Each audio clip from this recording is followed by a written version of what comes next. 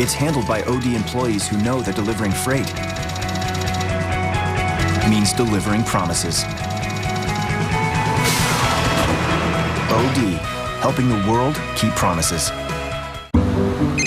Hi, Ann. So, those financial regulations being talked about? They could affect your accounts, so let's get together. Yeah, that would be Being great. proactive. It's how Edward Jones makes sense of investing. Imagine you're a kid who's told your disability will be a lifelong struggle. Now, imagine a place where that same kid is told they can do anything.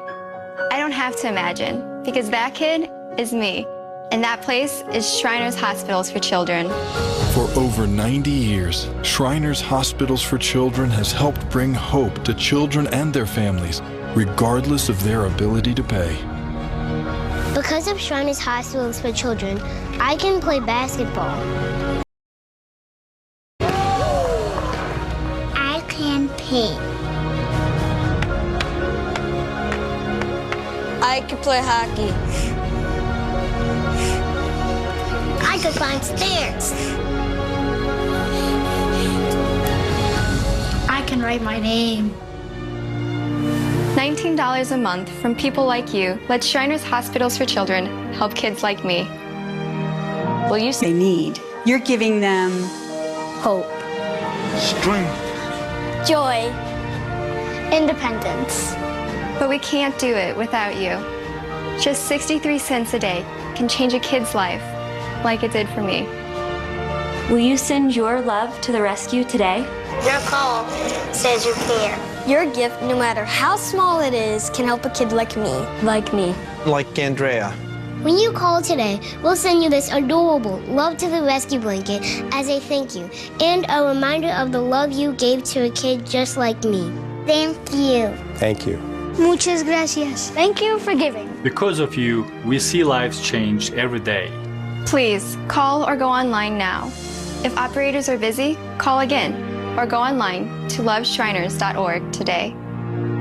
Your call says you care. All right, the markets are closed, which could explain the fact that nothing's been moving, but we're keeping a very close eye on these developments, and apparently some of you find virtually no humor in that comment, which is why I'm going to continue commenting that way.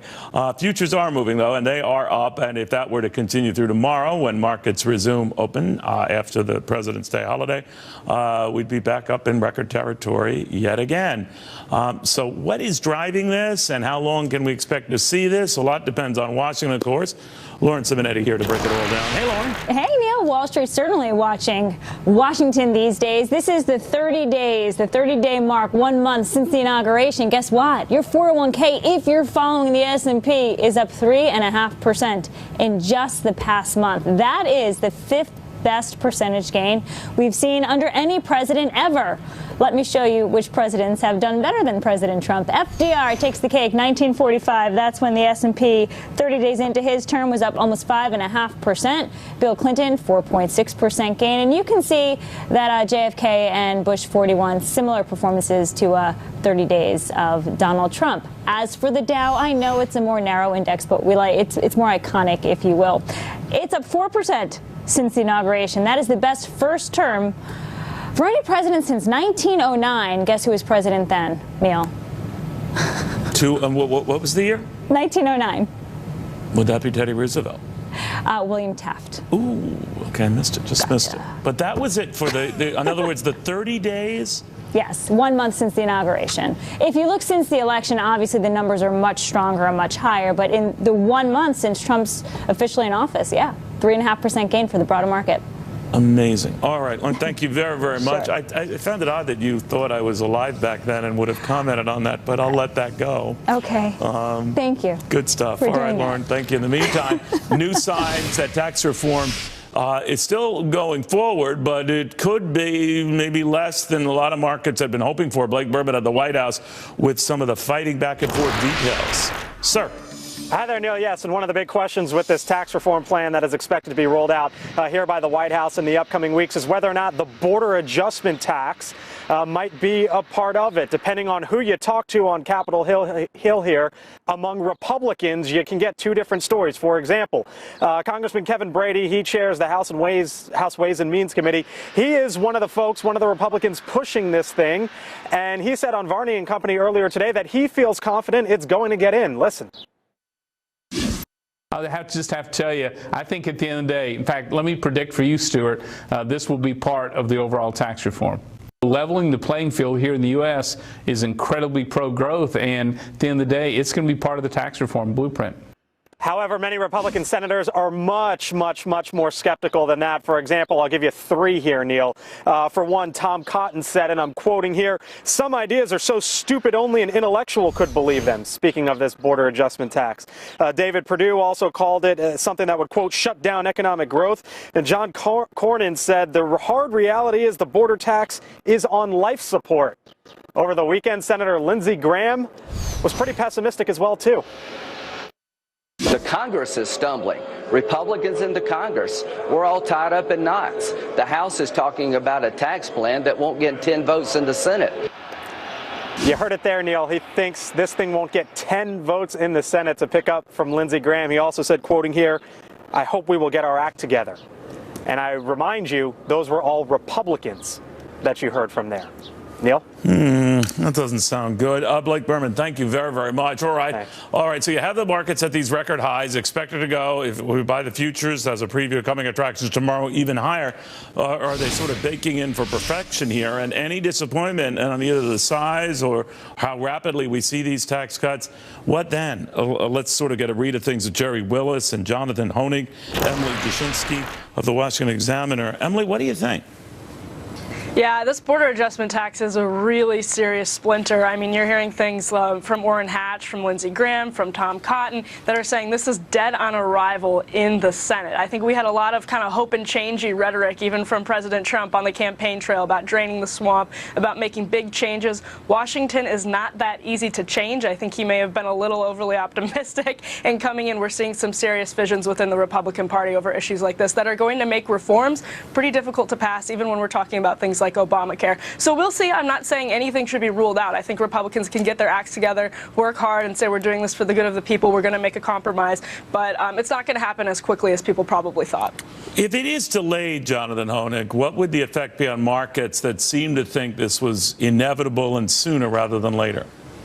Well, Neil, keep in mind the market has been at all-time highs for a long time. It was at all-time highs the whole summer back when Donald Trump was calling it a bubble over and over and over again. But putting politics aside just for a moment, even if you think Trump is a terrible president, Neil, he could have a dramatically beneficial impact on the market, on the economy. And, you know, a lot of people don't know this, Neil. You worked in the Jimmy Carter administration. You were a young intern at the time. I shouldn't say work. But even a president like Carter was able to deregulate trucking, able to deregulate airfare and beer. If Trump could do something like that, big, slash taxes, slash regulation, I think he would be heralded for generations to come besides this market here and now. Thank you for pointing that out, Jonathan. A number of TV sets are being clicked off across the country. But, Jerry, to that point here, you know, we always set up these expectations, right? And the markets, of course, have been running up very smartly since Donald Trump's election, largely on the type of things they still expect to see. Let's say, I still think it's fair to say we're going to get tax cuts. I don't know how big they'll be. I don't think they'll be as soon as many in the market had hoped and are hoping. Then what? Well, you know, look, this is the devil that you do know, that Congress is slow, that it takes a long time to get anything done. This comes as no surprise to the markets, right? And while this has been going on, oh, by the way, we've set 9 highs in the Dow, 9 closing highs. So the markets are dealing with this just fine very much. No investors seem to be totally bummed out by this. What was the expectation? Remember this. Think back to Election Day. What did people think was going to happen to the markets? They were predicting a big sell-off. And why? Because of Trump's protectionist policies. They were wrong. And if the fabricators, the people who look forward, they are often wrong. It's hard to predict where this market is going next. I want to get into another variable, Emily, that they end up being as generous as they were billed, not only by Kevin Brady, the House Ways and Means chief, who spoke on this network saying they're going to be big, they're going to be comprehensive, but all of a sudden there might not be a way to pay for them. Now, there's a camp that says you don't have to pay for tax cuts like you do spending. I don't want to get into that debate as much as the border tax thing goes away. That's not going to happen. That was going to be Paul Ryan's mechanism to help pay for some of this. Let's say they go full throttle with these big tax cuts without that. Then what? Well, then I think you're going to see a lot of backlash, like what we're seeing right now with Obamacare from Democrats. I think that just makes it a tricky sort of messaging campaign. But you don't need the Democrats to get this approved. You know what I'm saying? Right, and that's why. Go ahead. Yeah. And I think we had this like full throttle, and I can tell you people on the transition team were saying it's going to be in 100 days. Obamacare reform, tax reform, 100 days flat. I promise it's going to happen. I just don't see that happening. So I think what we're looking at is going to be a really tricky path forward for Republicans. The border adjustment tax, if you go full throttle without it, you're just not going to get the support in the Senate. It's just not going to happen. I don't see that. In other words, what she's saying, Jonathan, is that whether you like the border tax or not, it was a means by which a lot of this would be paid for. Now you don't have a means to pay for it, and that could cause troubles even among those deficit-conscious Republicans. What do you think? Yeah, certainly. And Neil, I mean, if you cut taxes but don't cut spending at all, of course, the deficits continue to rise. And that should be just the opposite of what the Republicans are haranguing for. And especially now, Neil, you know, the stock market's up, but we're already starting to see some very clear signs of inflation creeping in the economy. So stop the spending now, and I think you'll continue to see the market rise. I hope Trump can get behind that theory as well. I never see spending controlled, though, you know, and maybe it's just me, but every president comes in, even Ronald Reagan. The government left bigger than it was when he came in. He tried to slow its growth, succeeded, but it still got bigger. So I'm wondering if it looks like that is unlikely, that these deficits get worse before they get better, if they get better. Are markets going to chew on that and say, wait a minute, what have we been celebrating here? Well, look, it could happen. Absolutely, Neil. I mean, you look at the debt approaching $20 trillion overall debt. Forget about the deficit for a second. Just think about the debt that we're all shouldering as taxpayers. It's massive. It's huge. And at some point, the market's going to have to come to terms with it. But it seems like investors are willing to ignore all bad news right now as they push the markets higher. So big question about if we do get tax reform, what then? How much higher could we go, if any? You know, Emily, when you look at where we're going right now, the markets, of course, have been buoyed as well by better than expected earnings on this notion that the market might be expensive now, but with tax cuts and improving economy or pickup in activity, it won't look so expensive. If all of a sudden this thing is delayed and all of a sudden that earnings can't quite measure up to the environment we're in, then it is expensive and then it does sell off, and then what? Yes, absolutely. And I think important to consider is the rest of President Trump's platform, especially when we're talking about spending. I mean, we're talking about billions on a wall. We're talking about increasing military infrastructure. We're talking about actually really increasing spending in a lot of areas. He's not necessarily the Paul Ryan type of conservative. He does not really cut through that from that cloth. And so I think going forward, we might actually see what you're kind of predicting right here possibly is increase in spending without having it paid for in these tax reform proposals that might not even happen as quickly as we're hoping either. Jonathan, would you buy these markets at these levels? I would, Neil. I mean, I think the trend is your friend. And even on Friday, 229 new 52-week highs in the market, 45 new lows. So I think the trend in stocks continues to be up. The real danger, ironically, could be in U.S. government bonds. You know, short-term interest rates now are at their highest level, Neil, since the financial crisis. I'm starting to see advertisements for certificates of deposit again. You haven't seen that in almost a decade. You know, you're right about that. I caught one over the weekend. I was shocked. Yeah. Guys, thank you all. Could be higher rates, not lower stocks. Indeed. All right. Well, watch what happens very, very closely. In the meantime, we're waiting for a new immigration order out of the White House. Could happen today, could happen tomorrow, but it's going to happen, and it might put to bed this whole drama in the courts. Or will it? The hurdles that still remain after this.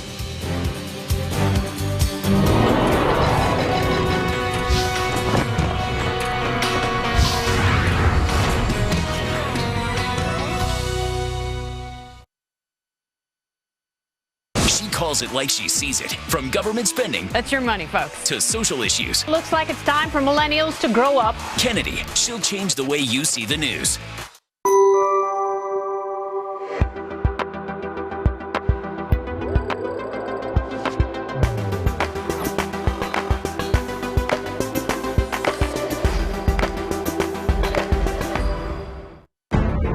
Million watching history be made, 2 million making their own, 5 seconds gained, and a nomination won. When it counts, the biggest moments count on Comcast Business, with $5,000 of NBC coverage for the games, over 900 miles of fiber laid for the Democratic National Convention, 40 pit stalls monitored at once for NASCAR, and 10 terabytes of data transferred for the big game at Levi's Stadium. We know what it takes to connect millions. Imagine what Comcast can do for your business. I was out here smoking instead of being there for my son's winning shot. That was it for me. That's why I'm quitting with Nicorette. Only Nicorette Mini has a patented fast-dissolving formula. It starts to relieve sudden cravings fast. Every great why needs a great how.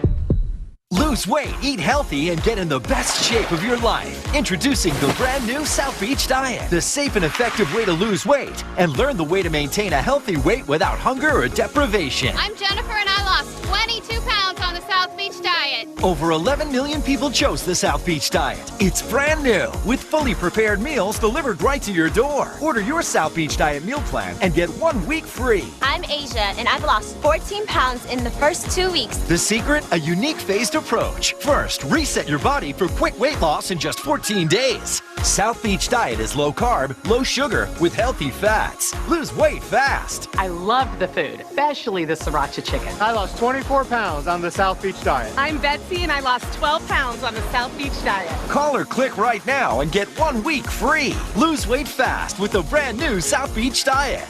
Call 888-296-PALM or visit southbeachdiet.com and get 1 week free. I'm Chris, and I lost 120 pounds on Nutrisystem. Listen up, guys. Want to shed a few pounds? Got a beer belly going on? Can't fit into your pants? Then you need Nutrisystem for men. I'm Essex, and I lost 43 pounds on Nutrisystem. I'm Trevor, and I lost 60 pounds on Nutrisystem. Lose 15 pounds and 7 inches in your first month. Lose weight fast. Money back guarantee. Real guys, real results. I'm Michael, and I lost 50 pounds on Nutrisystem. Put down the pie, pick up the phone, and get with the program today. Get 1 week of all new Nutri-Crush bars free and 1 week of Turbo Shakes free. The food was delicious. If you're like me and you like to eat, this is what you get to do. This is perfect for men, especially guys who don't want to cook. So get off the couch, call or go online in the next 2 minutes, and we'll even throw in FedEx shipping. Free! Lose 15 pounds and 7 inches in your first month. It's not that hard. You eat the food, you lose the weight. Go online or call 888-698-THIN to get Nutrisystem for Men with bars and shakes free. Does the administration still have any reason to pursue, or is that's dead and gone? This is the new kind of executive order in town. Yeah, I think the first order is going to be moot, and whether it's formally withdrawn or not, it's really moot because this second order is going to govern. I think it'd be very, very hard for a court to enjoin this or for any challenge to be sustained.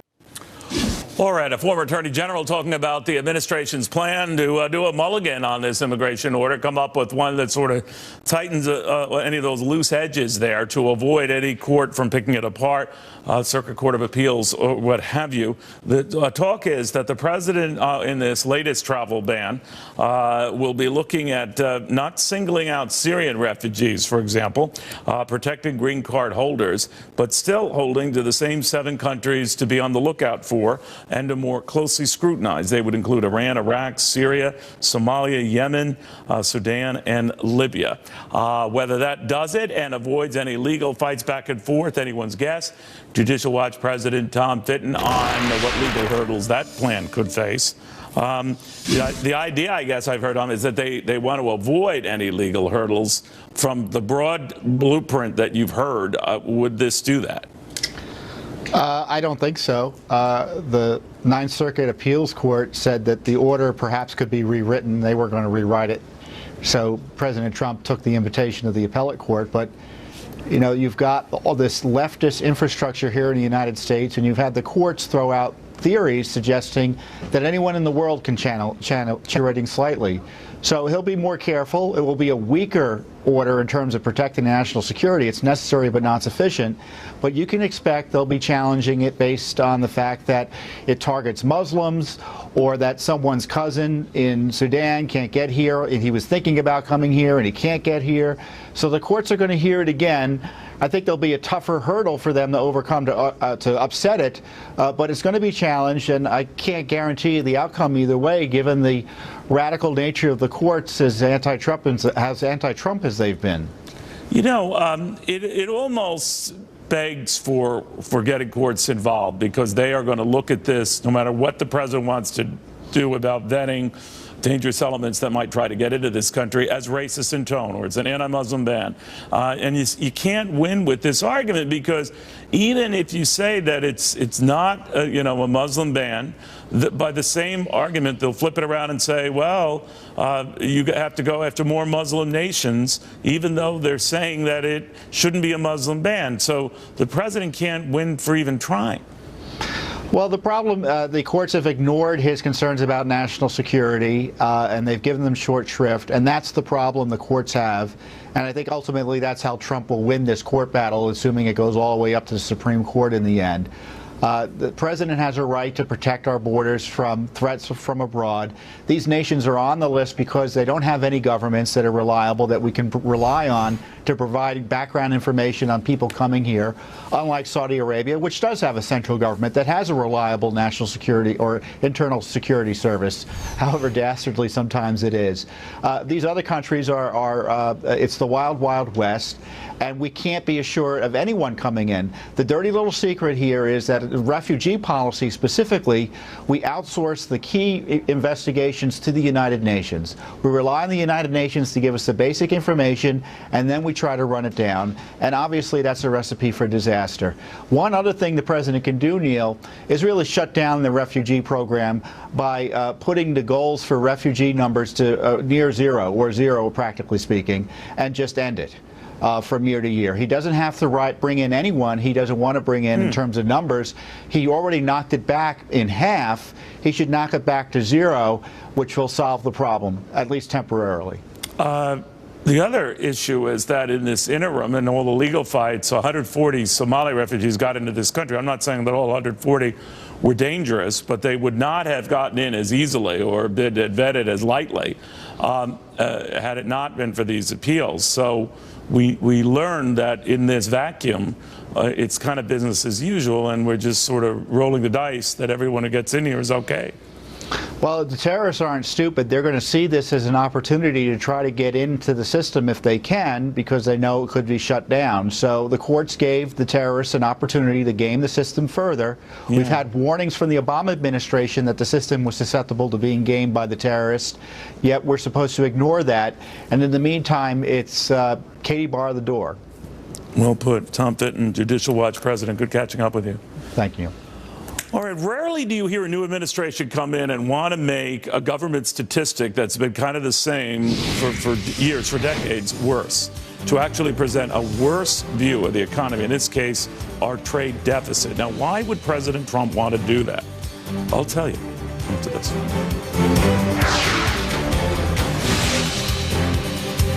As a control enthusiast, I'm all business when I travel.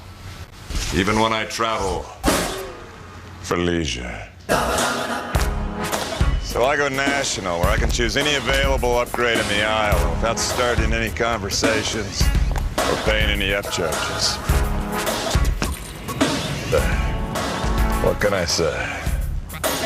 Control suits me. Go national. Go like a pro. It's the middle of the business day. Where can you find smart insight? Carl Icahn telling us exclusively he is very concerned about what's going on right now. A lot of information coming into us. The Intelligence Report with Trish Regan, only on Fox Business Network. Approaching Medicare eligibility? You may think you can put off checking out your Medicare options until you're 65. But now is a good time to get the ball rolling. Keep in mind, Medicare only covers about 80% of Part B medical costs. The rest is up to you. That's where AARP Medicare Supplement Insurance plans, insured by United Healthcare Insurance Company, come in. Like all standardized Medicare supplement insurance plans, they could help pay some of what Medicare doesn't, saving you in out-of-pocket medical costs. You've learned that taking informed steps along the way really makes a difference later. That's what it means to go long. Call now and request this free decision guide. It's full of information on Medicare and the range of AARP Medicare supplement plans to choose from, based on your needs and budget. All plans like these let you choose any doctor or hospital that accepts Medicare patients, and there are no network restrictions. United Healthcare Insurance Company has over 30 years' experience and the commitment to roll along with you, keeping you on course. So call now and discover how an AARP Medicare supplement plan could go long for you. These are the only Medicare supplement insurance plans endorsed by AARP, an organization serving the needs of people 50 and over for generations. Plus, 9 out of 10 plan members surveyed say they would recommend their plan to a friend. Remember, Medicare doesn't cover everything. The rest is up to you. Call now. Request your free decision guide and start gathering the information you need to help you keep rolling with confidence. Go long. Trump goes on the offensive. We are not going to let the fake news tell us what to do. After sounding off at his rally, we have to tell the Democrats to stop their tactics of delay. Dobbs has all the fallout. Part of our powerful early prime lineup tonight. All right, this one is confusing, but President wants to recalculate the way we calculate our trade deficits to make them look even worse. The idea being that the worse you can make them look, the tougher we can be on new trade deals that would replace the ones he thinks were horrific to begin with. But Charles Payne is here to say, be careful what you wish for. Your argument being... Well, apparently, according to the U.S. trade deficit last year with Mexico, instead of being $63 billion, would be something like $115 billion. It's still a lot of money to the average person out there, but it's a tough proposition. What we're saying is, when something comes into this country, a product or part of the assembly, and we export it out unchanged, the import counts, but the export should not count. Now, the thing is... It makes the number even worse. It makes the number worse. To what end, though? It's bad enough as it is. That's going to extract tougher trade deals to our benefit in the future? Well, it certainly makes the public relations angle even more, nefarious in terms of how badly these are constructed in the first place. And that 40% of the items that we import from Mexico started in America first. And essentially, I think with the Trump administration, where they're going is that American manufacturing has become assembly. And we put it together like Legos. And they would like to get us back to basics where we're even making the components so we don't go back and forth. I think it was the Canadian Trade Minister who said a couple of weeks ago, the average U.S. car that's made in Canada goes back and forth 7 times, before it's finally the finished product is available. So I think what they're trying to say is if we can find a way to get more of the core components from the widgets on up made in this country, the more jobs we'll create. And by doing that, we have to make it unattractive, or at least, even if it's a public relations ploy, to do the back and forth that we do now on supply chain. You were reminding me during the break it could backfire on you, too, because obviously exports are a key part of how we calculate our GDP. Right. GDP is consumption, right? You got a government investment. You've got gross investment by businesses, and then it's exports minus imports. So if we don't count exports, golly, could you imagine? I mean, our GDP would plummet. So it's a double-edged sword. Conceivably be driven into a recession just using it on paper. Absolutely. So it's a dangerous gambit. I understand there's floating ideas out there, and that's smart, and it does raise awareness. But even at the U.S. Representative's office, apparently they're pushing back. They did the calculations, but they're saying, please, let's not go with this new approach. And they're saying not just because it would make the number a lot worse, but all of a sudden you're turning everything on its head, right? You're turning everything on its head. Well-established supply chains that cannot be changed overnight. And with a stroke of a pen, you want to make sure you don't make things worse, even if you're trying to illuminate a problem as much as they are. While you're here, the tax cut thing and the debate, much of this market momentum has been built on that coming to fruition sooner, hopefully later. Where do you stand on this right now? Well, I feel after the last couple of weeks, the market understands that perhaps Obamacare comes first. It's complex, though, a full repeal and replace, that kind of stuff. Yeah, so I think a lot of people are getting jittery. This, though. A lot of people are getting jittery. Also, the GOP's got to figure out what tax plan they want to go with, and maybe they're going to have to silence some of the true fiscal conservatives, the folks who are already concerned with $20 trillion in deficit, and get them to buy into the idea of supply side economics, greater velocity of money, a stronger economy will make up for lost revenue from lower taxes. You seem to be acknowledging that whatever happens, the deficits get worse before they get better. They get worse before they get better. But there are a lot of fiscal hawks there who won't like that. They won't like that, but they might like the idea of 4% GDP growth, maybe 5% GDP growth, maybe true organic economic growth in this country, reawakening the core, that's been sort of missing, entrepreneurship, small business creation. Those kind of things are gone, and that's what we really have to wake up. The big businesses, they have their gimmicks. They'll bring some businesses back, some jobs back, but I do caution the White House about not letting these guys have too many photo ops on sort of saying, hey, we're playing a game, when in fact maybe they're not. You and I have covered tax cuts under Ronald Reagan and Bill Clinton, and they do create revenue. There's no denying they create revenue. But invariably, Washington will pounce on that revenue, and under either party, spend it. Certainly so under Ronald Reagan, when Republicans spent that money and then some, and the deficits got worse. Can't there be a mechanism here that you don't do that, that you either put it toward deficit relief or something? Otherwise, this thing could get way out of control. Well, at some point, we need to figure that one out. I don't see where it's going to come, because nothing's going to happen with the major items that we spend money on right now, which is defense, Social Security, and Medicare. So those items are in place. I don't think there's going to be any real political will to touch them or tinker around with them. We always hear about fraud, waste, and abuse. Perhaps there will be somehow getting in. We know it's a lot of money. Absolutely. But it's been promised before, so maybe this time it will actually come true. What about infrastructure?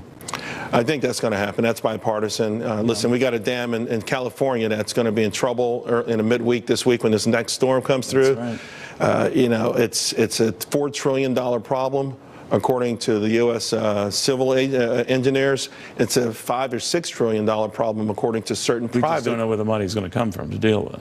We don't know where it's going to come from, but when you hear, like when Japan's prime minister came over and he talked about, hey, there are smart ways we'd like to invest in this. Now, of course, listen, he was also talking about financing his own book, bringing in Japanese bullet trains. But who the heck doesn't want a bullet train? If anyone's ever ridden in a cellar, I mean, if it's got to be a Japanese bullet train, then so be it, particularly if they're going to pay for it. And they're American jobs. Absolutely. All right, Charles Payne, thank you. Catch him on Making Money. Charles Payne, 6 p.m. Eastern Time. He does make you money. If I had a laundry list of all the stocks he's recommended, well, I wouldn't be talking to you right now. But yes, I would, because I just would love what I'm doing. All right, that's 6 p.m. tonight. In the meantime, new calls right now on fake news. But who is more fake? Well, the president says it's not him, that it's the media. And he's not giving up after this. You totaled your brand new car. Nobody's hurt, but there will still be pain. It comes when your insurance company says they'll only pay 3/4 of what it takes to replace it. What are you supposed to do? Drive 3/4 of a car? Now, if you had Liberty Mutual new car replacement, you'd get your whole car back. I guess they don't want you driving around on 3 wheels. Smart. With Liberty Mutual new car replacement, we'll replace the full value of your car. Liberty stands with you. Liberty Mutual Insurance. To my mind, retirement is all about having more time to spend with the ones you love and more time to enjoy what you've earned. But unfortunately, many older Americans just don't have the money to do all that. Most people thought the 3 legs of retirement, pension, Social Security, and savings, would be enough to get by, but it's kind of like this 3-legged stool I'm sitting on. A little wobbly, but I think I might have a solution. What many people don't realize is your biggest asset might very well be your home. And using your home's equity with a reverse mortgage loan from AAG could play a vital part in funding your retirement. Not to mention, give you the cash to cover all those bills that seem to come out of nowhere. Your home's equity could add a fourth leg to your retirement plan. Much better. Not a three-legged stool, but a home equity chair. 4 legs. More stable. Call us today to receive a free information pack with no obligation that contains a helpful 3-part guide to reverse mortgage loans and DVD. Learn about how they work and about many consumer safeguards that are in place to protect you and your home. Our important new reverse mortgage retirement planner explains the many flexible ways a reverse mortgage may provide stability for your retirement. We even provide a guide filled with information for family and loved ones to answer all their questions. It's got what you and your family need to know about reverse mortgages. Retirement's a time to enjoy life. After all, 70's the new 50, right? Using your home's equity as the fourth leg of your retirement plan just may give you the stability you're looking for. Call 1-800-577-1044 now for your free information packet. AAG, bringing stability to your retirement.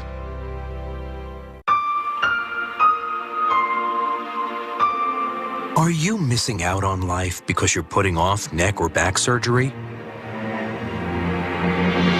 Call Laser Spine Institute, the leader in minimally invasive spine surgery, to learn how a less than 1-inch incision can have you up and walking within a few hours of surgery, free from chronic back pain, and with no hospital stay and no lengthy recovery. If you or a loved one have been diagnosed with spinal stenosis, bulging or herniated disc, sciatica, or other chronic conditions, call today for your no-cost MRI review. My boss would send me home because I was in excruciating pain. Going to Laser Spine Institute, I go in, I have the procedure, and walk out a changed person. I can't tell you how much happier I am. It's changed my life completely. If you've been told you might need neck or back surgery, call 1-844-417-BACK now for your no-cost MRI review. Laser Spine Institute, a less than 1-inch incision, a lifetime of standing tall. All right, a sensation apparently too hot to handle. We're just learning now that Milo Yiannopoulos has been disinvited from CPAC after making some controversial remarks. The ACU chairman, Matt Schlapp, is on the wire saying, due to the revelation of an offensive video in the past 24 hours condoning pedophilia, the American Conservative Union has decided to rescind the invitation of Milo Yiannopoulos to speak at the Conservative Political Action Conference. He is a hot-branded fellow, says some pretty outrageous stuff, and almost too outrageous for this group to entertain, having him be their keynote speaker, so he will not be. Meanwhile, President Trump is calling fake news the enemy of the American people. Daily Caller editor-in-chief Vince Cullinane says the president has the right to give his opinion on the press, but he might have to deal with the consequences when he does. Vince, the media comes back and loves to claim, of course, that Donald Trump is thin-skinned, but oftentimes I think a lot of our colleagues in the press can be even more so. But it is what it is, and it's out of control, bad relationship now, and the president isn't letting up. They're not letting up. Where is this all going? Well, it's clear that they can't be what they're supposed to be, which are impartial observers of the news, right? They're supposed to sort of, in a detached way, take in the events and make sure that the truth about those events gets to the average consumer. And that's just not happening. Every time Donald Trump takes a swipe at the press, they take it personally. And I think as a result, you've seen sort of not only a sustainment of the types of attacks that the press has made on the president, but an increase. They've really pitched up, and that includes writing a lot of stories that are sort of half-baked, allegations that don't have any proof of wrongdoing yet, but this sure smells fishy. The type of reporting that that during the Obama administration would have been decried by the New York Times as being not fully there, or circumstantial evidence, or not fully filled out. Nowadays, half a story seems to be enough for the press to go after the president. You know, in some opinion, if you want to, get all the bad stuff out on account, have at it, a 24-hour news cycle, 24-hour news network site. There appears to be the time to get that and the good stuff out. And there is good stuff to get out with the Trump administration as well. Some executive orders that have done the trick and addressed some of the promises he made on the stump. the tremendous response we have seen out of the financial community and $2.5+ trillion in added market value that benefits not just fat cats, but I see a disproportionate weight on the bad stuff, often ignoring the good stuff. A good example was a couple of weeks ago when, in the middle of this whole vetting controversy in the courts, the media completely glossed over the president meeting with the head of Intel, committing a $1 billion factory facility in Arizona and thousands of U.S. jobs. Barely any mention. Right, and this is a traditional problem for the press that the good news is often not covered. You often see only bad news, but it's accelerated in the Trump era. I think because of a personal animus for the president, and they're driving, I think, a separation in the country, and that's notable in several polls. One is right track, wrong track. Rasmussen's been tracking it. President Trump's at 47% or in that vicinity. Right. President Obama never had right track numbers like that in all 8 years. Yet if you only listen to LA, DC, and New York, you're often under the impression that things are going very poorly. The rest of the country doesn't view it that way. I think there's a huge swath of the country who thinks very favorably of President Trump, and that's the reason he went out Saturday and held a rally. He wanted to remind them there are many thousands of people in that room and many millions around the country who do support his initiatives. But, that rabid base to whom he was addressing and all these others, is he really expanding the pie here? Doesn't he want to draw in and get attention away from just those who worship him to those who might be skeptical, but they could be brought over? Well, I think he needs to be concerned about that. You've heard him in several major speeches, by the way, including this one. Towards the end, he talked about a call for unity, that about the people he's working with that support him already, but that more people need to come around and support a country, that he can work for a country for all Americans. And I think he needs to hit that drum. Fox News' polling said that 71% of people, that includes Trump supporters, think that President Trump needs to be more careful about what he says in public. And my sense is that because they genuinely believe that he has a credible message that can be signed on to by a broad swath of the country. They want him to convince others. I always think that all these disagreements and charges of lies or distortions on either side becomes a moot point if the economy is going your way or people are feeling palpable, discernible results, either in more take-home income if he gets the tax cuts through, or just a robust pickup in jobs, the likes of which we have not seen in what has been a tepid recovery. That is the great equalizer and moots all of this. What do you think? Putting points on the scoreboard is very convincing. I think you just asked Tom Brady. The guy, they just all the time. If you can accomplish something, if you can actually see those numbers tick up, then ultimately history is going to look kindly on you. And I think your contemporaries right now in this moment will begin to look kindly on you. But Donald Trump has a very uphill battle. If he's going to keep battling the press the way he is, it's going to be tough to get his message out because they're constantly filtering him, which is why I think he's constantly rushing to Twitter. Yeah. All right. Vince, great seeing you again. Thanks very, very much. Nice to see you. All right. Well, President Trump is set to pick a new national security advisor to replace Michael Flynn. Apparently, it's proving much tougher than earlier thought. Why is that the case? And what is it those who apparently have passed over on this job, well, why did they do that? Answer this.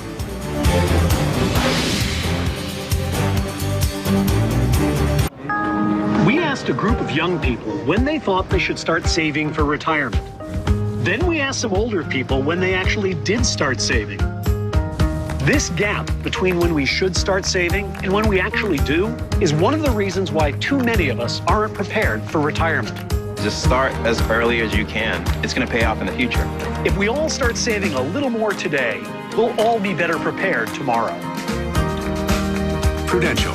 Bring your challenges. What is love? A first date? A long walk? Maybe it's a kiss. To each of us, the word love means many different things. But there's a place where love has a very special meaning. Shriners Hospitals for Children. At Shriners Hospitals for Children, love is Brendan running the bases. Love is Camilla playing cello in the quartet. Just $19 a month from people like you help Shriners Hospitals for Children help kids like me. When you call the number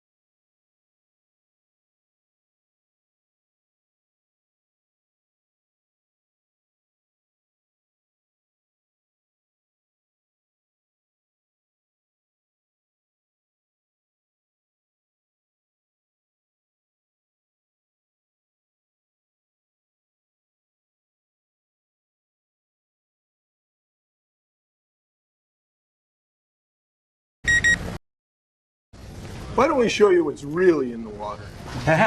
Uncover a lost remote with the touch of a button. Just one of the amazing treasures you get with the Hopper and Joey from Dish. The Curse of Oak Island, Tuesdays at 9 on History. He's a lot taller than I thought he'd be. How's it going? I won't be followed. Breacher, I need your help. Someone's killing soldiers, men that used to be under your command. Now they're coming after us. It's time to stop running and start hunting. Tell me what happened. They'll kill me. You think you're above the law, but I'm not the law. He's not feeling well. You might want to use this one. Creature, Never Go Back. Rated PG-13. Now available on Dish Cinema. All right, we know that Paul Volcker and Ronald Reagan worked well together. Volcker, then the central bank chief, aggressively raising rates to hit back on inflation. Ronald Reagan later cutting taxes to ignite an economic boom. Could it work this way again? Maybe rates not rising as rapidly or taxes coming down as mightily. To Charlie Gasparino on what he's hearing. I mean, you really need better theme music for this segment. Love is in the air. I don't know, the Love Boat theme, something like that. You're quite right. You know, one of the bigger, I would say this. I've been talking to investors, and there was a question you raised before: is there a relationship between Janet Yellen and Donald Trump that will make sure that fiscal policy, that's Donald Trump's efforts to rein in regulations and to cut taxes, is in sync with monetary policy, which is Janet Yellen's stated intent to raise interest rates? And if you don't have that in sync, there could be a real problem. We might not get fiscal policy, but Janet Yellen may raise rates for the impending fiscal policy and miss the timing, and that would screw up the markets. And what we're getting from major market participants is this, Neil, that one of the threats that they believe is the fact that there is no real stated relationship between these two, that there is not a line of communications. I don't even believe they've met yet. I might be wrong on that. I will correct it if I am wrong on that. But I've been doing my research, and we're waiting for a comment from Hope Hicks at Trump headquarters in the White House to determine that. But I don't believe they met yet. And when you're talking to sophisticated investors, this lack of relationship is the one thing they're worried about, screwing up the markets right now, screwing up its rise to maybe 21,000 or well above that, and possibly a much more vibrant economy that grows out of its 1.5% growth rate, which is pretty dismal coming out of a steep recession like we have. So now here are the scenarios, what they're worried about. Number one, that Donald Trump would not get the massive amount of tax cuts and regulatory cuts, that somehow this is going to be scaled back dramatically for a lot of reasons, as we spoke about earlier. Maybe Congress needs to pay for some of these things, including infrastructure spending. And Janet Yellen would be forced, in light of this, the possibility of this, to start raising rates. And that sort of mismatch between monetary and fiscal policy could lead to a lot of problems in the markets, i.e. the market selling off because the economy will not grow to the extent that justifies Dow 21,000. We should point out it's not that easy for the Fed chairman and for the president endorsing fiscal policy to be in sync. You can make a good case that when Alan Greenspan was cutting rates dramatically during Bush's, when Bush was in office, before Ben Bernanke was appointed Fed chairman, that laid the sort of groundwork for a housing bubble that sped up the economy so much, and it blew up obviously in the last year of the Bush presidency, leading to the financial crisis. So remember, this stuff is not science; it's an art, and it's one of the pitfalls of the market. It's something that every investor that's watching today should be very, very attuned to. Does Janet Yellen and does Donald Trump have some sort of, are they synchronized in some way between monetary and fiscal policy, which is, those are the drivers, the ways the government drives the economy. Neil, back to you. Real quickly then, if let's say that the president doesn't get all he wants on tax cuts, is that a sign she would hold back because that stimulus is gone? You hope so. Okay, yeah. It's just this is such a. I mean, we don't know exactly. And I think Janet Yellen, just reading into her a little bit, is such a dove that she might err on the side of caution and not raise rates. But you really have to, we have to see what happens. All right. Charlie Gasparino, thank you very, very much. You got it. We'll have more after this. Miraculously, the stock market continues not to even budge. Isn't that amazing? It could have something to do with the President's Day holiday, or it could have something to do with futures that are optimistic about tomorrow. We'll have more to this. When you need help with a home project, there's only one place to go, HomeAdvisor.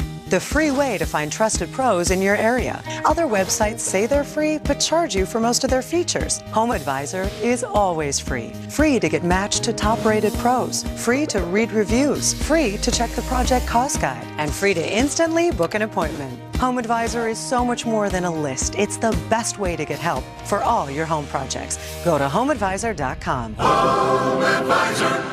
Your ancestors preserved and prepared, and now there's a better way. With the Harvest Right Home Freeze Dryer, you can preserve all your favorite foods for up to 25 years. Meats, fruits, vegetables, dairy, and complete meals can be easily freeze-dried right in your home, retaining their original fresh taste and nutrition. To order your Harvest Right Home Freeze Dryer, call us today or visit harvestright.com. Harvest Right. Long live your food. Do you have a life insurance policy you no longer need or can't afford? Now you can sell your policy for an immediate payment. We bought life insurance when our kids were young to protect their future. Our youngest just turned 40, and we no longer needed the coverage. That got us to thinking about letting our policy go.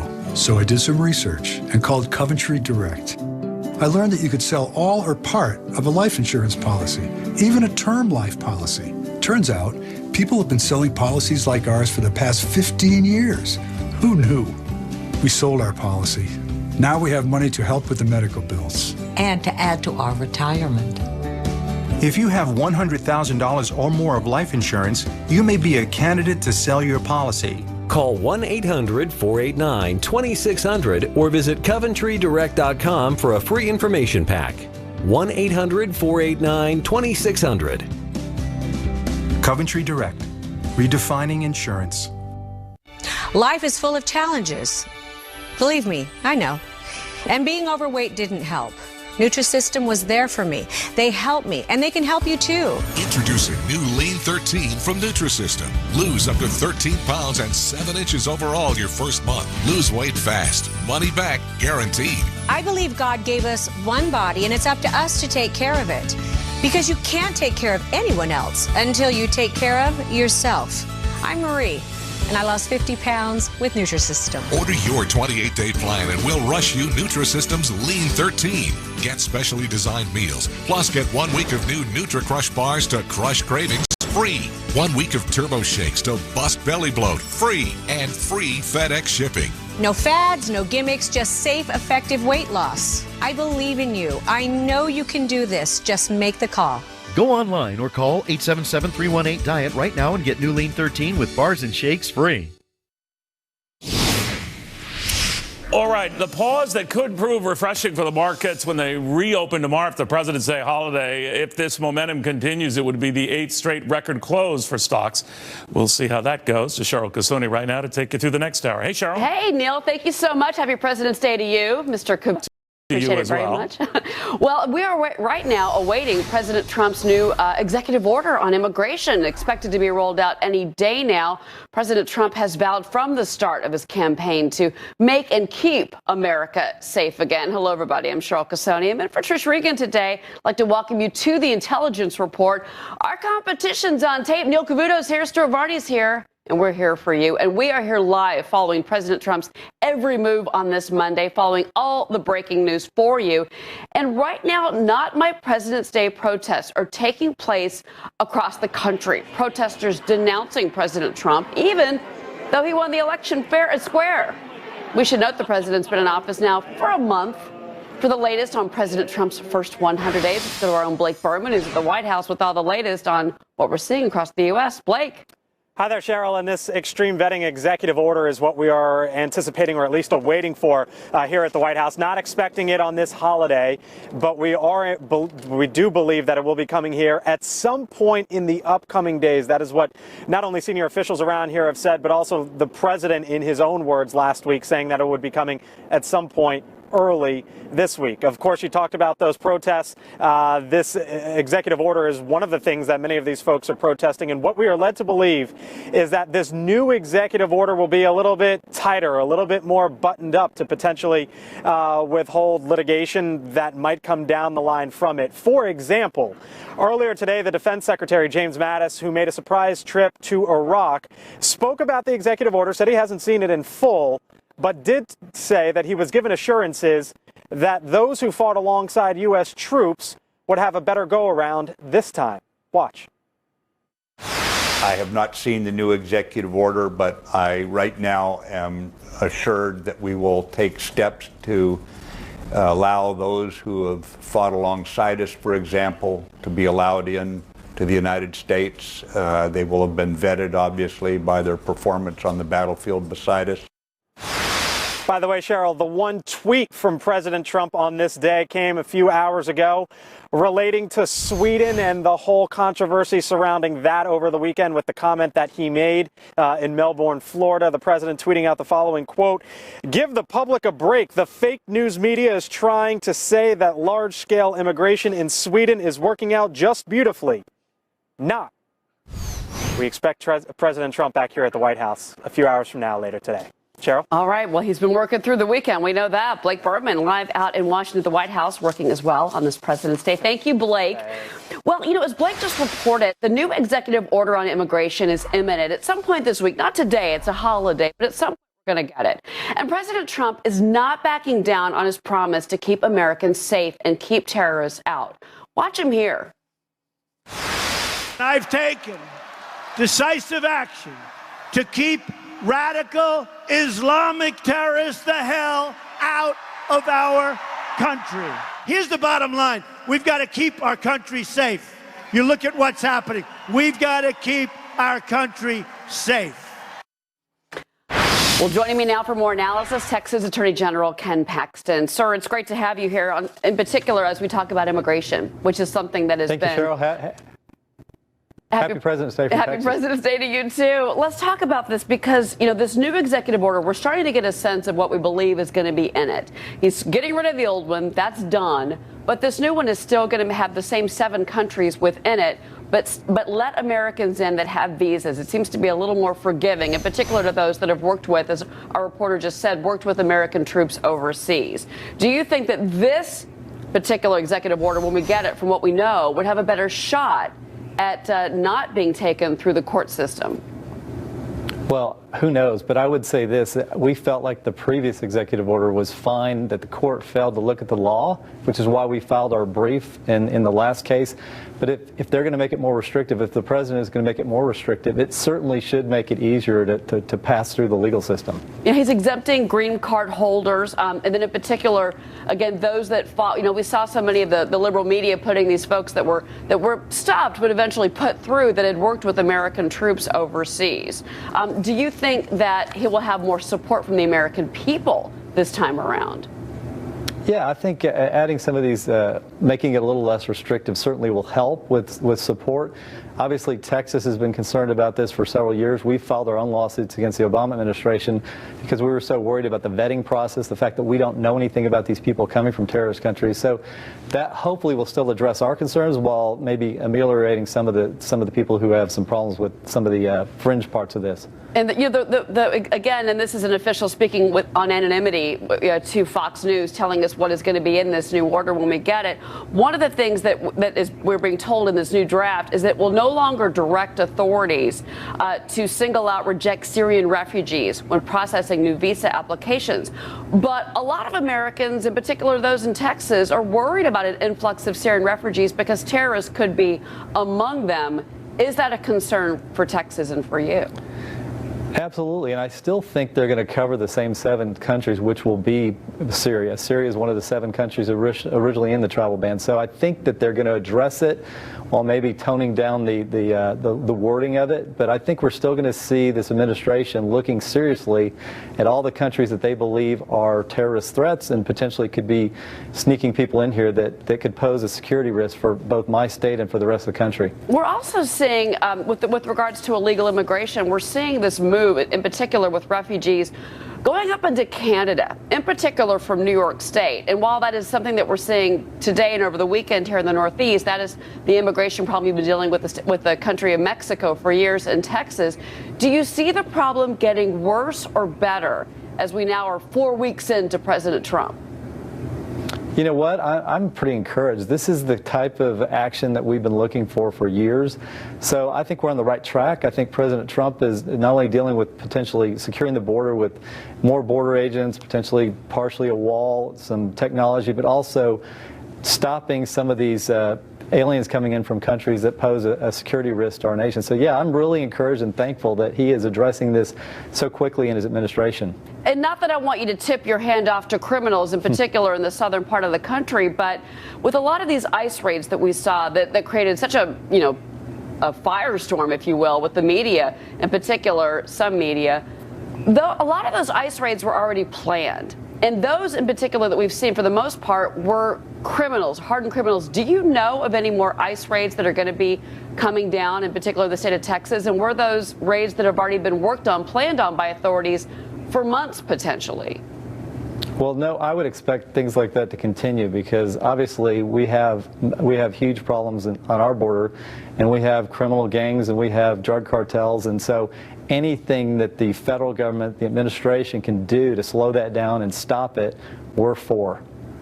Attorney General Ken, we thank you very much, sir, for bringing on Ken Paxton. It's always good to have you, in particular on the issue of immigration. Last time we talked, it was about bathrooms. You're covering it all out of Texas. We appreciate it. Thank you. Have a great day. All right, Ken Paxton, the Attorney General, of course, of the great state of Texas. Well, President Trump's been in office for about a month now, but he still doesn't have all of his cabinet secretaries in place, thanks to Democrats who are trying to block the president at every turn. As of today, look at this. He only has 9 cabinet secretaries confirmed.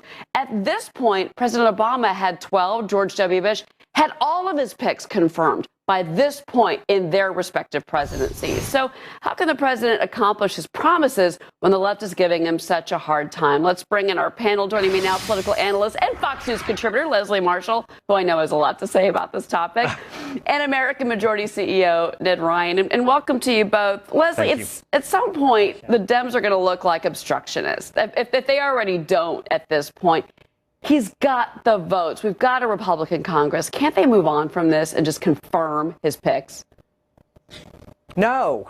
And the reason is not to be obstructionist, but I think to do, hey, look, if you want extreme vetting of people coming into the country, don't you want extreme vetting of people that are going to be in the cabinet of the most powerful individual in the world, our commander-in-chief, the president? And I would say that people on both sides of the aisle want that. And Republicans have done this and would do this if it were a Democratic president. They don't have the votes, but I don't think it's wrong to ask the questions. And quite frankly, obviously, asking questions and unearthing some information has led to some shakeup and even a resignation or somebody pulling back their nomination. You know, Ned, I was kind of curious where we were in all of this, and I want you to respond because I was looking at where, like Wilbur Ross, for example, someone we've known here for a long time, Secretary of Commerce. He has been approved by the committee, so it seems to me it's just sign off. Same with the Interior Secretary role, Rick Perry for Energy Secretary. I mean, these are roles that these are departments that need leadership. Right. No, exactly. I mean, I would go back and point out this has been the slowest confirmation process for a cabinet since literally George Washington. I think it's gotten to the point of absurdity. You know what?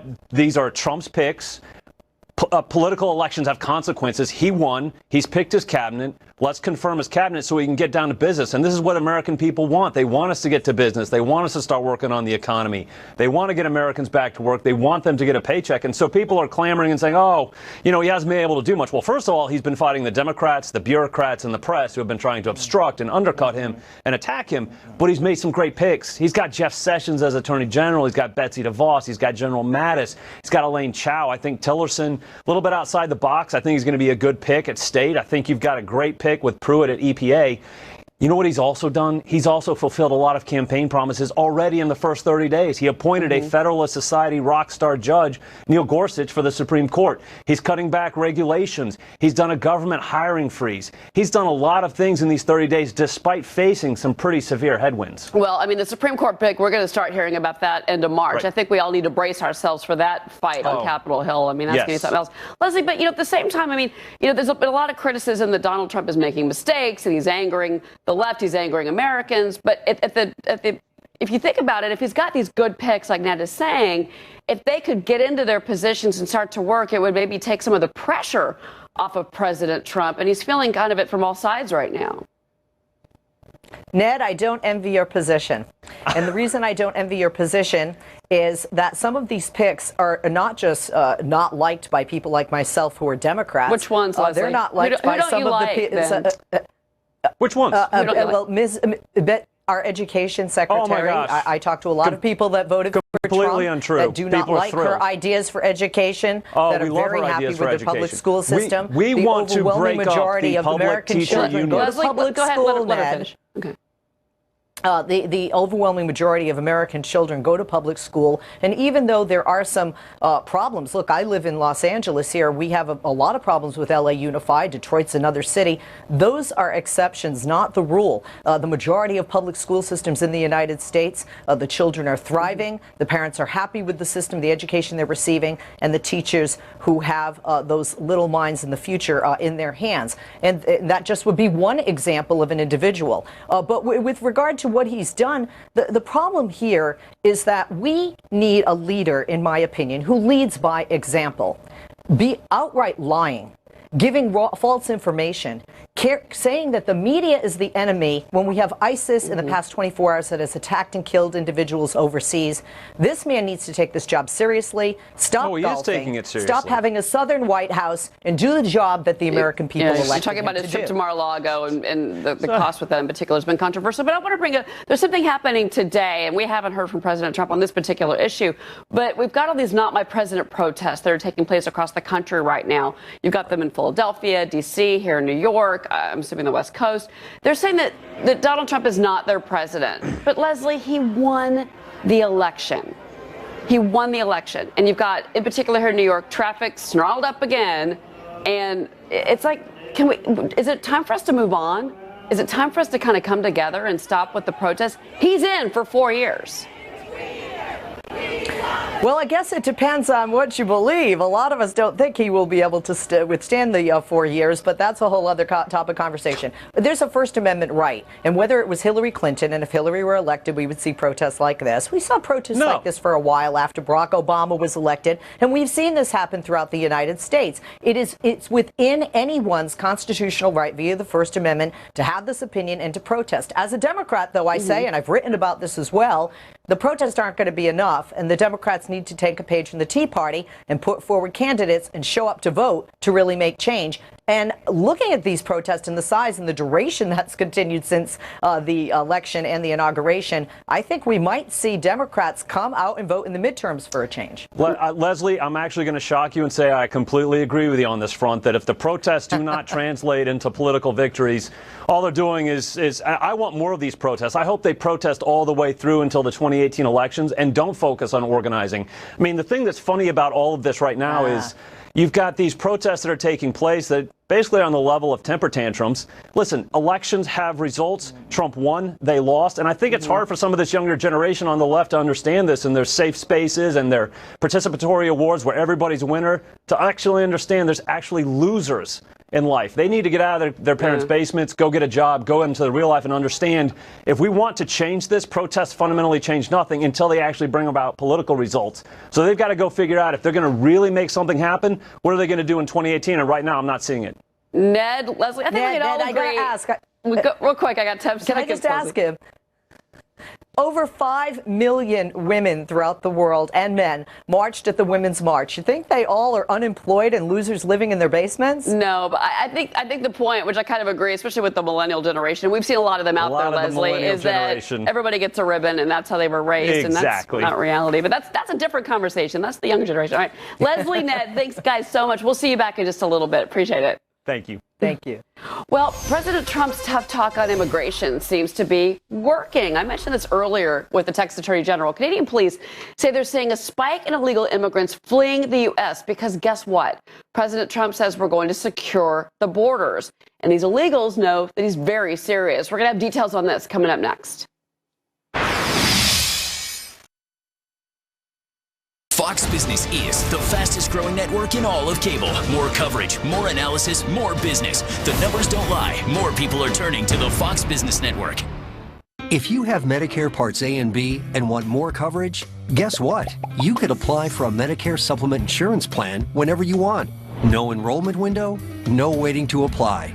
That means now may be a great time to shop for an AARP Medicare Supplement Insurance Plan, insured by United Healthcare Insurance Company.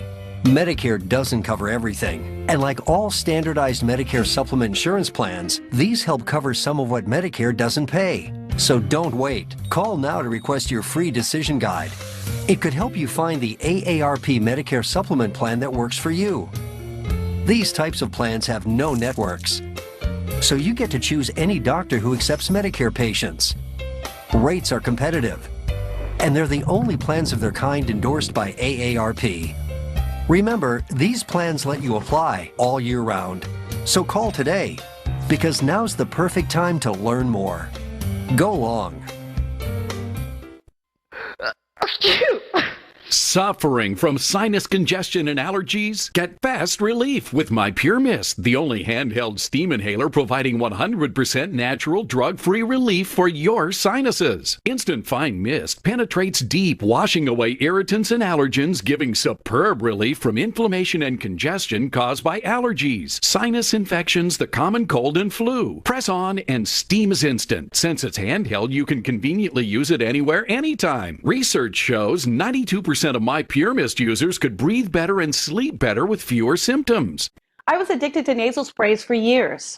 I'm loving the natural approach of My Pure Mist. Avoid drug or nasal spray side effects. Why suffer? Get My Pure Mist at Target or Walgreens and get fast, natural relief today. My Pure Mist is available at Target, Walgreens, and other fine retailers. Join thousands of satisfied My Pure Mist users. Get My Pure Mist at Target today. Do you tell yourself, today's the day, I'm gonna lose the weight, but nothing changes? Well, today's the day. Just call Nutrisystem. I'm Brian, and I've lost 75 pounds on Nutrisystem. I'm Chris, and I lost 120 pounds on Nutrisystem. Lose 15 pounds and 7 inches overall in your first month. Lose weight fast. Money back guarantee. I got to eat my favorite food. I got to eat, and I got to eat a lot. Nutrisystem for Men is the real deal, with real food that gets real results. Order your 28-day program right now and get all new Nutri-Crush bars to crush cravings, free, and 1 week of Turbo Shakes to bust that gut, free. Nutrisystem just gave me my life back. These guys are just like you. They made the call and they got the results. Lose weight, boost energy, improve your health with Nutrisystem for Men. Call or go online in the next 2 minutes and we'll throw in FedEx shipping, free. Lose 15 pounds and 7 inches overall in your first month. Make the call now. Go online or call 877-303-THIN to get Nutrisystem for Men with bars and shakes free. I was disappointed to learn that the facts that had been conveyed to me by General Flynn were inaccurate. But we honor General Flynn's long service to the United States of America. Vice President Mike Pence speaking out for the first time on National Security Advisor General Mike Flynn's resignation. The president expected to meet with candidates to fill the national security slot today, and he will be making a decision, we believe, very soon. Joining me now, former president of the G.W. Bush Foreign Policy and former policy advisor to G.W. Bush, Paul Botticelli. Sir, thank you for being on with us. I think the biggest question here is, who does he pick? Who's the best choice now, especially in the wake of Mike Flynn's resignation? Well, the choices so far that we've seen, the four, are really good ones. You cannot beat the level of experience, not only in government, but dealing with the kinds of issues that this presidency is going to have to deal with. And then you've got authors of books that are read by everybody in the defense industry. You've got John Bolton, who's a household word for strong foreign policy that wants to defeat our enemies. So they're all really good. And my thoughts are that, above all, military people usually can command a lot of respect in that role, like General Scowcroft did. So, of course, it's the president's choice, but he's got some good ones, at least on those four. And we're looking at the four that you mentioned on our screens. And again, we're hoping to hear something this week. We know the interviews continue today. Do you think that the controversy and the resignation of Mike Flynn, though, hurt national security? Did it hurt us as a country because of what went down between, in particular, the vice president and Mike Flynn? I don't think it hurts us as a country. I think it causes concern for people. But at the end of the day, people know we have the richest, most powerful country the world has ever known, that we will not tolerate the violation of our interests. Our patience will come to an end. Particularly with this president, it will be different. So I don't think that any enemy or any friend should read that wrongly. But it does make it more difficult for the president to get his footing for the next kinds of things he wants to do. And that's why it just has to happen quickly and be someone that can really quarterback all of these things. The president doesn't so much need another advisor as he needs someone that can coordinate and make sure that every voice he needs to hear is heard, and that he can make a decision based on that. That's why he needs his cabinet, and that was my point earlier. I asked about this up earlier in the show with regards to Canada. We're seeing the Canadian mounted police. They're saying that they're getting an influx of immigrants over the border, in particular from New York State, because immigrants are trying to get out of the country, get to Canada. This is a new problem, but what do you make of this influx into Canada, these illegals?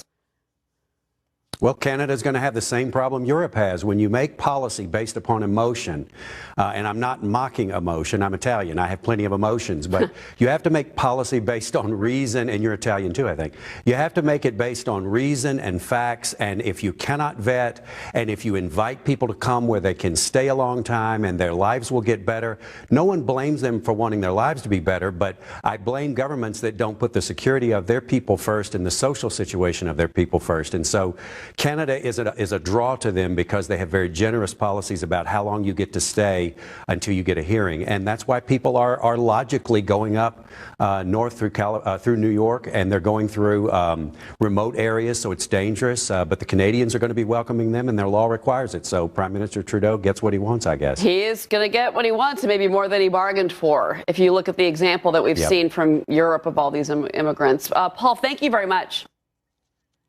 My pleasure, Cheryl. All right. Well, Arizona Republican John McCain hurling another round of attacks against President Trump, even saying the president is acting like a dictator. Those comments not sitting well with many, and you won't believe who came to the president's defense. Stay with us. We're back in 2.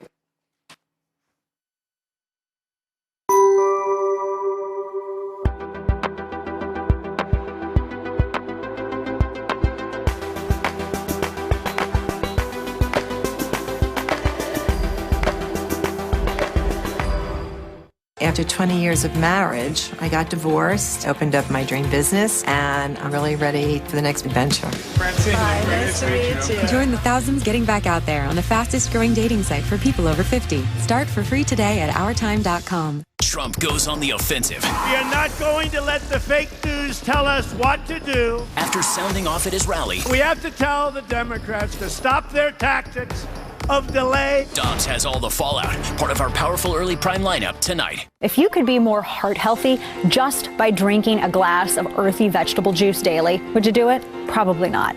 But what if this performance-enhancing veggie was transformed into a great-tasting circulation superfood drink? It's called Super Beets, and I can help you try it. See, Super Beets helps boost your body's nitric oxide levels, and that helps increase your energy and stamina. It supports healthy blood pressure, too. Drink Super Beets in the morning for energy, at the gym for extra long workouts, in the afternoon as a pick-me-up without jittery side effects. Super Beets is a circulation superfood. It's effective and it's convenient. It really gives me the boost that I kind of need early in the morning. I noticed a difference the first day, within 30 minutes of taking it. It's a very sweet, pleasant taste. Just 1 teaspoon equals the dietary nitrate equivalent of 3 whole beets. And here's the secret. Super Beets are light dried, so the dietary nitrates are protected. And that's why you feel results fast. It's great for healthy blood pressure, too. You'll feel the difference in your energy in as little as 20 minutes. That's guaranteed. And then I started taking Super Beets, and I immediately felt like I was 10 years younger. I actually take it twice a day because I find that in the afternoon I'm drinking less caffeine, and I actually think it's quite tasty. With your first paid order of Super Beets, you'll receive 4 fantastic free bonuses. A full 30-day bonus supply of Super Beets.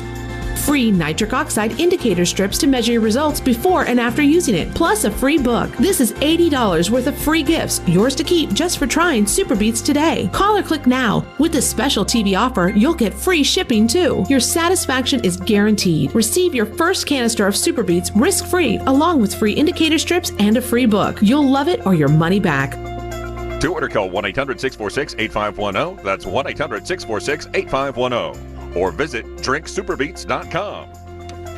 Download the Fox Business app now. Stay connected with up-to-the-minute market data. Get access to articles, on-demand videos, and more. Plus, watch Fox Business Network and Fox News Channel live, anytime, anywhere. Download the Fox Business app now. We need a free press. We must have it. It's vital.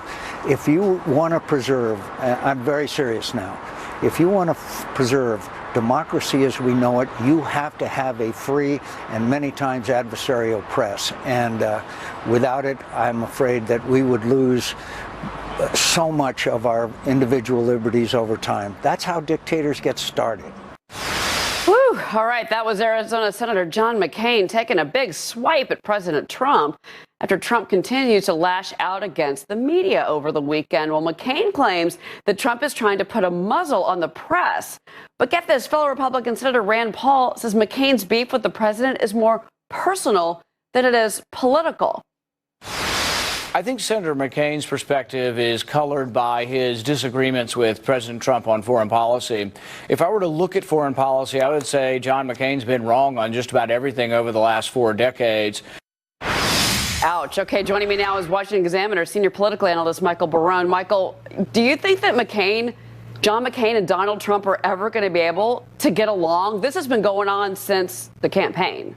Well, it reminds me a lot of the relationship between John McCain and George W. Bush 16 years ago at this time, when President Bush was in his first year or two of office, and John McCain was a big critic on a number of issues. He'd run against President Bush in the primaries, and he pushed through his campaign finance regulation law, McCain-Feingold, really over the doubts, I think, of President Bush.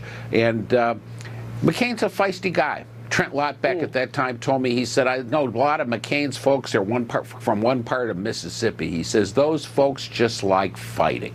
Well, he's from Arizona, a state that has, in particular, had to deal with things that he's been very passionate about, including the issue of illegal immigration. But let me ask you this, but George W. Bush, when he came into office, he didn't attack the media. I mean, Donald Trump has gone after the media, and McCain, and a lot of reporters feel this way, says we've got to keep a free press.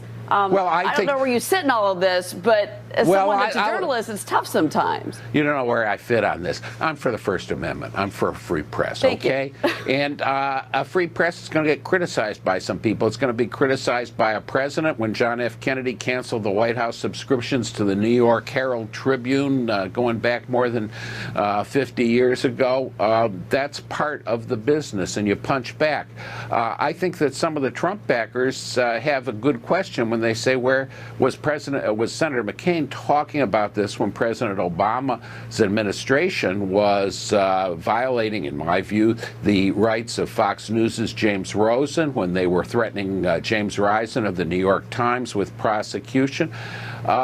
Those were perhaps dubious decisions, and they had more power to inhibit the press, I think, than Mr. Trump's insults. I wouldn't advise Donald Trump to issue insults to the press and get in those fights, but he won the presidency without taking any of my advice, and I don't think he's going to take any of it now. Okay, well, if Rand Paul was watching, what would you say to him right now? Because he's taking a square shot at John McCain. And I think the concern here is that you need the Republicans to work together. If we have a split in the Senate between someone like Rand Paul and his gang, and then you've got John McCain on the other side, that's going to be a distraction. That's going to hold up a lot of legislation that, frankly, investors that watch this network want to see passed. Tax reform, for one.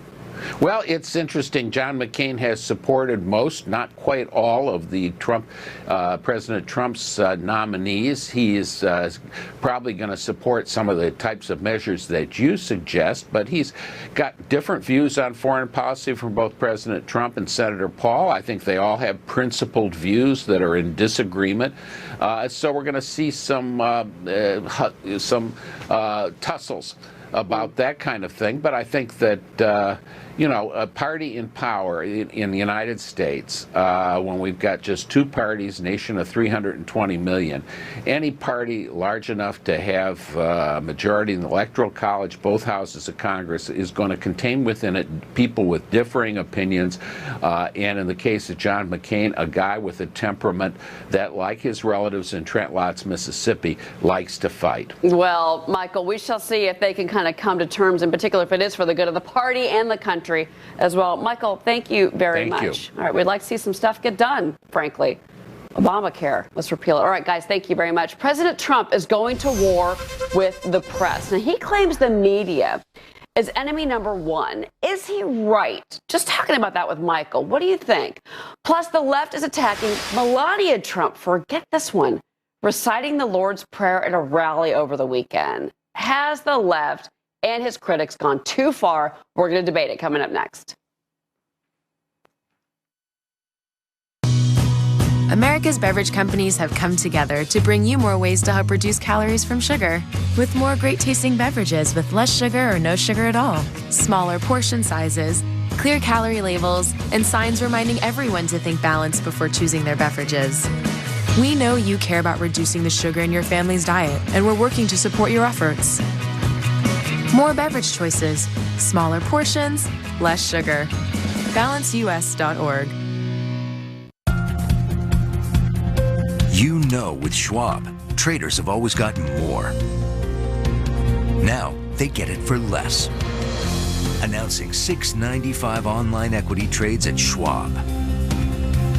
That's lower than Fidelity, TD Ameritrade, E-Trade, and Scottrade. Put everything Schwab has to work for you. Trade with the latest highly rated tools. Talk trading with seasoned specialists ready to help you make your next smart move. Knowing it's all backed by our satisfaction guarantee. If for any reason you're not happy, we'll refund your fee or commission. And earn 500 commission-free trades when you... Just one more way. You know Schwab's got your back. Always has, always will. Schwab Trading Services. Own your tomorrow. Imagine a kid who's told his disability will be a lifelong struggle. Now imagine a place where that same kid is told he can do anything. I don't have to imagine, because that kid is me. And that place is Shriners Hospitals for Children. For over 90 years, Shriners Hospitals for Children has helped bring hope to children and their families, regardless of their ability to pay. Because of Shriners Hospitals for Children, I can play basketball.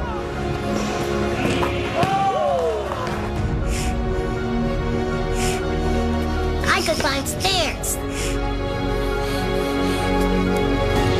I can write my name. $19 a month on people like you let Shriners Hospitals for Children help kids like me. Will you send your love to the rescue today? You're not just giving a child the care they need. You're giving them strength, hope, joy, independence. But we can't do it without you. Just 63 cents a day can change a kid's life forever, like it did for me. Your call says you care. Your gift, no matter how small it is, can help a kid like me. Call or go online now. If operators are busy, call again or go online to loveshriners.org today. Your call says you care. Your ancestors preserved and prepared, and now there's a better way. With the Harvest Right Home Freeze Dryer, you can preserve all your favorite foods for up to 25 years. Meats, fruits, vegetables, dairy, and complete meals can be easily freeze-dried right in your home, retaining their original fresh taste and nutrition. To order your Harvest Right Home Freeze Dryer, call us today or visit harvestright.com. Harvest Right. Long live your food. President Trump launching another attack against the mainstream media at a Florida rally over the weekend. The president's ongoing battle with the press hit its peak following the resignation of White House National Security Advisor Michael Flynn last week. Now Trump says the media just doesn't get it. The dishonest media, which has published one false story after another, with no sources, even though they pretend they have them. They make them up in many cases. They just don't want to report the truth, and they've been calling us wrong now for 2 years. They don't get it. Well, joining me now is Media Research Center TV Editor-in-Chief Eric Scheiner. And Eric, correct me if I'm wrong here, but weren't some of the members of the crowd in Florida, verbally attacking the media, verbally going after them? That's the understanding, is that some people in the media felt that the crowd was coming down on them.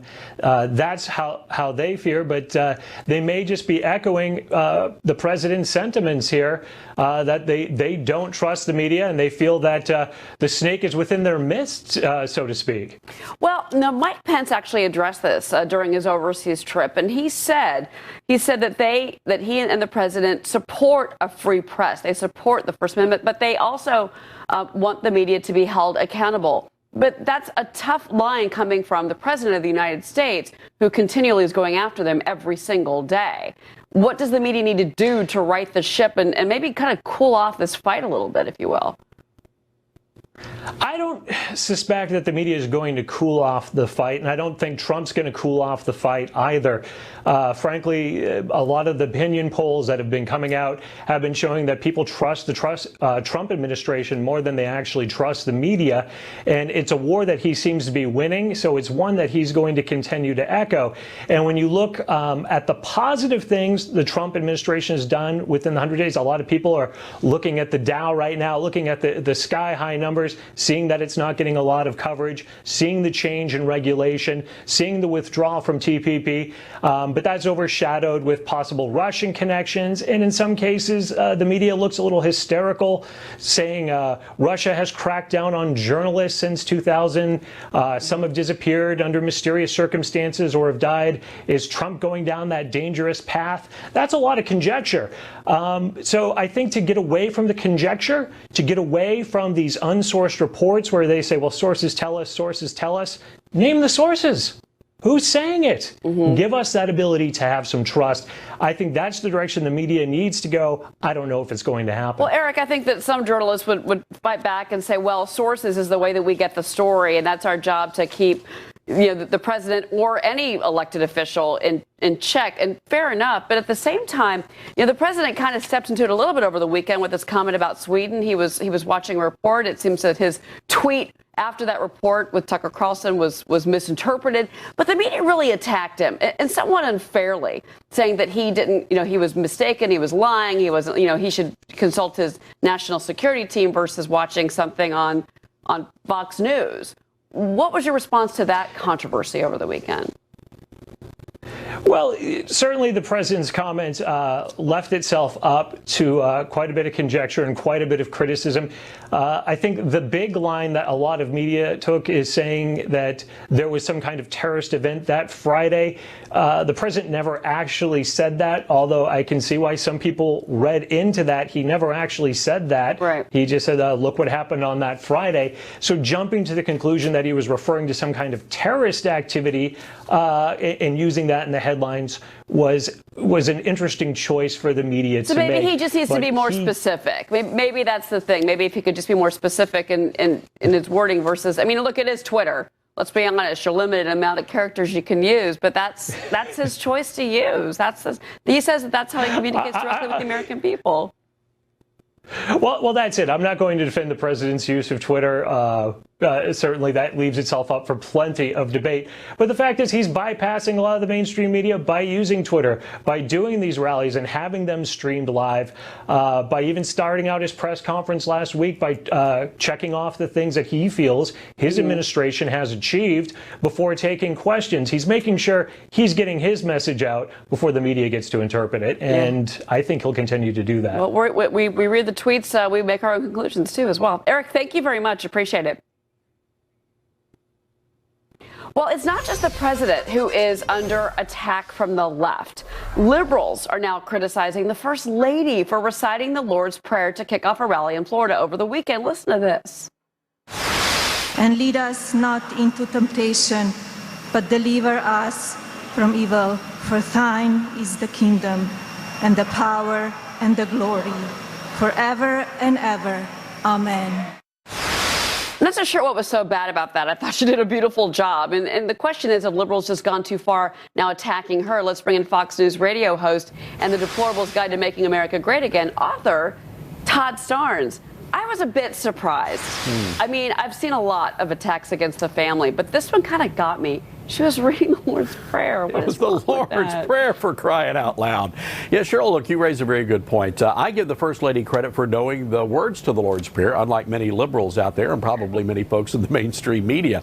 It reminded me, though, of this scene out of this the 2012 political comedy with Will Ferrell called The Campaign, where they actually had this raging debate over which candidate knew all of the words to the Lord's Prayer, as if that is somehow a big issue. Look, I think at the end of the day, Cheryl, the outrage, the fake outrage over this, it's about as fake as what you're going to read in the New York Times political section. Well, you know, the other thing that some of the Twitter traffic, I would never read those on air but some of it was really vile and disgusting. It seems like they'll take anything that they can get, any reason to just direct this hatred at the first family. If I'm the Secret Service right now, I'm getting more and more worried every day. Well, and I think they have every right to be worried. This is incredibly despicable, the hate and the vitriol that's being directed at the entire Trump family. And it really says a lot about who we are as an American people. And especially, I think it exposes what the left really does think about not just Trump, but his supporters as well.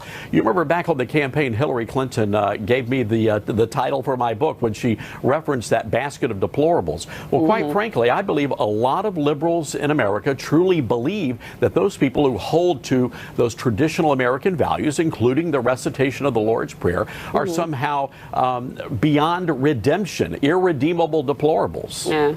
So now we're all wrong for going to church as well. That's it doesn't stop. Todd, it doesn't stop. Got to put them on the prayer list, Cheryl. No, seriously. Thank you. Todd Starnes. Thank you very much. Appreciate it, sir.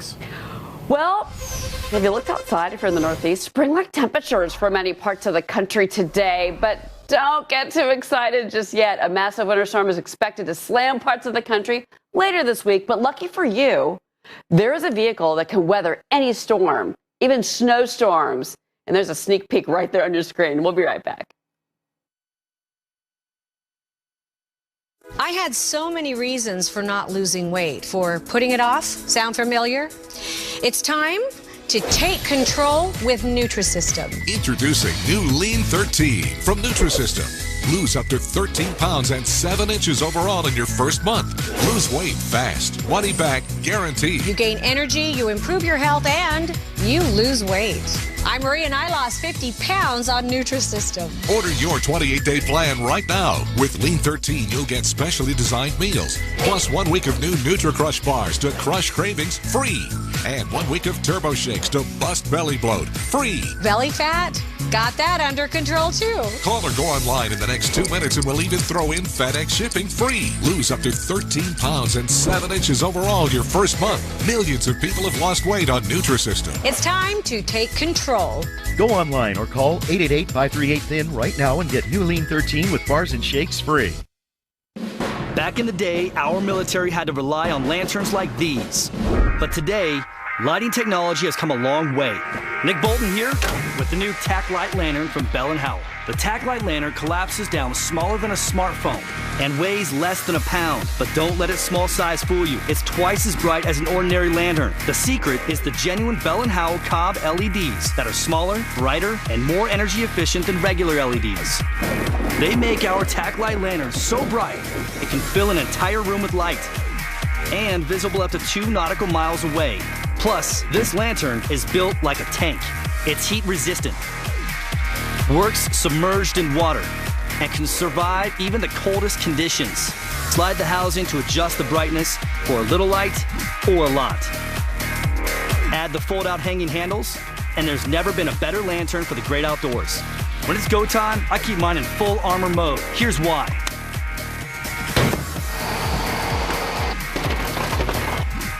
Takes a beating and keeps on working. So let's review. The TAC Light Lantern is small and compact, features state-of-the-art Cobb LEDs that can fill an entire room with light, and is built to withstand even the worst conditions. There's just nothing like it on the market today. At Now, and through this special TV offer, you can get the Bell & Howell Tack Light Lantern for just $19.99 plus free shipping. It's the only lantern with genuine Bell & Howell Cobb LEDs and comes with our lifetime guarantee. But that's not all. Order today and we'll also upgrade you to our Deluxe Tack Light Lantern, also free. It features a magnetic base for bright, hands-free light wherever you need it. You get it all for just $19.99 plus free shipping. Here's how to order. Call 1-800-476-5071 or go to tacklightlantern.com. That's 1-800-476-5071 or go to tacklightlantern.com. 1-800-476-5071. Well, we are just 28 days away from the start of spring, and it sure feels like spring in many parts of the country today, but old man winter ready to strike again, something I'm sure many drivers are not looking forward to. But guess what? Dodge has a new car that can handle any weather, even the snowiest roads, and it's awesome. Let's go to FoxNews.com's Gary Gaslow for the details, who is live and driving. This thing is a great car, Gary. You like it? It's a lot of fun. It's the first all-wheel drive muscle car, muscle coupe. They don't make an all-wheel drive Mustang or Chevy Camaro. Dodge realized, hey, we make an all-wheel drive Dodge Charger sedan, and the Challenger's basically a two-door version of that. Why don't we make an all-wheel drive version of the Challenger? They found that a lot of customers in snow states weren't buying Challengers because they couldn't get it with all-wheel drive. Now they've got all-wheel drive, and I might have pushed the limits a little bit too far there. But listen, we got to this track here at Lime Rock Park earlier today. It was as white as a sheet. I've been using this thing basically as a snowplow. Haven't really gotten stuck yet. And just turned on the phone there for a second. Sorry about that. $35,000. The great thing about this is a lot of times when you buy a sports car, you do have to park it in the winter and drive your beater or your truck. But now you can just get one car and you've got the best of both worlds. Because it's all-wheel drive, that's going to make it, in your opinion, a hotter car for this year, because more people are going to want to buy it with that, right? Connect a phone and try again. Absolutely. And in those states where it snows, Chrysler sells or Dodge sells about 50% of its Charger sedans with all-wheel drive. So it figures it can do the same thing, if not more, with the Challenger. Again, it gives it a unique product in a pretty competitive segment. And again, one that's just a ton of fun. We've been having a great time with this. And it's all connected, because I can hear Siri or whoever's talking to you at the same time as we go. Well, I'll let you drive around. That's me. I keep hitting the button here. The lady wants to know who I want to call on the telephone. But yeah, you've got the Apple CarPlay, the infotainment system, all the luxury stuff. It even has radar cruise control. Oh, it's awesome. I've seen it before. It's an all-weather, all-purpose car. Thank you, Gary. Gary Gastelot, driving around Lakeville, Connecticut, having too much fun, I think, on a holiday. We'll be right back, everybody. Do you use catheters? Depending upon your insurance, you could be eligible to get up to 200 catheters shipped to your home every month for free. That's right, for free. Simply by calling Comfort Medical right now. And Comfort Medical offers the latest catheter styles from the leading manufacturer Coloplast, including the new SpeedyCath male catheter, which is less than half the size of a standard catheter, and the SpeedyCath compact female catheter designed specifically for the female body. Look, you have plenty of things to worry about. Comfort Medical will deal directly with Medicare, Medicaid, and private insurers, so you can focus on the important things in life. Call Comfort Medical right now. If you want the newest products delivered conveniently and discreetly to your door, then it's time to discover Comfort Medical and the SpeedyCath catheters. Call Comfort Medical right now. Shipping is free. Call Comfort Medical now and ask about Coloplast SpeedyCath catheter samples for men and women shipped to your door for free. You'll receive a free comfort kit with your first order. Call now at 800-257-4820. That's 800-257-4820. In the last hour, anything could change. We're looking at green on the screen for the markets. Liz Clayman keeps you a step ahead. Countdown to the closing bell, only on Fox Business Network. Hundreds of millions of computers have a critical security flaw that ransomware exposes: how they deal with unknown software.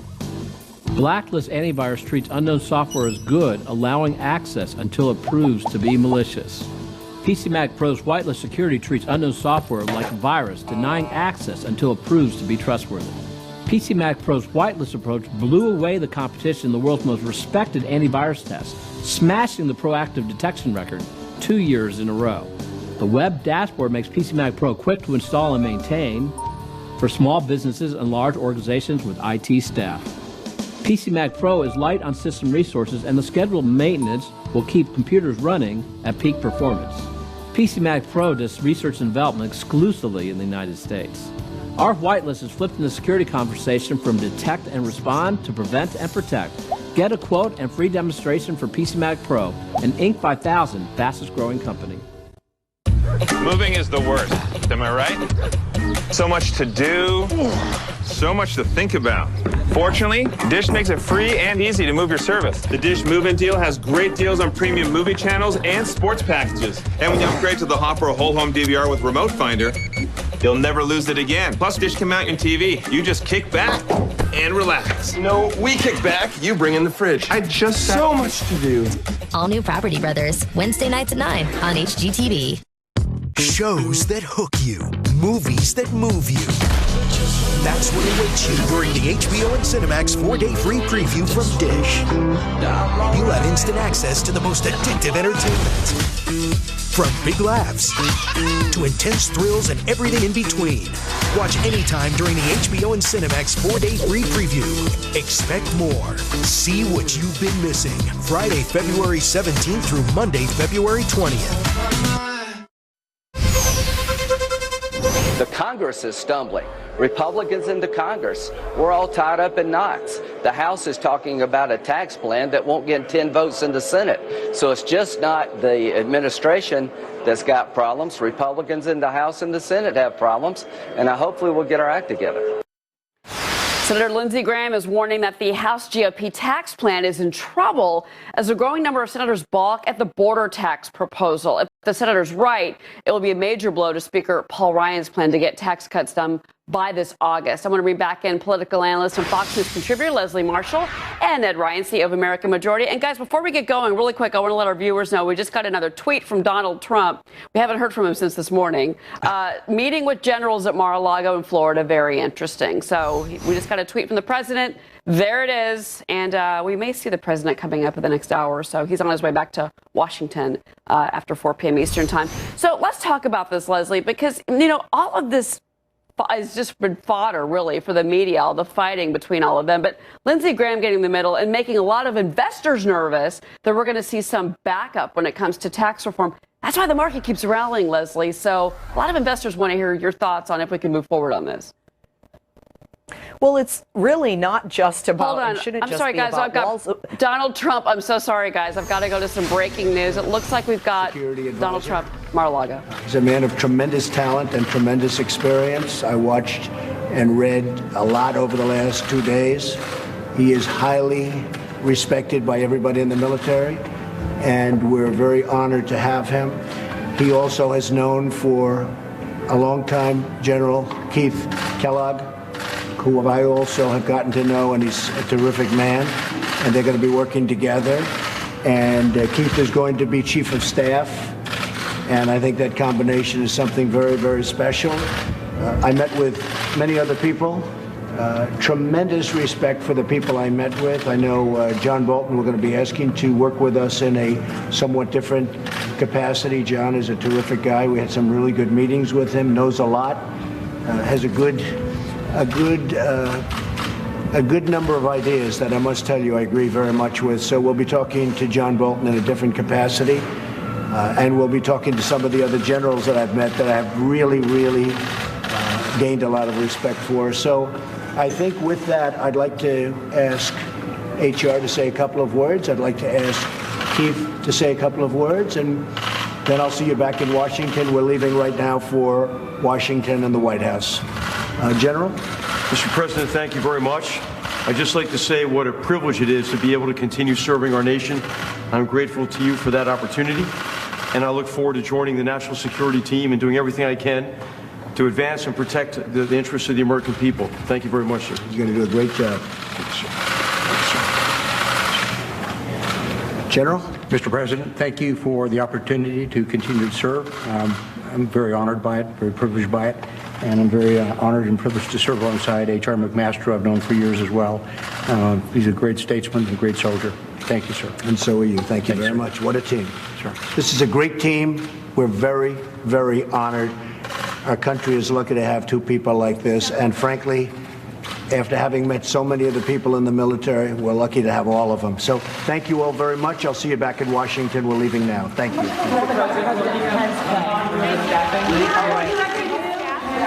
Thank you. Thanks, guys. Wanted to see if the president was going to make any more comments. So there you have it. We now have a announced replacement. President Trump making his pick to replace General Michael Flynn, who, of course, resigned from consideration for that position. Lieutenant General H.R. McMaster is now President Trump's pick to replace Mike Flynn, who resigned last week over allegations in his resignation amid the fact that he said that he had not been completely honest with Vice President Pence. So that was from Mar-a-Lago just moments ago. I want to bring back in our panel Leslie Marshall and Ned Ryan. And Ned, I want to get your take on McMaster, Lieutenant General H.R. McMaster. We don't know a lot about him, but we do know that his military service has, as far as we're aware, been pretty squeaky clean, and that may help him in the confirmation process. Right, and I think, you know, the four people that are being mentioned as finalists, I thought any one of them would do an excellent job. I think the thing that I found encouraging by Trump's statement just now is that he is going to include John Bolton in some role, and I've known John for years. He's on the American Conservative Union board with me,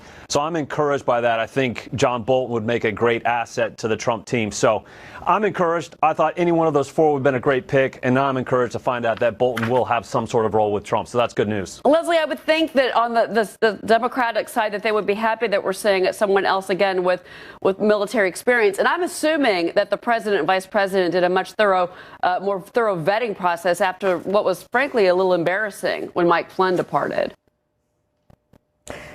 Yes, and it wasn't just the departure of Mike Flynn, but obviously two, additional military big brass that were like, thanks, but no thanks. And I think what the vice president and president did look at as the level of autonomy that is needed in this position. I must say, with all due respect to Ambassador Bolton, who I like and have a great amount of respect for, I do think that this role needs, that he will have a role, but this particular position does need to have the type of military background that we see General McMaster has, that we have seen former people in this position have. I don't, like many, know that much about him, but I've heard that his name even before was touted about, and I think that if you, when you look at the role of Kellogg and then adding the role of Ambassador Bolton, that perhaps this will give the autonomy that the two people who turned this position down wanted and needed, and this is, look, this is a position that you can't leave open for long. So honestly, I'm happy the president made the announcement. And I just want to let our viewers know, and I didn't mention this earlier, but to the left of President Trump, our right on screen is General Kellogg, who said a few comments as well, and he's going to be chief of staff. But again, H.R. McMaster is now the president's trip for national security advisor. And Donald Trump, Ned, was saying he's a man of tremendous talent and experience, and that we're lucky to have him. Do you think that he's going to have any problems, though, this time around? Do you think the Democrats are emboldened with what happened with Mike Flynn? Well, I certainly hope not, and I hope that they have done the vetting that's necessary to get him through, for them not to be able to attack him, for him to be having that clean, clear sailing to get on with the work. And I think it's good. Again, it's only been a little bit over a week. Move on. Let's get this going. Again, but I want to go back to the fact that he solved this problem. Let's get him, his other cabinet members of his cabinet, and let's keep moving forward. So this is all good, and this is the reality of how an administration works. People come, people go, and Trump needs to just keep moving forward, understand there's going to be distractions. Some people are not going to make the cut. That's fine. Move on, get somebody else in that position, and keep pushing ahead, because guess what? I mean, with everything that's taking place on the Hill with taxes, potential tax reform, Obamacare repeal, he's going to have to start focusing on really pushing those members, Republican members on the Hill, to get things done by this August. And if they don't get something, might not be too terribly generous to Republicans if they don't make something positive happen. The clock is ticking. My clock is ticking, and my show is over, guys. Thank you very much. I appreciate it. I just want to let you know again the breaking news, of course. Donald Trump has now picked General H.R. McMaster to become National Security Advisor. General Kellogg, his Chief of Staff. Ashley Webster and Liz Clayman going to pick up our coverage from here. Very good, Cheryl Casoni. Thank you very much. And indeed, breaking news. President Donald Trump not just celebrating President's Day at Mar-a-Lago, but also 1 month on the job. And the president will wrap up his working vacation at any moment and return to the nation's capital. Moments ago, as you've just seen, the commander-in-chief announcing his choice to be his next National Security Advisor, naming Lieutenant General H.R. McMaster to take over the role after Michael Flynn's resignation 1 week ago.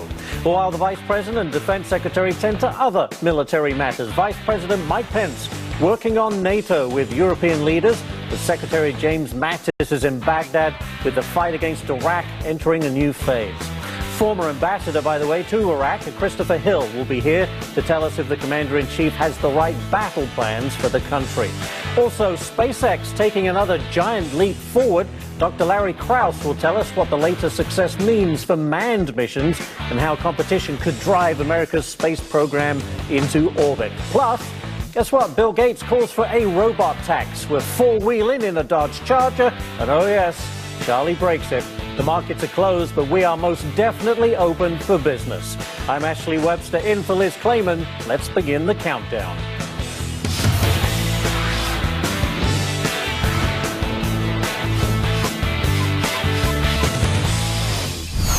Well, here's what investors need to know ahead of the bell tomorrow morning. Late yesterday, Kraft Heinz abandoned its $143 billion offer for Unilever. This just a little more than 48 hours after making the initial bid to combine the two companies. In a statement, Kraft says it has amicably agreed to withdraw that proposal. Shares of Unilever soared after the initial offer was made on Friday, but fell as much as 8% in early trade today.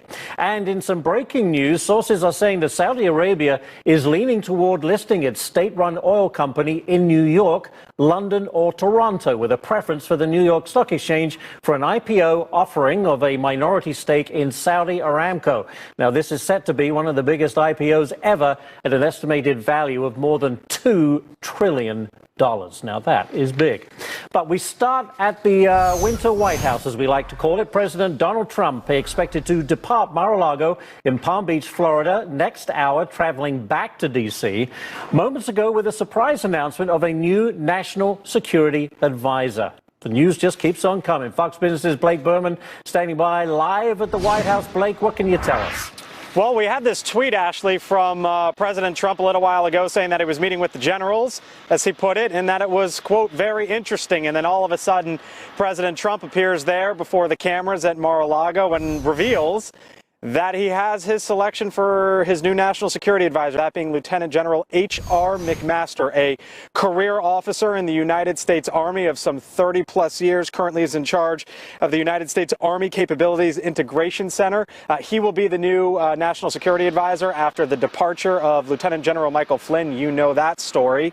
And General Keith Kellogg, who was the acting NSA head of the acting national security advisor, will go back to his role as the chief of staff of the NSC. Take a listen here to President Trump moments ago in Florida.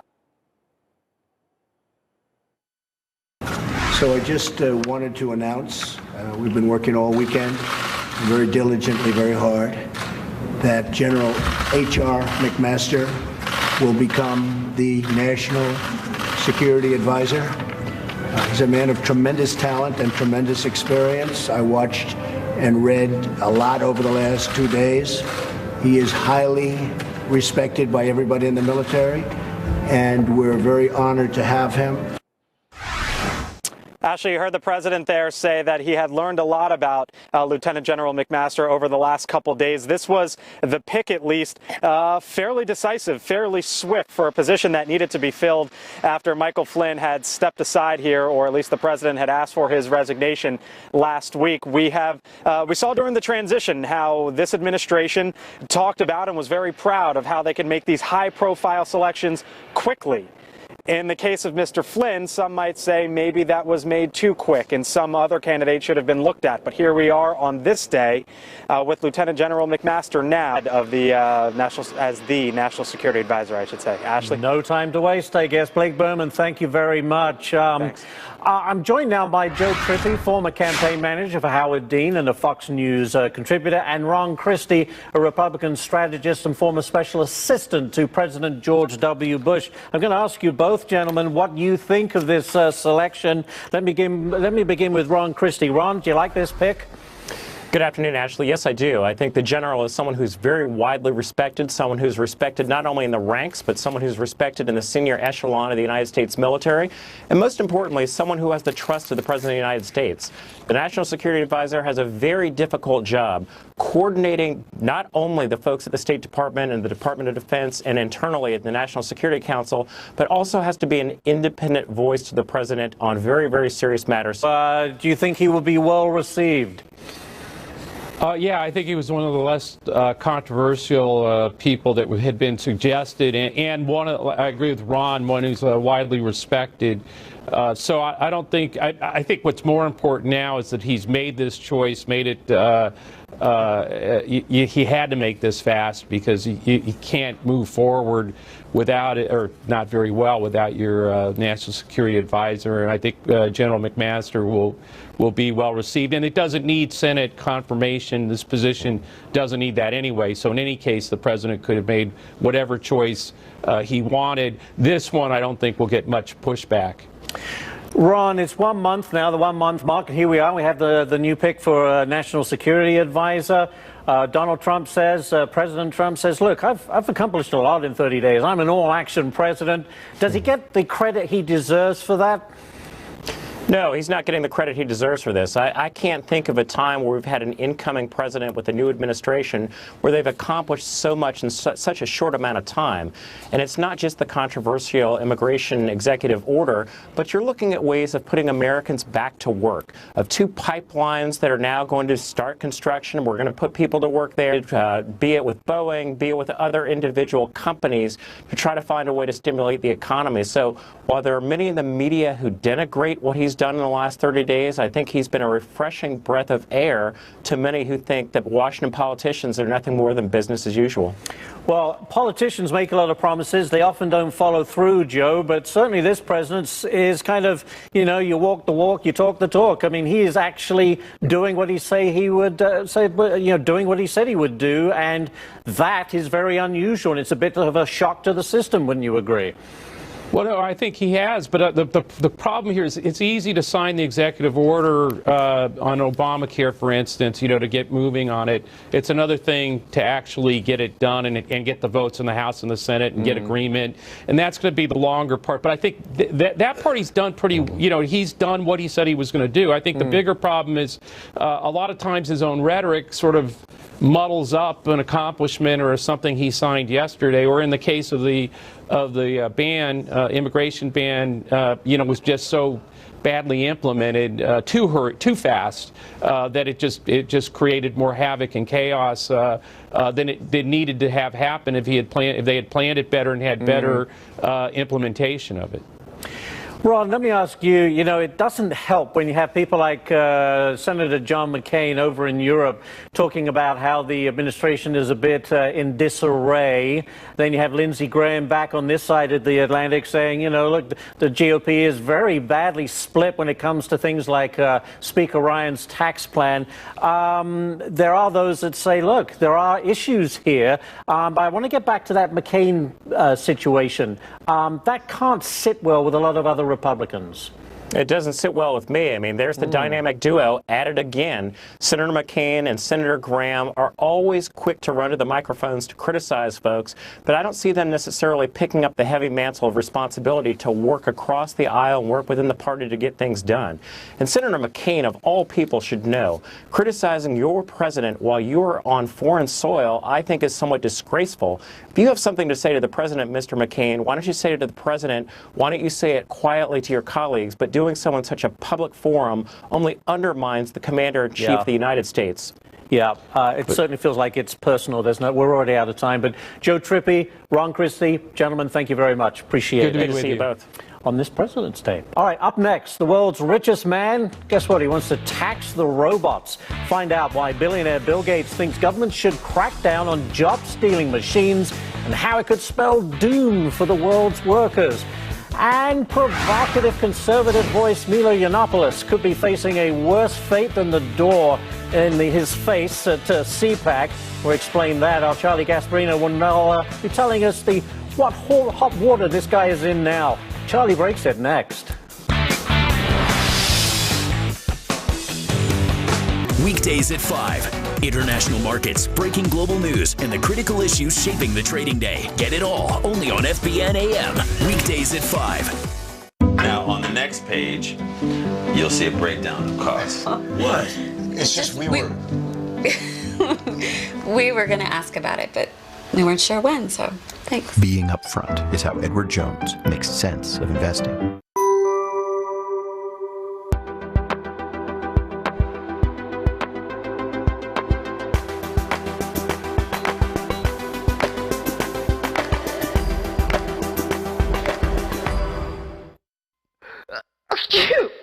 Suffering from sinus congestion and allergies? Get fast relief with My Pure Mist, the only handheld steam inhaler providing 100% natural drug-free relief for your sinuses. Instant Fine Mist penetrates deep, washing away irritants and allergens, giving superb relief from inflammation and congestion caused by allergies, sinus infections, the common cold and flu. Press on and steam is instant. Since it's handheld, you can conveniently use it anywhere, anytime. Research shows 92% of My Pure Mist users could breathe better and sleep better with fewer symptoms. I was addicted to nasal sprays for years.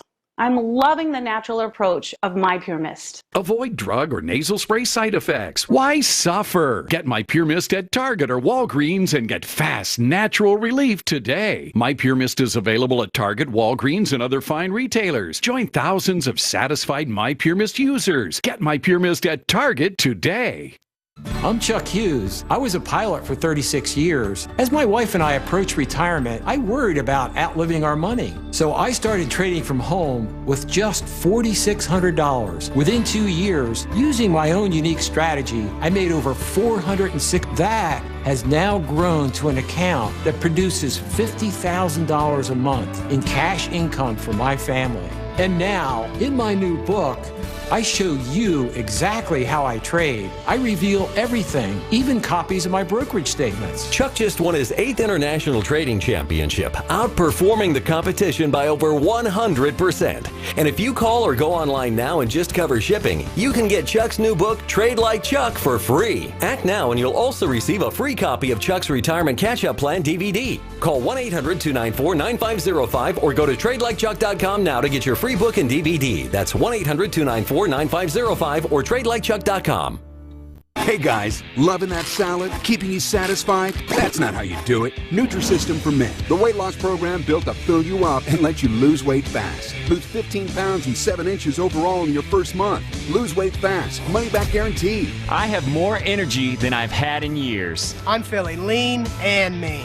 Burgers, pizza, lasagna, turkey. Man food. Order your 28-day plan right now. Nutrisystem did all the work, so I don't have to. With Nutrisystem for Men, you'll get specially designed meals. Plus 1 week of new Nutri-Crush bars to crush cravings, free. And 1 week of protein-packed turbo shakes to bust that gut, free. Call or go online in the next 2 minutes, and we'll even throw in FedEx shipping free. Lose 15 pounds and 7 inches overall in your first month. Lose weight fast, money back guaranteed. My gut is gone. Guys, ditch the salad and get real results with Nutrisystem for Men. Go online or call 888-292-THIN right now and get Nutrisystem for Men with bars and shakes free.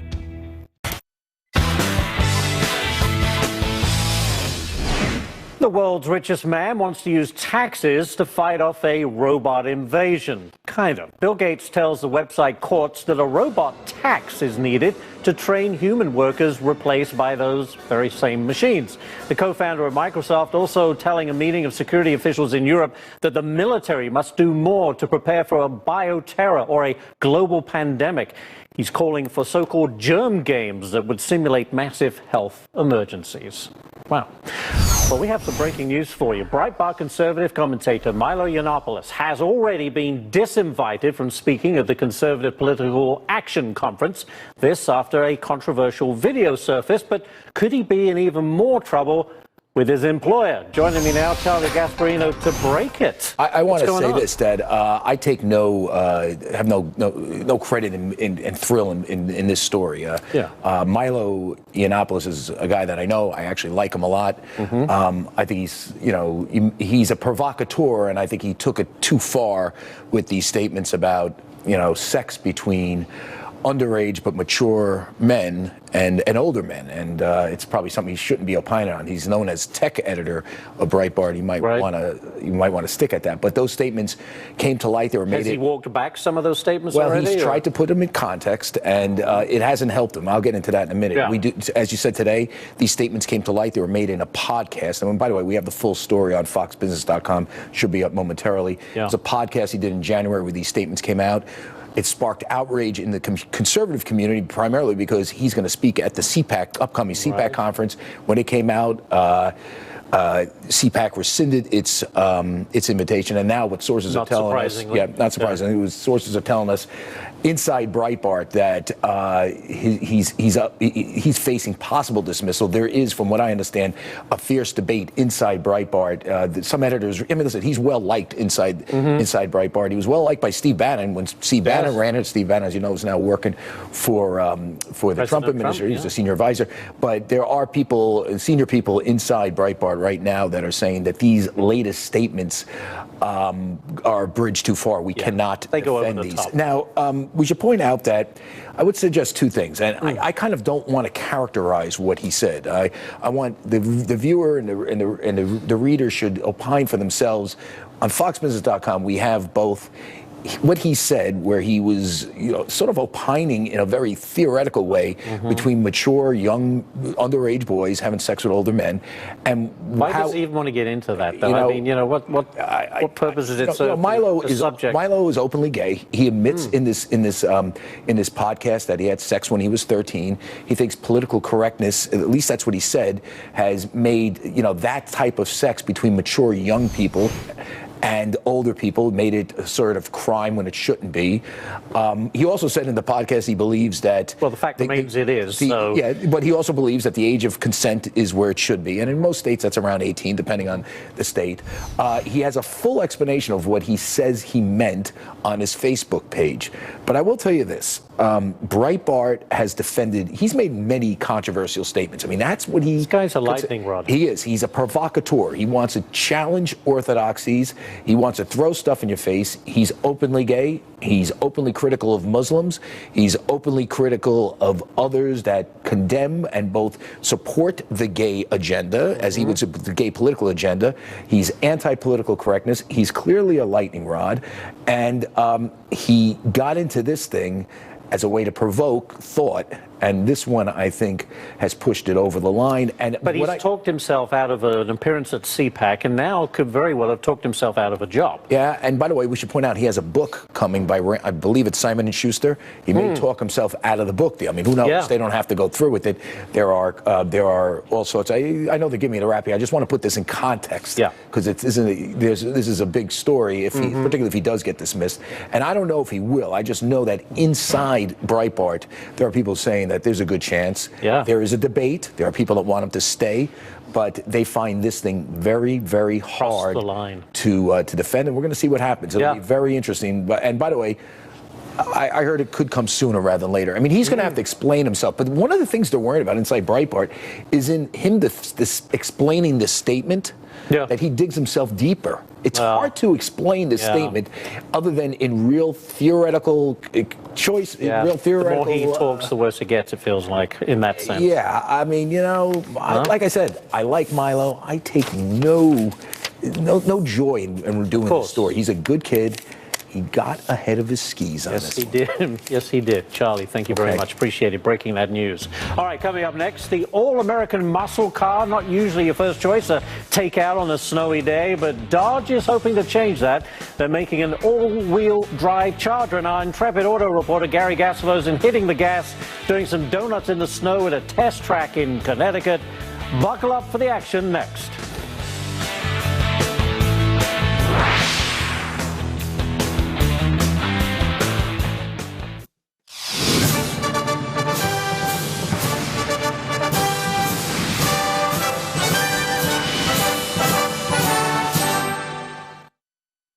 Looking for the right MLP fund? There are many options out there. So how do you know which one to choose? Well, you could guess, but The Alarian MLP ETF delivers transparent exposure to the leading energy infrastructure MLPs, offering high potential income, continuous liquidity, and no K-1s or state tax filings. AMLP is a clear choice. Invest with clarity. Before investing, consider the fund's investment objectives, charges, expenses, and risks. Read the prospectus carefully at alpsfunds.com/AMLP. Exceptional reporting every business day. Trust FBN for in-depth insight, breaking headlines, smart investigations, and the political buzz. From Wall Street to Washington to the heartland. If it moves the markets, it's already on Fox Business Network. There are lots of words to describe it. Muffin tops, spare tire, love handles. Trust me, there's nothing to love about them. Introducing new Lean 13 from Nutrisystem.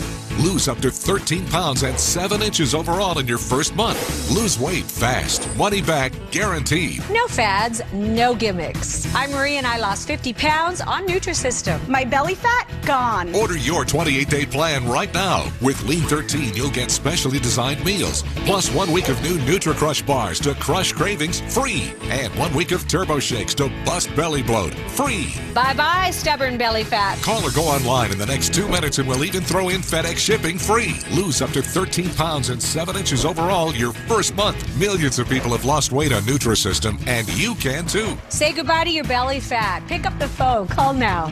Go online or call 877-925-THIN right now and get new Lean 13 with bars and shakes free. It's the part of the family that's always been there. Every gathering, every birthday, every new arrival and departure. It's your sanctuary, and every part of it means something. I'm talking about your home. It's much more than just a house. Now your best years are ahead, but your cash flow might be a little tight.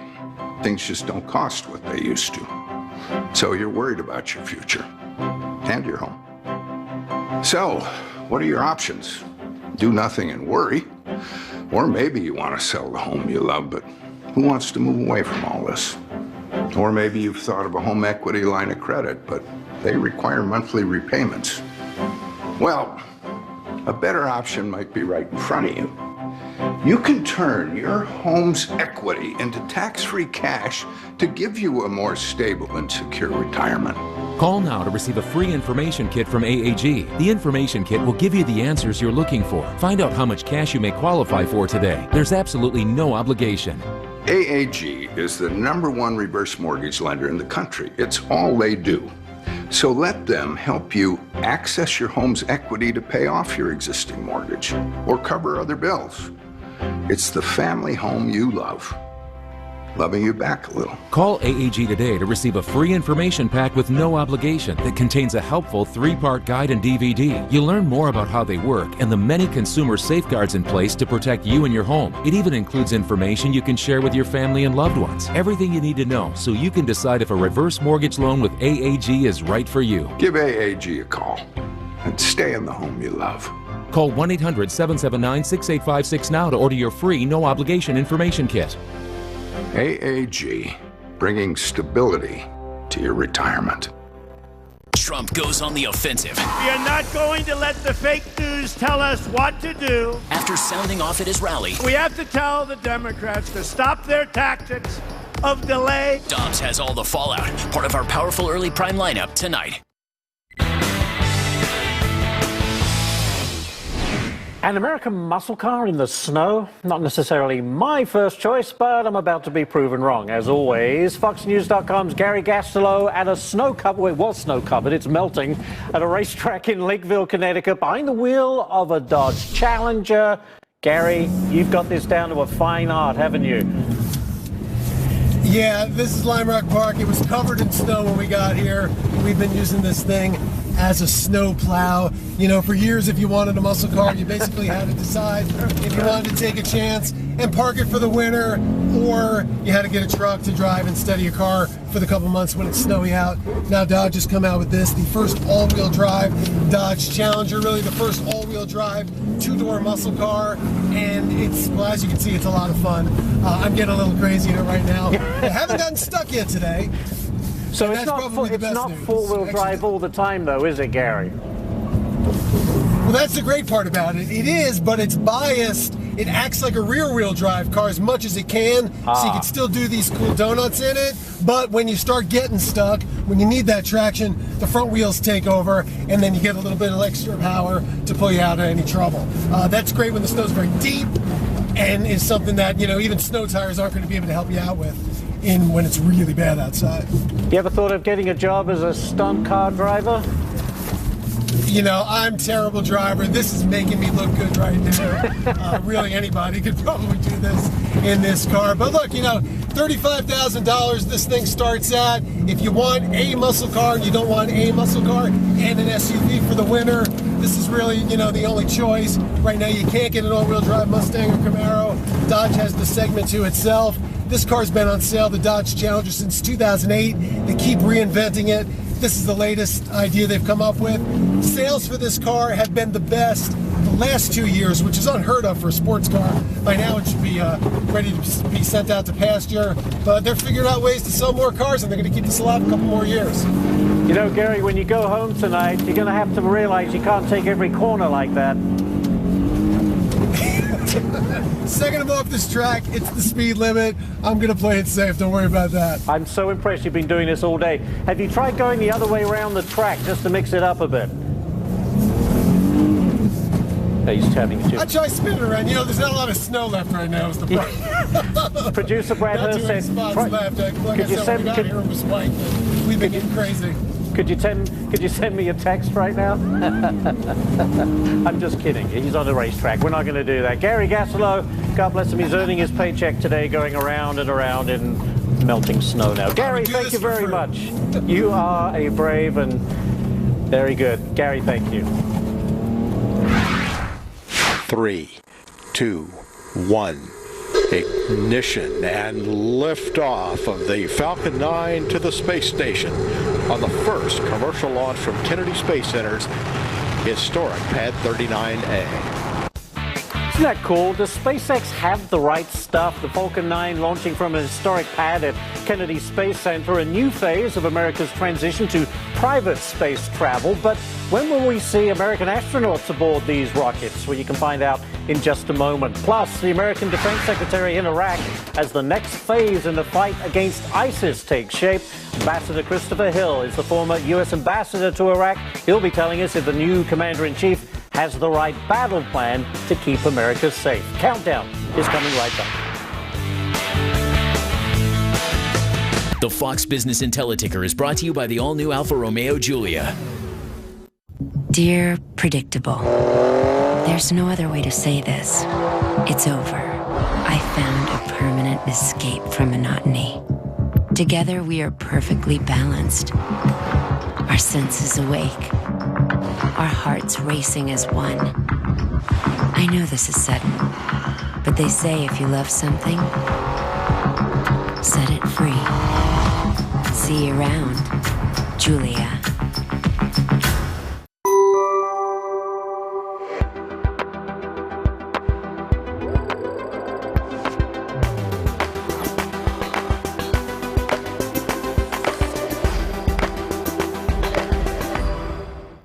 QuickBooks introduces Jeanette and her new Noble wedding business. At first, getting paid was tough until she got QuickBooks. Now she sends invoices, sees when they've been viewed, and ta-da! Paid twice as fast for free. Visit QuickBooks.com.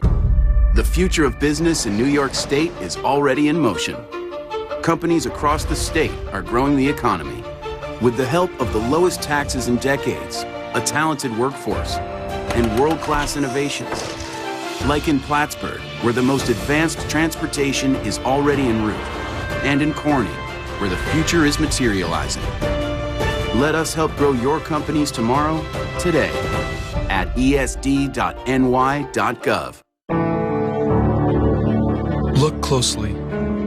Hidden in every swing, every chip, and every putt is data that can make the difference between winning and losing. The Microsoft Cloud helps the PGA Tour turn countless points of data into insights that transform their business and will enhance the game for players and fans. The Microsoft Cloud turns information into insight. Not again. The power is out, and if it doesn't come on soon, you're stuck holding that flashlight all night. Hi, I'm Hunter Ellis, and this is the Atomic Beam Lantern, the new tough grade lantern that's stronger and brighter than other lights. And now the technology used by U.S. Special Forces is available at home. Just pull it open to turn it on. You'll get 360 degrees of super bright light. Close it to turn it off, and it retracts into its combat-ready case. It's super light and packs up tight. Look, flashlights shine a beam in one direction. Other lanterns use standard LEDs that look white but are not bright. But we use the brand new Atomic Beam LED flat panels that are blazing bright. They throw a massive amount of light in every direction. Look at the difference. It's so tough, it can survive this blast. So bright, it can be seen for miles. So strong, it can survive a 50-foot fall. The ultimate light for camping and hiking. Perfect in the truck or on the boat. And these new Atomic Beam LED panels can last a lifetime without burning out. So if you want a tough light that lasts long and shines bright, you need the Atomic Beam Lantern. Look, this tactical lantern costs $300, but you can get the Atomic Beam Lantern for just $19.99 through this TV offer. You also get free shipping and our exclusive lifetime guarantee. But wait, we'll even upgrade you to our magnetic base, free. Stick it upside down. It holds on tight and still shines bright. Or flip out the built-in hook and hang it up wherever you need light. There's more. You can also get a second Atomic Beam Lantern, just pay a separate fee. Atomic Beam Lantern for $19.99. Call now. Call 1-800-236-7115 to get your Atomic Beam Lantern. Call now or go to atomiclantern.com. So call 1-800-236-7115. That's 1-800-236-7115. Call or visit atomiclantern.com now.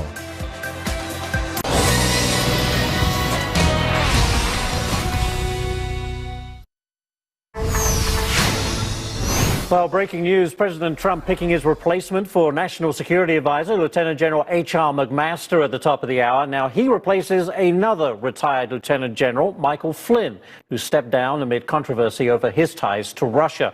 One issue facing the new NSA chief for sure, North Korea. And by the way, there's brand new footage showing the moments right after the half-brother of North Korea's dictator, Kim Jong-un, was attacked with poison spray inside the Kuala Lumpur airport in Malaysia.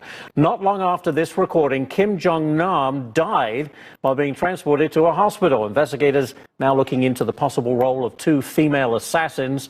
Meanwhile, there are also reports that the Trump administration is quietly taking steps to bring senior North Korean officials to the U.S. for talks. Interesting development. Fox News' Rich Edson standing by at the State Department with the latest. Rich. Good afternoon, Ashley. And if this meeting happens, it would be between former American officials and current North Korean government officials. This is something that hasn't happened since 2011, all according to the Washington Post. It would be a way for the United States and North Korea informally, with no exact ties to the Trump administration, to begin to at least discuss the long list of issues the two countries have between one another. On the United States side, and really much of the rest of the world, they're looking for greater curbs on North Korea's nuclear program, on North Korea's ballistic missile program. As for North Korea, there is a very robust international economic sanctions regime against that country, and it has really led to major problems with the North Korean economy, among other issues. A State Department spokesperson does note, however, that informally Americans and North Koreans do meet routinely around the world, but this would be the first time in 5 years, if this meeting does happen, that it would happen in the United States, and also notable that it would be North Korean government officials. We also asked the State Department if they have approved any visas for these officials to come over to the United States and talk. That is something that the State Department is refusing to comment on, saying that they refuse to comment on any specific cases when it comes to visas. North Korea has continued its provocations. On February 12th, it launched another ballistic missile, and then, as you mentioned, that very bizarre case of Kim Jong-un's brother the next day, February 13, conceivably getting assassinated in Malaysia. Last week, Secretary of State Rex Tillerson met with the Chinese foreign minister for the first time. One of the points he made, according to the State Department, was to push the Chinese to push their allies, the North Koreans, to kind of pull back on these provocations like missile launches and nuclear tests. A couple of days after that, the Chinese government announced that it was not going to buy any more North Korean coal, a big hit to that country's economy. So we still wait to see if this will be another informal conversation as the problems with North Korea, the United States, and much of the rest of the world continue. Ashley? Interesting stuff. Rich Edson at the State Department. Rich, thank you very much. Sure. Turning to U.S. diplomacy in the Middle East, U.S. Secretary of Defense General James Mattis arriving in Baghdad this morning to meet with Iraqi political leadership and U.S. partners. Mattis telling reporters that he is making the trip, quote, because I need to get current on the situation there, the political situation, the enemy situation, and the friendly situation. Now, his visit comes as Iraqi forces launch an offensive to reclaim western Mosul from ISIS. Today, General Mattis assured Iraqis that the U.S. was in the country for the right reasons. I think all of us here in this room, all of us in America have generally paid for our gas and oil all along, and I'm sure that we will continue to do so in the future. We're not in Iraq to seize anybody's oil. Well, joining us now with his take on Mattis's trip to Iraq and the U.S.'s potential upcoming meeting with Ambassador to Iraq and Korea. No one better to talk about this, Ambassador Christopher Hill. By the way, Ambassador Hill, also the author of Outpost, A Diplomat at Work, and Dean of the School of International Studies at the University of Denver. Ambassador, let's begin in the Middle East. Donald Trump has spoken about getting tough and doing more to try and wipe out ISIS. Are you comfortable with our role as it pertains now to Iraq?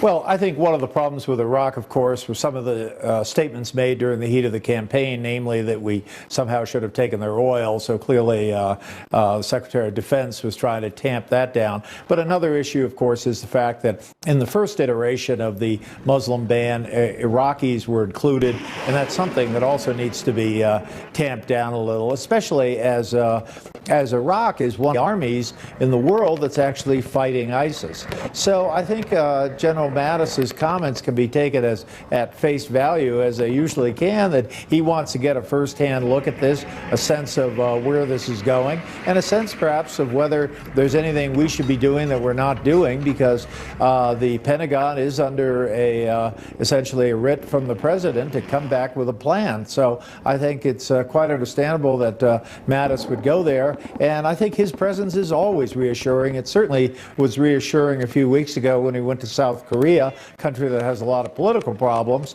and right. he made very clear that we stand together with the South Koreans. So this is part of what he does, and I'm sure his visit is very much welcomed. It's interesting because the U.S.'s role in Iraq most recently has been to train and advise, but we're getting a sense that there are more U.S. troops pushing forward closer to the front line. Is that something you think is a good idea? Is that a good strategy if we really want to take it to ISIS? Well, there is no question that we and the Iraqis have been hammering ISIS in recent months. There's no question that they are getting clobbered from the air, and now there's a pretty robust ground component as well. So the degree to which, do we want to kind of hold back and kind of let the Iraqis take the lead on this, or are there instances such as making sure the targeting is really on target, whether there are any special operators could be helpful there? So I think General Mattis, who knows the scene like the back of his hand, should be able to get a sense of whether we're at the right place. My sense is leaning forward here at this time is the right time to do it, because I think ISIS is on the run, and I think if we kind of press the thing, I think we can finish the job together with the Iraqis. Before we run out of time, Ambassador, I have to ask you about the news just in the last 30 minutes or so. General H.R. McMaster picked for the next Chief of National Security Advisor. I mean, are you happy with that appointment? I am. He's a very cerebral guy, extremely smart guy, well respected by his colleagues, which is a key thing in that line of work. I think you also mentioned the challenge posed by North Korea. Yes. That's going to be an interagency challenge. You're going to have a national security advisor who's able to bring the CIA, the State Department, Defense Department around the same table to work on a kind of multi-pronged strategy. This guy is a strategist who understands that there's no sort of go it alone. You got to get everyone together and on the same sheet of music. And word that perhaps the Trump administration working on trying to get North Korean officials here for talks. Could that bear fruit?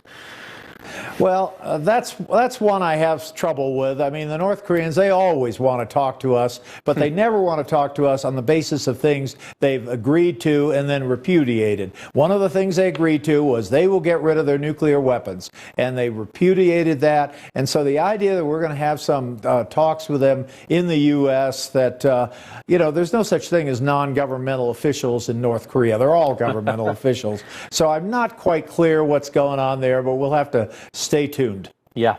Skepticism borne out by history, as they say. Ambassador Christopher Hill, thank you so much for joining us. We appreciate it. All right, coming up next, Elon Musk's SpaceX with one giant leap from an historic locale, but will private spaceflight inspire a new generation of astronauts to dream for the stars? Theoretical physicist Dr. Larry Krauss on the next steps to the great beyond. More Countdown is on the way.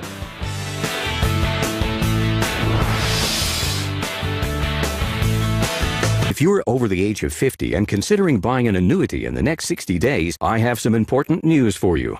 Don't buy an annuity until you understand the pros and cons of annuities. A free book to help you maximize your retirement income from television host and three-time author Josh Melberg has been released. This book reveals little-known truths about annuity strategies in simple-to-understand terms. Grab a pen right now because we are about to offer you this free book that unlocks the 5 little-known secrets we believe baby boomers and seniors should know before buying an annuity. Call 800-805-1418 now and you'll receive a free copy of Josh Melberg's book, Next Gen Annuity Strategies Revealed. As a bonus, we'll also send you the #1 mistakes retirees are making with their investments today and a free DVD on how you can get up to 33% more income in retirement. Call 800-805-1418 to have your free information kit rushed to your door. Again, that's 800-805-1418. If you love your friends and family, give them a meal that will truly be appreciated. The Omaha Steaks Complete Collection. It's filled with $242 worth of great food for just $59.99. That's 75% off only on this special offer. The Omaha Steaks Complete Collection includes 4 tender, mouth-watering filet mignons, 4 extra thick boneless pork chops, 4 juicy boneless chicken breasts, 4 gourmet jumbo franks, 4 classic juicy Omaha Steaks burgers, and golden brown potatoes au gratin. Dessert is 4 caramel apple tartlets. Your order will be delivered straight to your home or the destination of your choice for the perfect gift.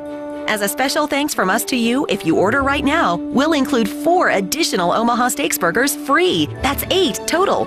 You get it all. Omaha Steaks Complete Collection. A $242 value for just $59.99. Give everyone a gift they can appreciate. Give them the Complete Collection from Omaha Steaks today. Before the bell rings, they are the stocks that matter. Get the investing advantage you can't find anywhere else. Big profits firing on all cylinders. Varney & Company on Fox Business Network. Tom Keene, I've been looking everywhere for you. 3 of the most dangerous blacklisters are all after the same thing. I don't know if I should be thrilled or terrified. It should be a little of both. It's like handles the cases that are legally questionable yet justifiable. It's gonna be okay. A second chance. That's all I want.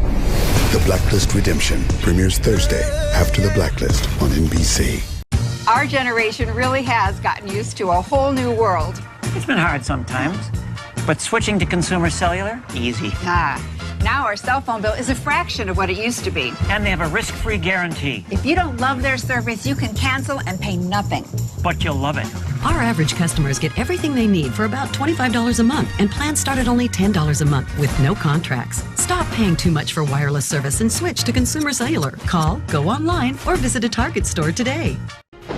Our world is increasingly unpredictable. Hurricanes, earthquakes, job loss, political unrest, and worse. Are you prepared? FEMA, the Federal Emergency Management Agency, strongly recommends that every American should have at least a 72-hour supply of food. For a limited time, Wise Food Storage, the nation's leader in emergency preparedness, is offering their 72-hour emergency food kit, regularly $40, now only $19.99. This food kit has up to a 25-year shelf life and is filled with 34 delicious servings of breakfast, lunch, and dinner, ready to eat in minutes. So now when extreme weather causes flooding, power outages, or food shortages, your family won't go hungry. Get 50% off your 72-hour emergency food kit now for only $19.99. Plus, get free shipping and the Wise Survival Guide absolutely free. Call 800-358-4772. 800-358-4772.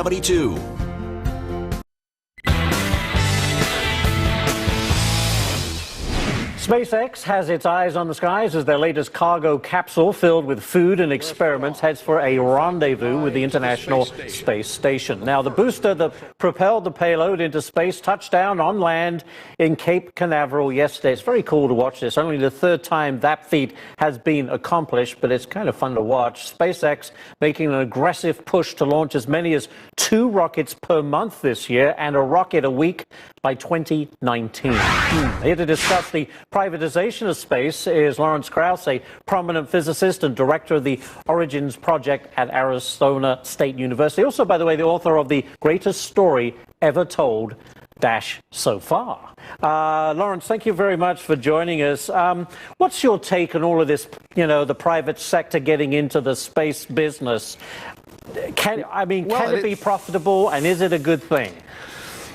Well, I think it's a good thing that, I think it's a good thing. It's cool. You just said it's cool to watch that thing land again. And I think the point is that the private industry can get in the space business after the government sort of takes the forefront. So, NASA for a long time taught us how to get into low Earth space orbit, and industry is now improving on that and tweaking on it, making it more efficient and cheaper. So I think there's a real potential business plan there, although there are problems. The fact is, getting into space is hard, it's expensive, and there will be disasters. And right now, SpaceX is lucky that it hasn't had any people in any of its accidents, but there will be accidents, and that's always going to provide setbacks. But I see a potential business model there. But that's low Earth orbit. When we get to the real space exploration, we get to the frontiers of space, I can't really see any role for private industry.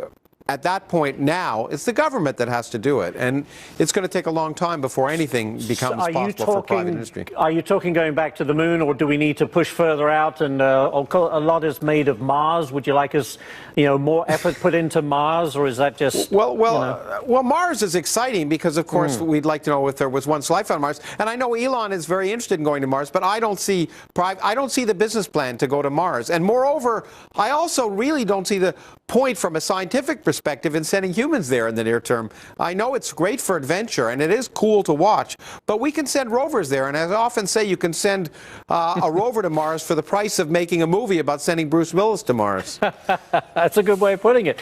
So that becomes a question of, does the government have the, impetus? I guess it depends on the administration in charge. But is there is there the will, if you like, from a government perspective, to spend a lot of money to do this? Well, I think that's the concern of mine, because if you don't have government involved in what it really needs to be involved in, and that's including NASA getting involved in near-Earth viewing, because in fact only government can do those kind of things, can monitor the Earth for climate change, or in fact can send satellites to explore the universe. That's what government is for, and I'm a little worried that this administration is focusing a little too much on getting NASA out of Earth monitoring and also out of really doing fundamental science. I think you can do both. I think you can do the adventure and the science, but you have to understand what government is good for and what it isn't. Yeah, that's true. And of course, you have other entrepreneurs out there. Of course, there's Sir Richard Branson and Virgin Galactic. There's a lot of different entities out there, and Jeff Bezos of Amazon. I mean, well, there's talk about you doing space tourism, and I know that there's a large number. And I also I guess I'm a little jaded about that too, because what we learned from the space shuttle, which was after all was probably monitored as well as any spacecraft, that roughly 1 to 2% of the people we send into space are going to die. And there were 2 accidents in a little over 100 missions. And if that starts happening in the private enterprise where people die, you're going to see big problems. The lawyers will be making money, but I'm not sure anyone else will. Now, assuming this all happens, we start sending tourists into space, would you be happy to go on one of those flights? Yeah, I probably would. I probably would. I wouldn't. I used to want to go to Mars, but the only way to go to Mars is one way, and I think now I'm kind of happier here on Earth. Although, actually, in the current climate, maybe Mars isn't so bad. That's true. And you know what? Matt Damon made it back, so it maybe not. But that's the movies. Lawrence That's Krauss. the movies. The real world is harder. It is indeed. Thank you so much, Lawrence, for joining us. Really appreciate it on this President's Day. Thank you. All right, up next, where's Rick Grimes when you need him? Some of America's most well-known retail chains resembling The Walking Dead. That's a reference, by the way. Jeff Flock is live in Chicago on the growing number of zombie retailers. Jeff. I am on State Street in Chicago. Actually, this is one of the nation's and the world's most historic meccas for real estate and retail. But the zombies are coming. Who are the zombies? I suggest you stay tuned.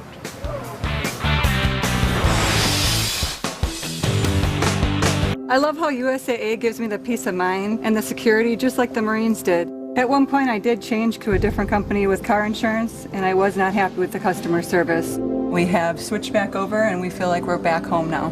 The process through USAA is so effortless that you feel like you're a part of the family. I love that I can pass a membership to my children and that they can be protected. We're the Williams family, and we're USAA members for life.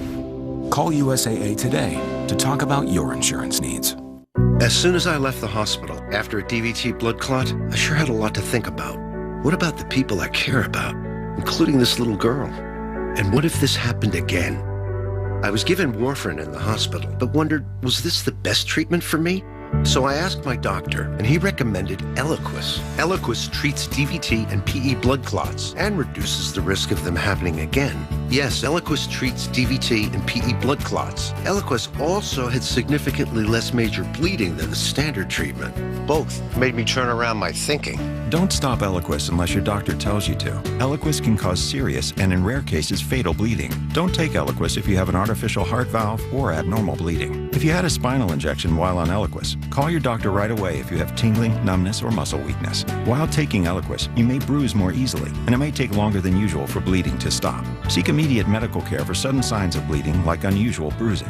Eliquis may increase your bleeding risk if you take certain medicines. Tell your doctor about all planned medical or dental procedures. Eliquis treats DVT and PE blood clots, plus had less major bleeding. Both made Eliquis the right treatment for me. Ask your doctor if switching to Eliquis is right for you. With this level of engineering, it's a performance machine. With this degree of intelligence,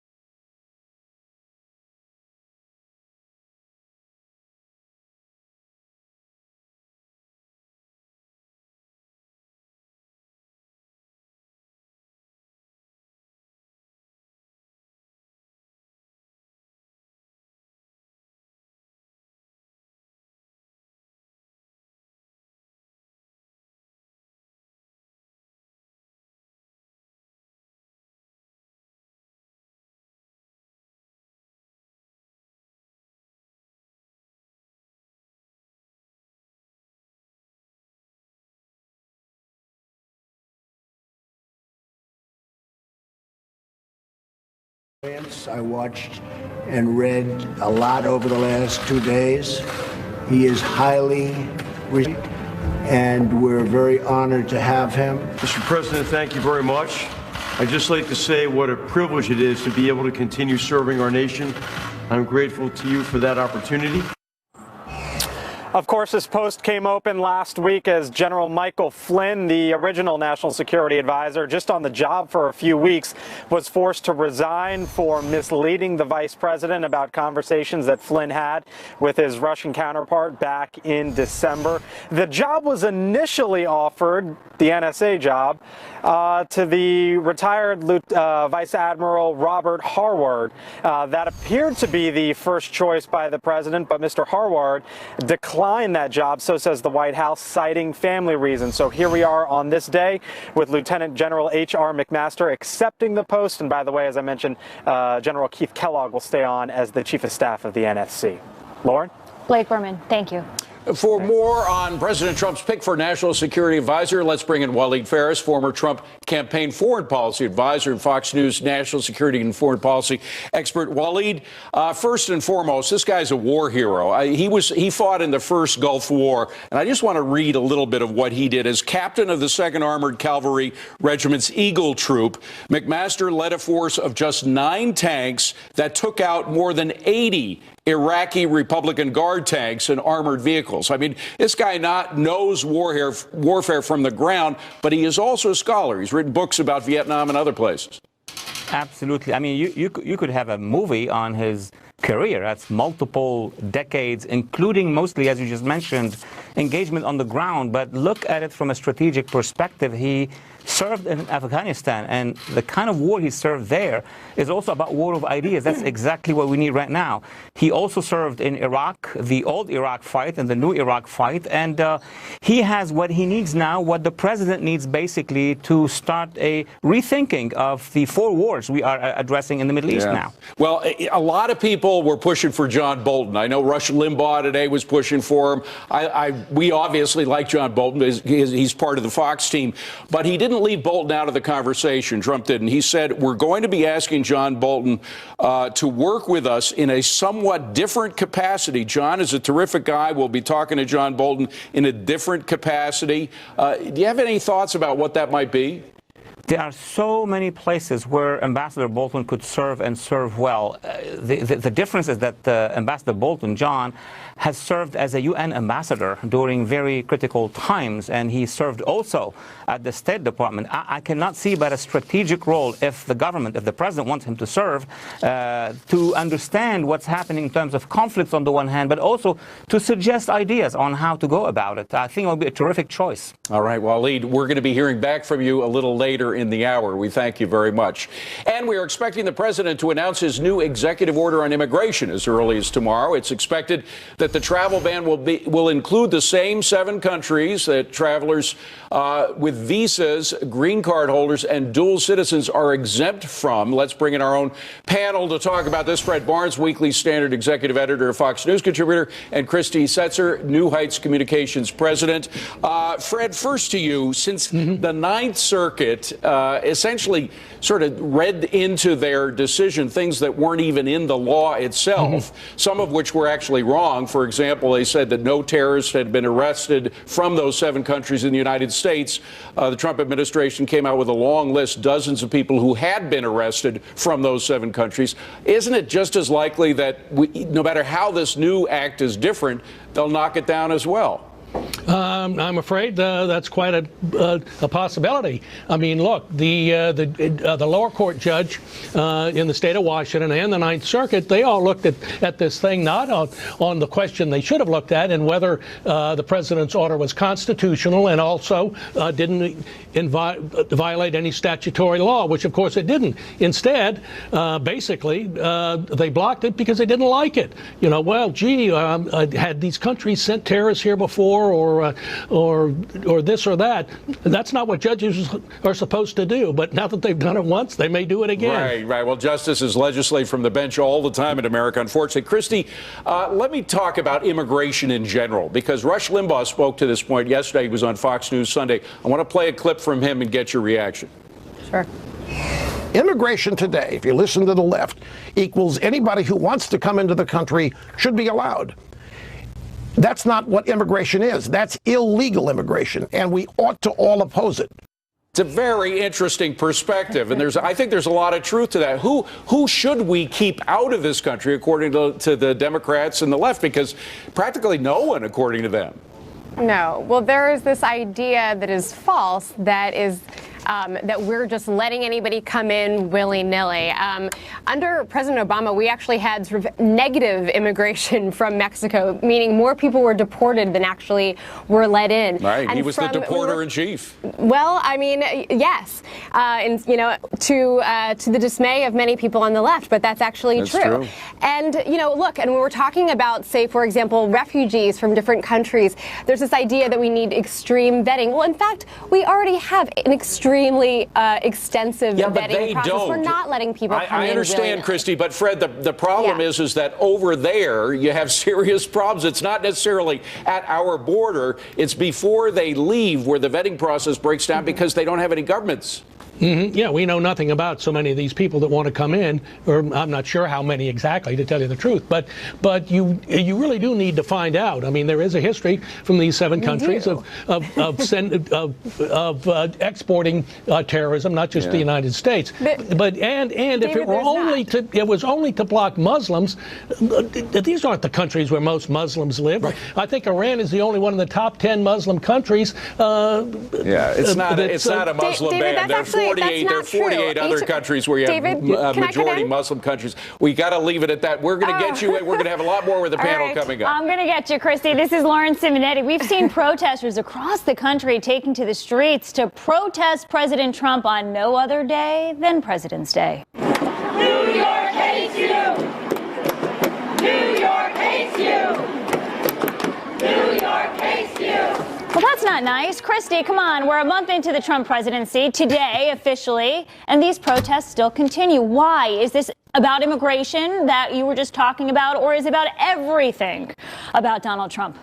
It's about everything. And look, the people who are protesting are making it very clear. This is not, when they're saying he is not our president, they're not actually questioning the legitimacy of whether or not he actually won the election. They are conceding that they believe that he did. What they are saying is that Donald Trump doesn't share our values. And I think there's a lot to be said for that in a variety of different issues. Whether we're talking about, look, we as Americans believe in a free and open press. It's part of our Constitution. We don't believe, as Donald Trump said last week, that the press are the enemy of the American people. Or whether we're talking about, again, whether we are talking about immigration. We believe, again, that we are a nation of immigrants, that we don't demonize people just because they look differently from us. So, you know, there's a lot of different ways in which I think that they have reason to be protesting and reason why we should be listening. Fred, let me have you jump in right here, because yes, there's a long list of things that you can hate Donald Trump for, but so much of his message does strike a populist chord, right? Let's get more women, higher salaries, more maternity leave, and the like. I mean, they can't hate everything about him. No, they can't, but I think Republicans should take these demonstrations seriously. That's what Democrats didn't do. Remember the Tea Party, when those demonstrations started in 2009 and into 2010, and Nancy Pelosi said, oh, they're just astroturf, you know, they're synthetic, they're not representing anybody. Look, I think these people are representing a serious element of the Democratic Party, and they ought to, and Republicans need to pay attention seriously and respond to them if necessary. And also try to get things done, because at this rate, we've got 4 more years of protests. Fred and Christy. Yeah. Thank you so much. Thank you. Well, the president, he has been working down in Florida, but I think we have a live shot of him about to take off from Florida. He's coming back further north. There's Air Force One, taxiing already. I believe, is the president in there already? Yes, the president already has boarded the plane. He's on his way to Andrews Air Force Base, and from there to Marine One, where he'll fly by helicopter to the White House. So he's back at work. Of course, he's coming to pretty much of an empty town because all of Congress is gone. Congress is gone. It's President's Day today. So many people not at work. But it seems like he's a bit ahead of schedule today. This is actually, he's been in Florida the past 3 weekends in a row. He has indeed, and even though Congress is not in session this week, they're taking the whole week off. Wouldn't it be nice? But he's going to be doing a lot of work on his own. Executive power allows him to do certain maneuvers that he will be taking advantage of, particularly in terms of immigration law, coming out with a way, hopefully from his perspective, to get around that Ninth Circuit panel the executive order roadblock from his last immigration order. So we will be watching as the president taxis off and makes it. I think we're going to be actually watching this thing as it gets on the runway.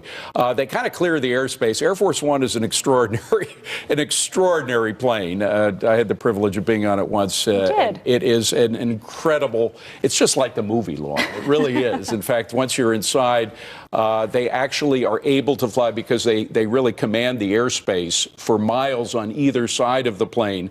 If there's a patch of rough weather ahead, they can fly right around it. So virtually nobody in there wears seatbelts. It's never needed because, again, if they see anything coming, they have the best instruments in the world. Fun way to get around. There have been questions, however, about whether this president is doing what the last president did, that is taking too much time for these very expensive flights. They are amazingly expensive, about $3 million a flight, I believe. Like we noted, he's been in Mar-a-Lago the past 3 weekends, meeting with the Japanese Prime Minister Abe and his wife, meeting with all the generals, and John Bolton to pick the National Security Advisor this past weekend. Those 3 weekends costing taxpayers about $10 million by some estimates. So they are expensive, but he is headed back eventually to D.C. And while Congress is on recess this week, they've got a lot to do. We're expecting as soon as tomorrow a new executive action, a new executive order on immigration and travel into the U.S. You know what's interesting? The security follows the plane onto the runway. Do you see those 3 cars in the back? I mean, all the way to the active runway, they are making sure that Air Force One is safe and secure. And in addition to those executive actions, Republicans say they have a plan to repeal and replace Obamacare, but there are some big details that are missing, namely, how are they going to pay for it? We're going to take a look at that. And on the table right now. Meanwhile, spies plotting against President Trump are out of control. That's coming from a former CIA operative. And get this, he's a Democrat. We're going to get the details behind this accusation when I speak with him coming up. And the president firing off a shot once again at the mainstream media, calling them the enemy of the American people. Is this fair? Or did he go too far? We're going to have that debate for you next. Both the president and I strongly support a free and independent press. But you can anticipate that the president and all of us will continue to call out the media when they play fast and loose with the facts.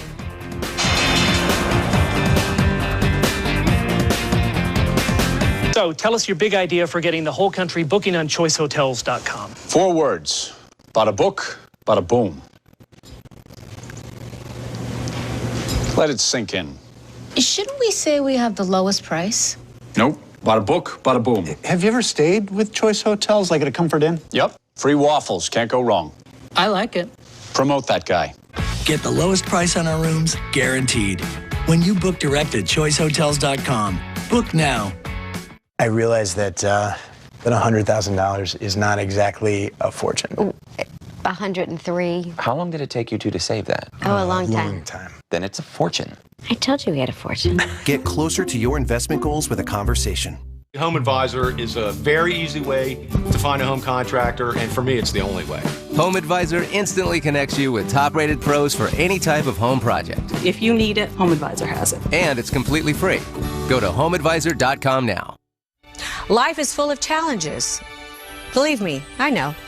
And being overweight didn't help.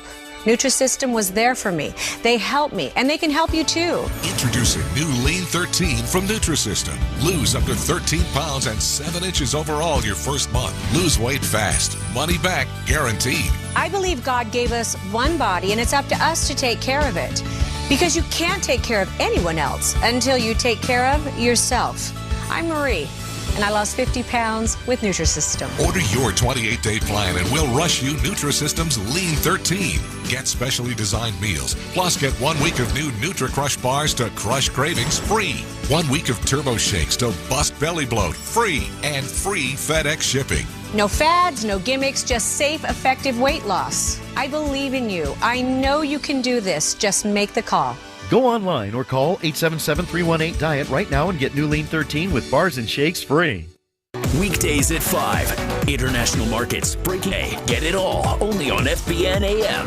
Weekdays at 5. I laugh, I sneeze, there goes my sensitive bladder. Sound familiar? Then you'll love this. Incredible protection in a pad this thin. I didn't think it would work, but it does. It's called Always Discreet.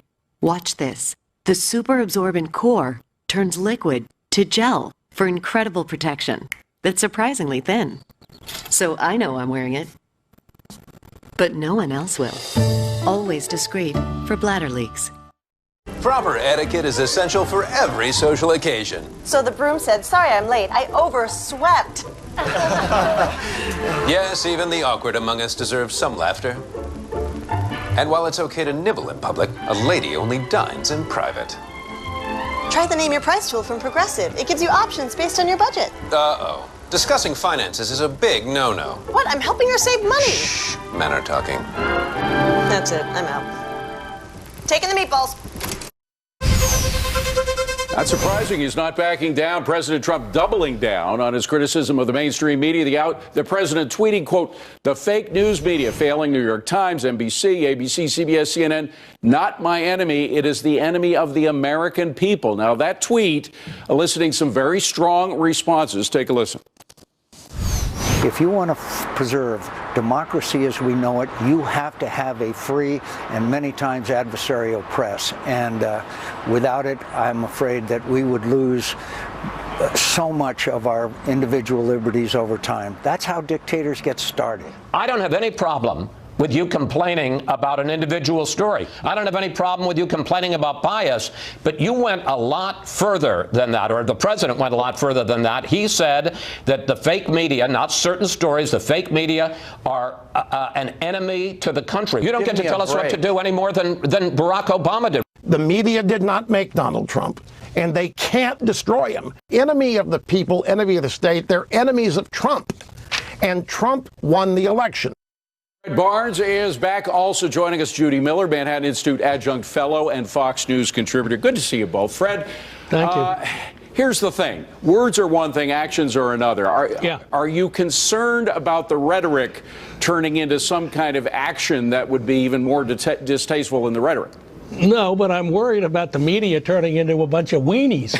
I mean, it's ridiculous. I mean, the First Amendment provides for freedom of the press. Yeah. It doesn't provide the press with freedom from criticism.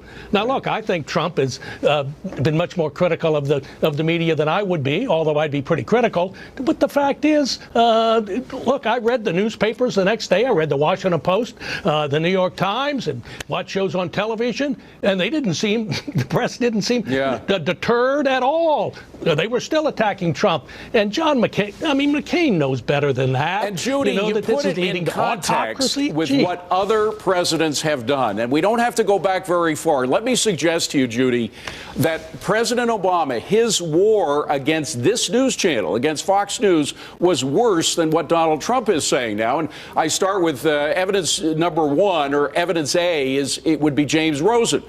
James did a report on North Korea. The Obama Justice Department actually tried to indict James Rosen as a co-conspirator to espionage. Now, that's a precedent. That hasn't been done before.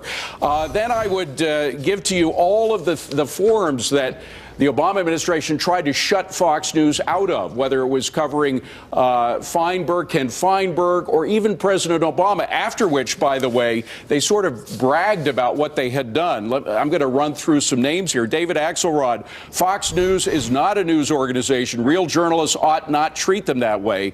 We're not going to treat them that way. Dan Pfeiffer, the Obama administration has decided to stop abiding by the fiction, which is aided and abetted by the mainstream press, that Fox is a traditional news organization. I mean, they were essentially, we can go on, but they were essentially bragging, Judy, about shutting us out. We are a legitimate news organization. That's what Obama did. Right, and they were not permitted to do that, in part, David, because the rest of the press corps stood with Fox News when President Obama tried to have us excluded from the White House press briefings and said this will not stand. In the same way, I think the press today has to stand up to Donald Trump and say, Mr. President, you can say whatever you want to about us, but we're here, we're constitutionally guaranteed, and we are not going to stop criticizing you or calling you out whenever you utter But if something he doesn't that is stop simply untrue. criticizing the press, I wouldn't be worried unless he tries to do something like the Obama administration actually did try to do against us. Well, I think you're right, but the problem is words, as we all know, have consequences. And we've seen consequences in terms of people delegitimizing reporters in the press and sometimes even taking action, physical action against reporters attempting to cover Trump press conferences or press rallies. I mean, look, we're tough, right? We can take it, and I'm not afraid. Well, you certainly can. By the way, for those who don't know, Judy actually went to jail to protect his source, but go ahead. Mm-hmm. Right, and would do it again. I just hope I don't have to, which is why I'm so worried about President Trump's efforts to delegitimize us. But look, we have a job to do. I think we just should ignore his criticism, lower our heads, take up our pens, and continue writing. I That's think exactly so. what we And should do. until they start doing something like President Obama did and tried to do against this news organization, I wouldn't be too worried. We have to leave it at that. We need much more time, but we don't have it. Thank you. We do. Thanks, David. And coming up, migrant crime wave, President Trump blasting the mainstream media for missing the point once again and raising the alarm about the high cost of admitting refugees into this country. Next, Waleed Faris, a Fox News national security expert and former foreign policy advisor to the Trump campaign, is back to sound off.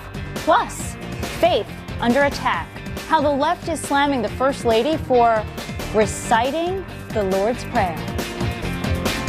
The attacks, I think, are unfounded, and I think people don't understand what was meant originally by separation of state and church. It was meant to protect the people from having a government force a religion down their throat.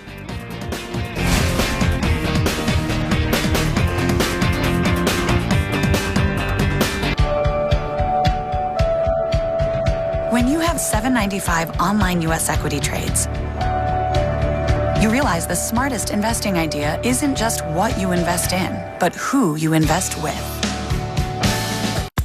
Where to get in, where to get out. If only the signs were as obvious when you trade. Fidelity's Active Trader Pro can help you find smarter entry and exit points and can help protect your potential profits. Fidelity, where smarter investors will always be. Trump goes on the offensive. We are not going to let the fake news tell us what to do. After sounding off at his rally, We have to tell the Democrats to stop their tactics of delay. Dobbs has all the fallout. Part of our powerful early prime lineup tonight. Dear Predictable, there's no other way to say this. It's over. I found a permanent escape from monotony. Together we are perfectly balanced. Our senses awake. Our hearts racing as one. I know this is sudden, but they say if you love something, set it free. See you around, Julia. Known for its spectacular shoreline, charming seaside villages, and of course the world's most famous seafood, New England offers the perfect summer cruise. With American Cruise Lines, on a grand New England cruise, you'll visit the 9 most beautiful ports in New England, including Newport, Martha's Vineyard, and the Maine coast. You'll be the first to sail on American Cruise Line's brand new ship, American Constellation. In your spacious stateroom, a private balcony offers breathtaking views, while our gracious onboard staff ensures that your voyage will be unforgettable. Begin your journey today.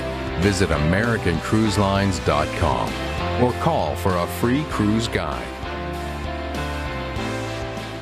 If you're tired of doing hours of cardio with little to show for it, then it's time you go vertical with Maxi Climber, the calorie-burning, fat-blasting workout with muscle toning. Maxi Climber burns an incredible amount of calories in a short amount of time. Maxi Climb your way to lean, sexy legs, rock-hard abs, firm glutes, and toned biceps and triceps. Lose weight and burn calories. Maxi to the beat with Maxi Climber. Try Maxi Climber today. Now available at participating retailers.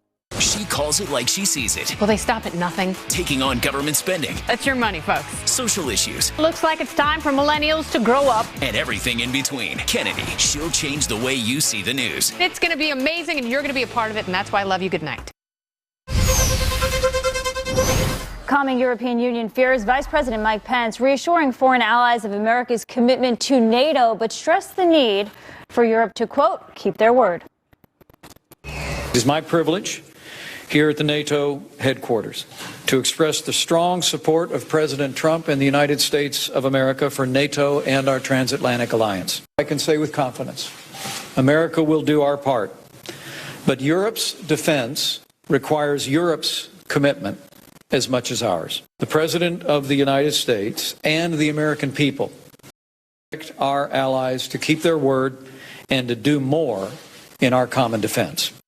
Waleed Faris, Fox News foreign policy expert and former Trump campaign foreign policy advisor, is back with us. Good to see you again. Thank you. That last part there, Vice President Pence was talking about the need for these 28 countries to pony up the 2% of their country's GDPs for defense. Only 5 of them are doing that. How is Pence and Trump going to get that from NATO if they're saying, oh, we're working on a relationship with Russia and, we welcome Brexit, the British exit from the European Union? Well, first of all, during one full year of the campaign, many in the West, many in Europe, media and government have been criticizing and saying that the Trump administration will not even go to Europe, that they've isolated themselves. They're going to go to Putin, divide the world in two as in Yalta. And yet, now we see Vice President Pence going to Europe, meeting with the 3 leaders of the Baltics. I mean, these countries are basically facing Russia, reassuring them, meeting with the Secretary General of NATO, meeting with Chancellor Merkel. So his basic message is that we're not here to dismantle NATO. We're here to strengthen NATO, but there are some organizational issues we need to address together. And believe me, over many years, I've been speaking with lawmakers in Europe, and they themselves, before the Trump campaign, have been saying we need to reorganize NATO. So it will happen now. Okay, so the optics are there. The optics are in the Trump administration's favor. What do you say to the critics out there who say, or those in Europe who say, this is what they say, but we're worried about the next policy change fired off in a tweet of Donald Trump? Yes, of course, those who are making those statements are basically members of the parties that are in opposition to the Trump administration. What would worry me if national security advisors, if the military, if NATO, or if there is a mass opinion inside Europe that would be dismissive of what we're trying to do. And Vice President Pence going to Europe basically is to reassure these people, and then the summits with NATO will show that, and then the actions on the ground. Remember, he met many Middle Eastern leaders in Europe to talk about what we can do in the region. So I see that the administration is moving forward. I'm not defending it, but I see that it is moving forward, and the critics are going to continue to pound. Committed to NATO and a unified Europe. Okay, let's move on here. This is another big topic making headlines yesterday and today. Standing his ground on Sweden's immigration problem, President Trump tweeting this: "Give the public a break. The fake news media is trying to say that large-scale immigration in Sweden is working out just beautifully. Not." Of course, this after receiving a ton of backlash for comments that he made over the weekend at a rally in Florida. Listen. We've got to keep our country safe. You look at what's happening in Germany.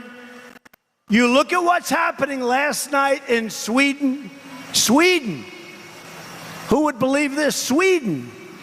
They took in large numbers. They're having problems like they never thought possible. So, Waleed, it seems to me that Donald Trump is saying there is a social cost that populations must pay when you accept all these refugees. Well, look, if we put the style aside, this was a rally, and we've seen the president speaking at rallies. We've seen him speaking in foreign policy speeches, and we know the difference, and all leaders, act the same.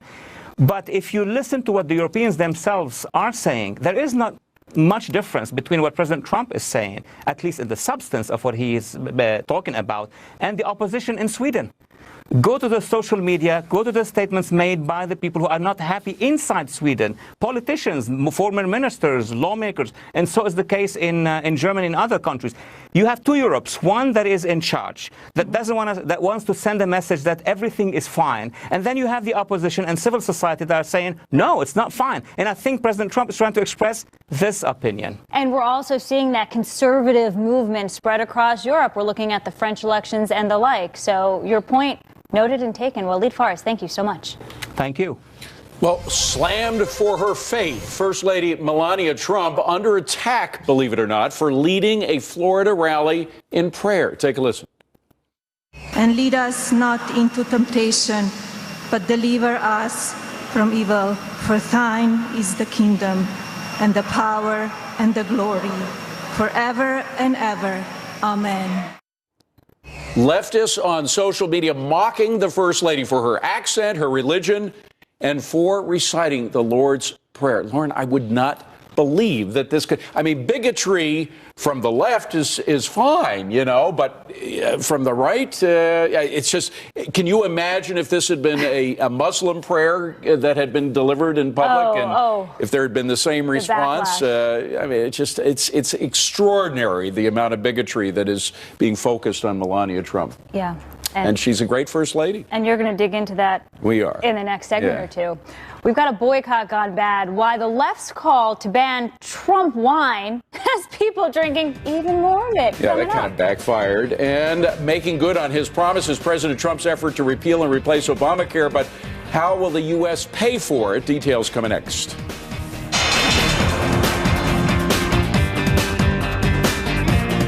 Liberty Mutual stood with me when I was too busy with the kids to get a repair estimate. I just snapped a photo and got an estimate in 24 hours. My insurance company definitely doesn't have that. You can leave worry behind when Liberty stands with you. Liberty Mutual Insurance. As soon as I left the hospital after a DVT blood clot, I sure had a lot to think about. What about the people I care about, including this little girl? And what if this happened again? I was given warfarin in the hospital, but wondered, was this the best treatment for me?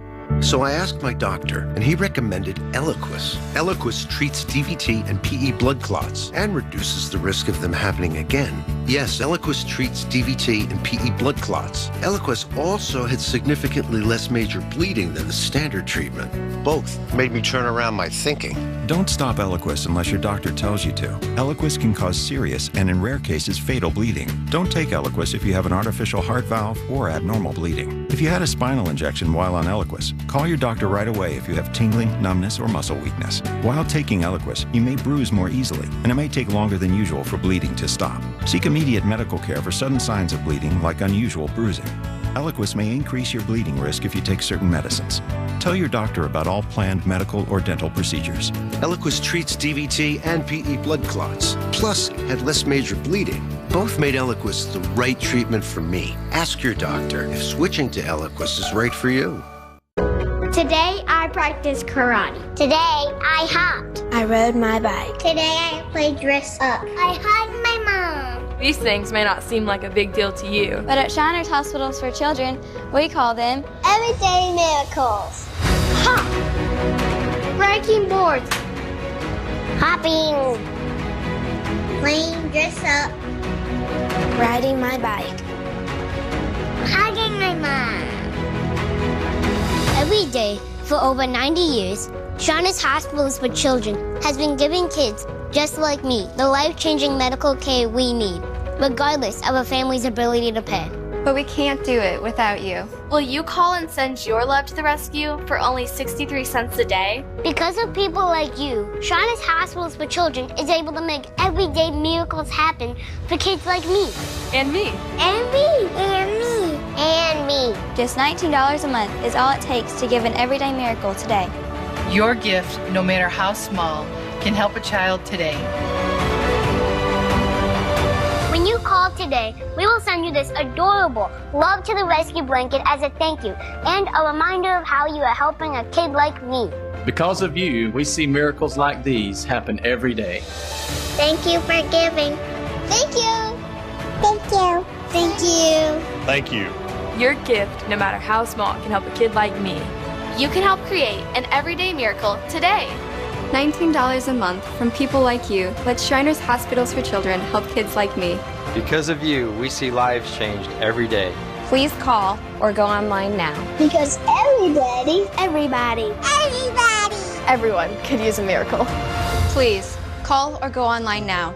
If operators are busy, please call again or give right away at loveshiners.org. Your call says you care. House GOP leaders unveiling their plan for the repeal and replace of Obamacare, with the commander-in-chief still all in on the plan, which is seemingly lacking detail on exactly how to pay for it. Fox News' Peter Doocy is live from Capitol Hill with the very latest. Hi, Peter.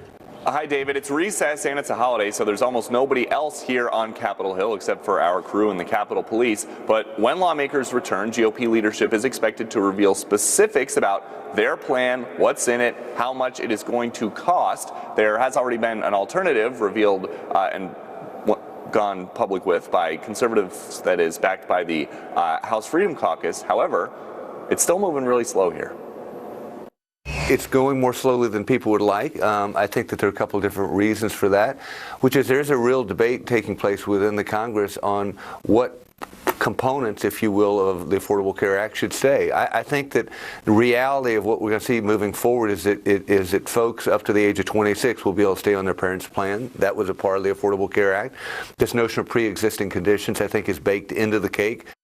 House Minority Leader Nancy Pelosi sees things differently. She says Republicans are just trying to cut government spending on health care so they can cut taxes for rich people. Pelosi was obviously a critical player in getting Obamacare passed, but others involved in its creation are welcoming changes, like Dr. Zeke Emanuel, one of the ACA's architects. The first thing we need to do is to change how we pay doctors and hospitals so they have a big incentive to increase their quality and lower their costs. We have to get off what we do now, which is pay them when they see patients, and we have to pay them in a different way, by bundles, by capitation, that actually incentivizes them to lower the total cost of care. House Speaker Paul Ryan has been speaking about Obamacare repeal in urgent tones. He says basically that the economy needs Obamacare to go big hit, and the majority leader here in the Senate, Mitch McConnell, says that they are going to vote on a repeal as soon as they have the votes, but that is obviously a few steps ahead because, again, GOP leadership has not given its rank-and-file members specifics about exactly what's in it, when a vote is going to be, and what it's going to cost. David. Peter Doocy, good to see you, Peter. Thank you. Lauren. Thanks, Peter. The jobs-first mentality certainly resonating with Americans. 61% saying they view the U.S. economy as strong. That, according to a new Harvard-Harris poll. Here to react, Gary Kaltbaum of Kaltbaum Capital Management and a Fox News contributor and University of Maryland economist, Peter Morisi. Hey, guys. Good to see both of you. Hi. All right, Thanks for having me. This is fitting on President's Day that if you look at the S&P 500's performance, right, in the past month since the inauguration, it's up 3.5%. The fifth best performance under any president. So, Gary, I'll start with you. I mean, we're loving what Donald Trump is doing to the economy, right? Well, the market doesn't. By the way, we're up about 11% since the election. Yes. And let me just say this. The words confidence and optimism are intangibles you can't put a statistic to, but they matter a lot, especially when you have business leaders walking out of the White House and telling them that we're finally being listened to and we're telling them what is needed to let things flourish, and it looks like the president's listening. I think nothing bad can happen from this, but he has to follow through on the promise of lower taxes and less regulations sooner rather than later. Let's pick it up there, Peter. Tax reform. Investors are betting on it. They are hoping for it. When do we get it? And will that take us to the next level for this market? Will that make the rally just become, are we going to Dow 30,000? Oh, I don't know that we're going to 30,000 this year, but I think we'll keep going up if the Congress starts to make progress towards tax reform and gets it done by the fall so that it's in place for 2018 and maybe, has some retroactive elements back to the middle of this year. But that is really critical because that's the one thing the government can do pretty quickly. I mean, you pass the bill, the president signs it, it's there. Deregulation is much tougher because there are all these processes these various statutes require you to go through. The Democrats aren't going to go along with changes in the law, whereas with taxes, I think it's really possible to do. Yeah, and I just want to point out that if you look at Reagan in the past and George W. Bush, they both had their tax plans in by now. So this is something. Well, they also had their people in by now. Good point. But I mean, let's face it, when Chuck Schumer, votes against every single person the president puts up, where they lay bodies in the street at every available option, where the Democrats are basically saying we don't have a president of the United States for the next 4 years. This guy can't be blamed for it going slow. If the economy doesn't work out, lay it on the lap of Nancy Pelosi and Chuck Schumer. It's that simple. And by the way, the tax cuts didn't kick in until 18 months after Reagan was in power, so it did take a long time for him as well. Meanwhile, President Trump eyeing a change that would inflate the current U.S. trade deficit, making it appear much larger than it has in years past. Peter, this focus on trade deficits, I gotta ask you about it. 1984, I went back to 1984 because it was a record growth year. 1984, we had massive trade deficits. It was the largest trade deficits that we'd had in history. $123 billion in 1984 dollars. In current dollars, it was about $300 billion. The same year, look at that. For the full year, we had a growth rate of 7.3%. The economy grew great guns despite a huge trade deficit, to which you say what? Well, we had the tax cuts. We were getting deregulation. We had Morning in America. So America was growing very rapidly relative to the rest of the world and consuming. That's a good thing. Right now, we're not growing very well at all, and we have a $500 billion trade deficit. If we brought it down, then the economy there would be more things made in the United States, and as a consequence, more money spent, more jobs, and so forth. I think it should be on the other side, Gary. We focus, as you said earlier, on the tax cuts. You get the economy to grow, and then the trade deficit would become irrelevant. All I can tell you is this. It's our money in the first place. And if you want to see deficits come down, get 5% GDP. Right. Those are the type of things that get revenue skyrocketing. But I got to tell you, this is the first time I've ever seen what I call political sleight of hand to make things look worse. The Trump administration want deficits. They want deficits to be higher so they can negotiate better with the trading partners. Peter wants to jump in, but we ran out of time. Guys, thank you very much. Gary and Peter, appreciate it. Laura. Save those thoughts. Another blast of heavy rain is once again threatening the tallest dam in the country. A new warning that if the dam collapses, residents might not have enough time to evacuate.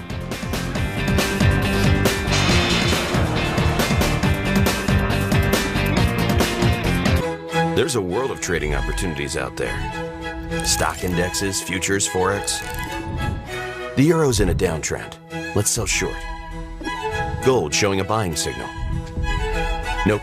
Let's cut our losses in gold and take profits in the euro. Limited risk, virtually unlimited opportunities. Nadex binary options. The future of trading. Learn more at nadex.com.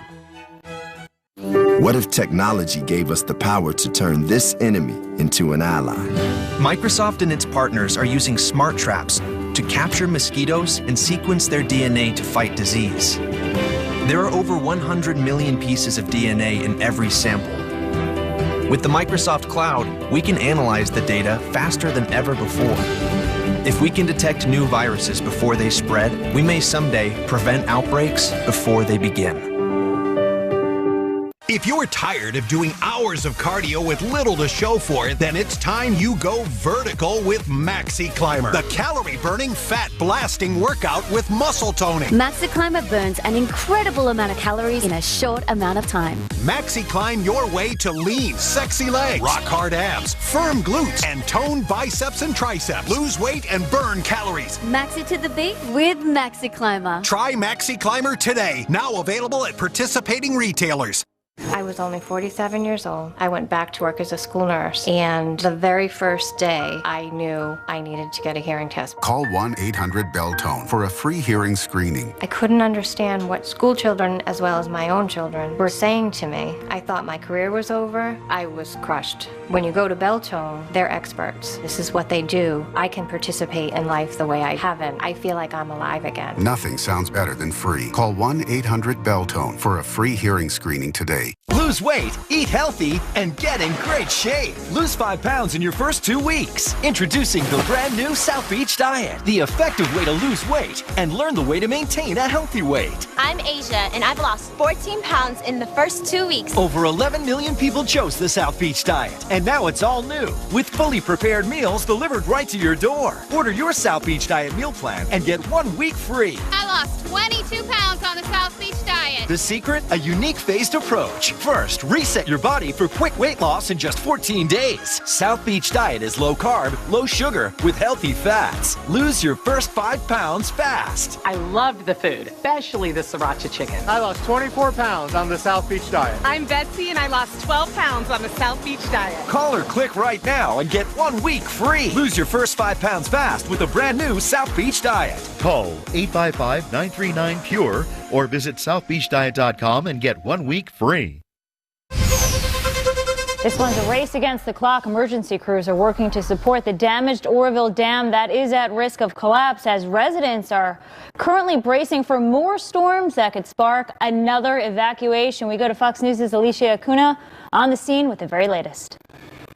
This is exactly what the crews on the ground here don't need, wind and rain, but it is something that they were anticipating. Let me give you a lay of the land of what's going on. Right behind me here is Lake Oroville, and over the weekend, crews were able to lower the water levels just enough in anticipation of the storm that is arriving, and more rain is expected at least through the middle of the week. They were able to get it low enough so that they could make room for that additional fresh rainwater, but also the runoff that is expected, and they did that by releasing a lot of water through the damaged spillways. While that was happening, they continued to work on the spillways, especially that emergency spillway, the cement that was eroding down. They've been dropping slurry and cement in that area and continuing to work around the clock. But the helicopter pilots have decided there's no way they can work in this situation because it things down to a certain extent.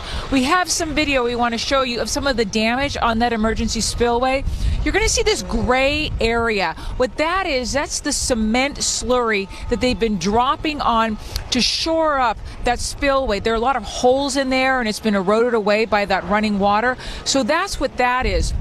Meantime, the people who live downstream in Oroville and the communities surrounding, they're awaiting the possibility of future evacuation orders. They were warned when they were let back into their homes earlier this week that word could come at any time from the sheriff's department that it was going to be time to go. So they have their bags packed, they have their cars packed, and they're just awaiting the next step and the next word from authorities here.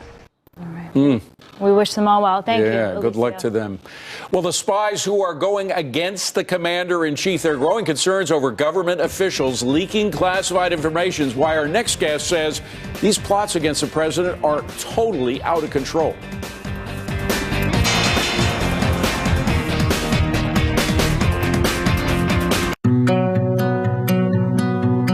I can't wait for her to have that college experience that I had.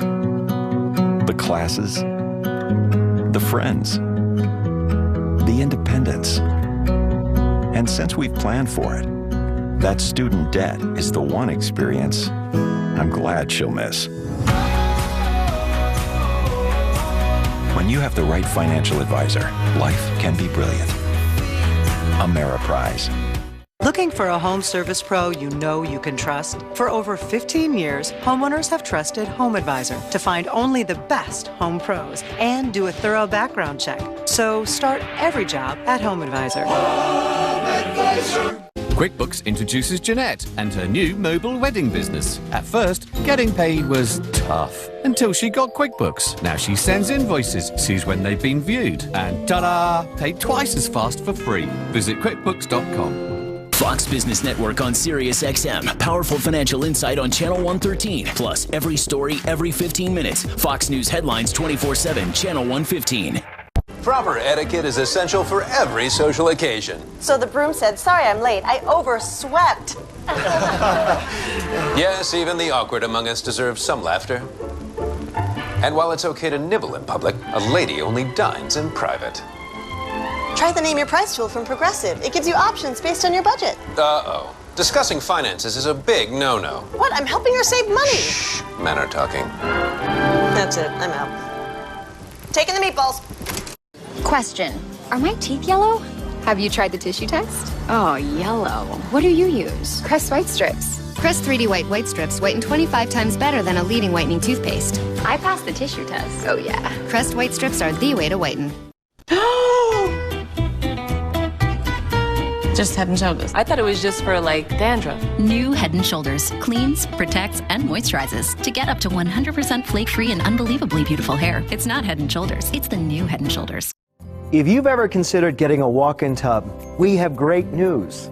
No more cold seats. For a limited time, when you purchase a Safe Step walk-in tub, we'll upgrade your order to include our newest feature, a heated seat. That's a $600 value. Free. But that's not all. The new and improved dual hydrotherapy system now has foot massaging jets to help soothe aching feet. And as always, Safe Step walk-in tubs are built to maximize safety, so you have comforts of bathing again. Call the number on your screen now for more information and a free, no-obligation consultation.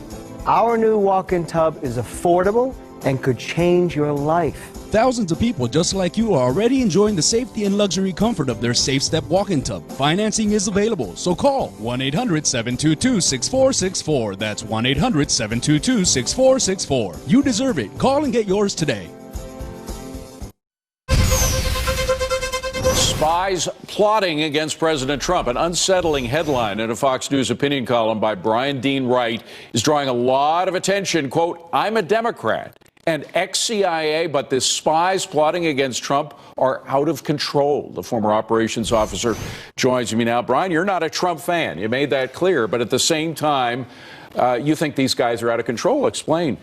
Well, before I'm a Democrat, I'm an American. And that's what you learn and you understand and accept when you walk into the halls of Langley. Before you're a man, a woman, a Democrat, Republican, gay, straight, Christian, Muslim, doesn't matter. You're an American first. And my concern with these leaks, with withholding information, what we saw in the fall with this dossier business, I'm seeing a pretty consistent pattern. I don't think it's the lower level folks or that medium tier of spies. They're doing God's work. I think it's this higher tier bunch of folks, former Obama administration officials. That's the concern. And my fear is if these folks continue to do this stuff, it undermines a very important principle that American people choose their Democratic representatives. Now, are these Obama administration folks who have become part of the bureaucracy? That is, they were put in there for political purposes, but now they've managed to become a part of the system? Yes, it's a couple of fold. One, some people just have a righteous belief that they are doing the right thing because they really just don't like Trump. Then there are another cadre of people who wanted to be part of the Clinton administration, and unfortunately, she didn't win, so they didn't get those jobs that they wanted. Now, a lot of this information, besides the fact that you've taken an oath not to divulge this stuff, so you're not only breaking the law, you're breaking a personal oath, but you also could genuinely harm people. I mean, they're based on some of the information that already has come out. Could individuals befell harm as a result of that? Well, that's always the fear with leaks, right? In this case, it's even more profoundly anxiety-ridden, right? Because we're talking about the stability of America's democracy. But if you start leaking stuff, that starts, jeopardizing sources out in the field, your fellow officers. We called it sources and methods back in the day. But the fear is you start jeopardizing a lot of people because of your own ideology, because you just don't like President Trump. Well, also, it plays into the hands of our enemies. Whenever they see us confused and working one part of the government working against another part, they're happy. That's what makes Putin happy. That's what makes all of our enemies happy. I couldn't agree with you more. Here's my fear, that in 2020, if sort of the liberal spies get their way, and again, this is coming from a Democrat's perspective, the conservative spies will step up and say, hey, you know what? If the Democrats just won in 2020, I'm going to make sure that I harm, Bernie Sanders or Elizabeth Warren or whoever were to be elected in 2020. Mm-hmm. That kind of sort of political tribalism, that is not what this country needs. It's a very, very dangerous, slippery slope, and I've seen it happen in other places. Well, I'm glad you wrote the piece, but I wish you were back in the CIA. Yeah, well, we need folks like you in there. Appreciate that. Brian, thank you very much. Lauren. Thanks, guys. We'll be right back. $200 million watching history be made, 2 million making their own, 5 seconds gained, and a nomination won. When it counts, the biggest moments count on Comcast Business, with $5,000 of NBC coverage for the games. Over 900 miles of fiber laid for the Democratic National Convention. 40 pit stalls monitored at once for NASCAR. And 10 terabytes of data transferred for the big game at Levi's Stadium. We know what it takes to connect millions. Imagine what Comcast can do for your business. This is the Silverado Special Edition. This is one gorgeous truck. Oh, did I say there was only one special edition? Because actually there's 5.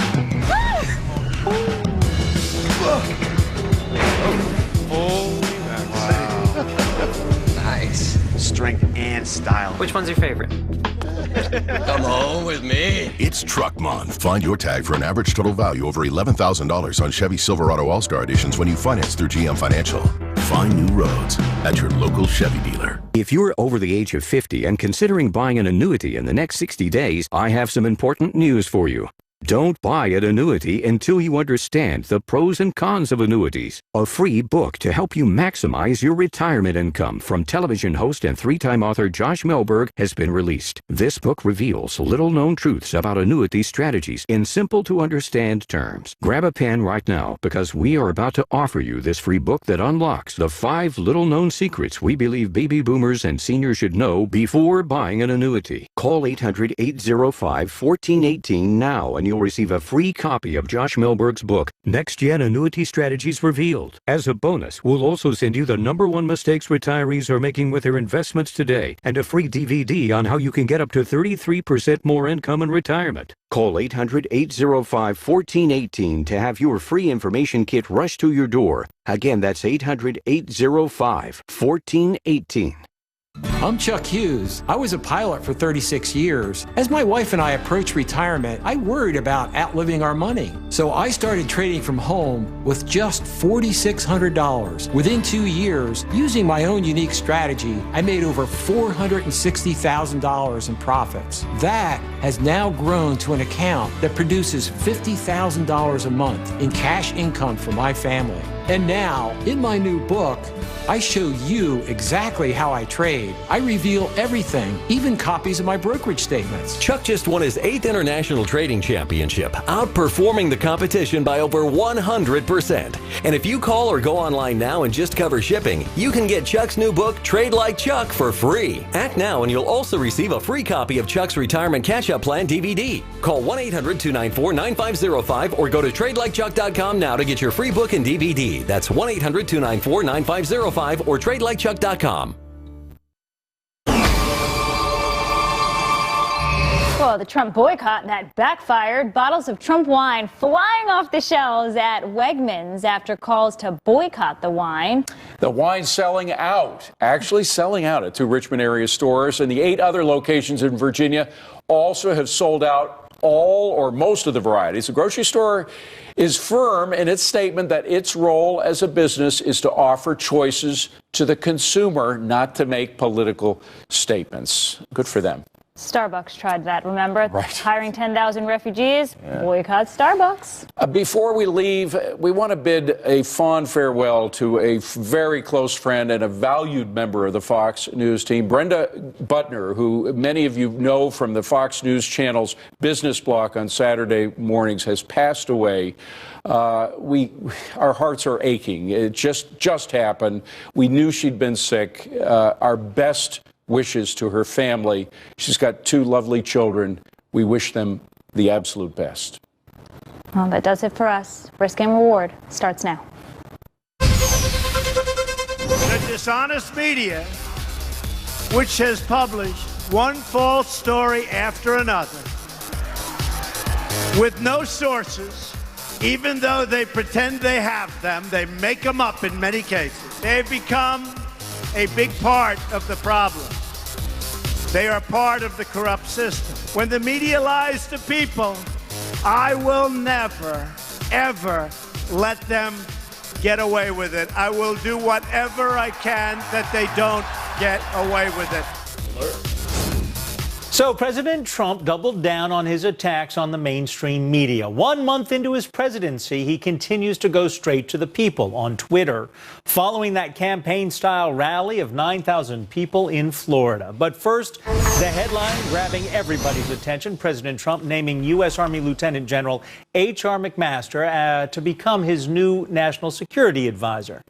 Welcome to Risk and Reward. I'm Adam Shapiro, in for Deidre Bolton. The president announced his choice for the nation's top national security advisor, a position that became vacant last week with the ouster of retired Army General Michael Flynn. To our very own Blake Berman with more on all of this. And Blake, McMaster is considered not only a military but an intellectual heavyweight. Tell us about him.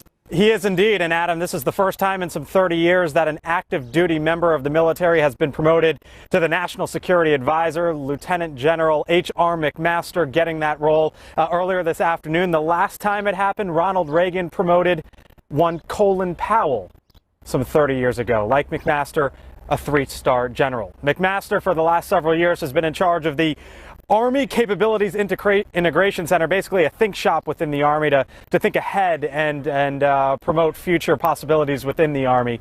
He was alongside President Trump at Mar-a-Lago in Florida earlier this afternoon when the president made the announcement. Listen. He's a man of tremendous talent and tremendous experience. I watched and read a lot over the last 2 days. He is highly respected by everybody in the military, and we're very honored to have him. Mr. President, thank you very much. I'd just like to say what a privilege it is to be able to continue serving our nation. I'm grateful to you for that opportunity.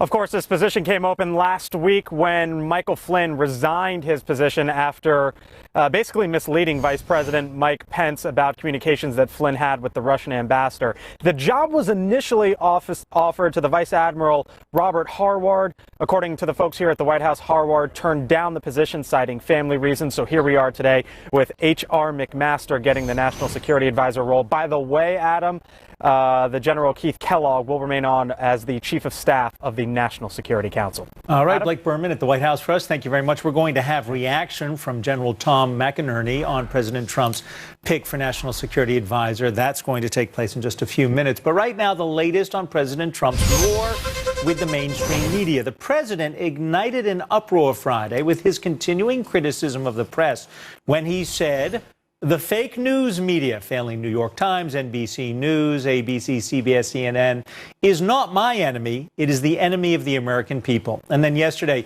White House Chief of Staff Reince Priebus said President Trump's comments about the media are warranted. All day long, on every chyron, every 7 minutes, are talking about Russian spies, talking about the intelligence community, talking about how me and Steve Bannon don't like each other and what's Kellyanne doing. All this just total garbage, unsourced stuff. And with a new Rasmussen poll showing 51% approve of the job President Trump is doing just 30 days into his term, should President Trump care what the media actually says? Joining me now, former senior advisor to President George W. Bush, Karl Rove. Karl, it's good to see you. Thank you for joining us. I would imagine the president does care, or else he wouldn't keep attacking, or am I missing something? Well, I think he does care. I think it's showing a thin skin. Look, pick an argument with the media when they get things wrong. But to have this kind of, constant refrain that they're being unfair to me and that they're unsourced. I mean, be very careful about that. I mean, a lot of these, quote, administration officials, quote, White House staff, there's a lot of leaking going on inside the White House. Look, I understand.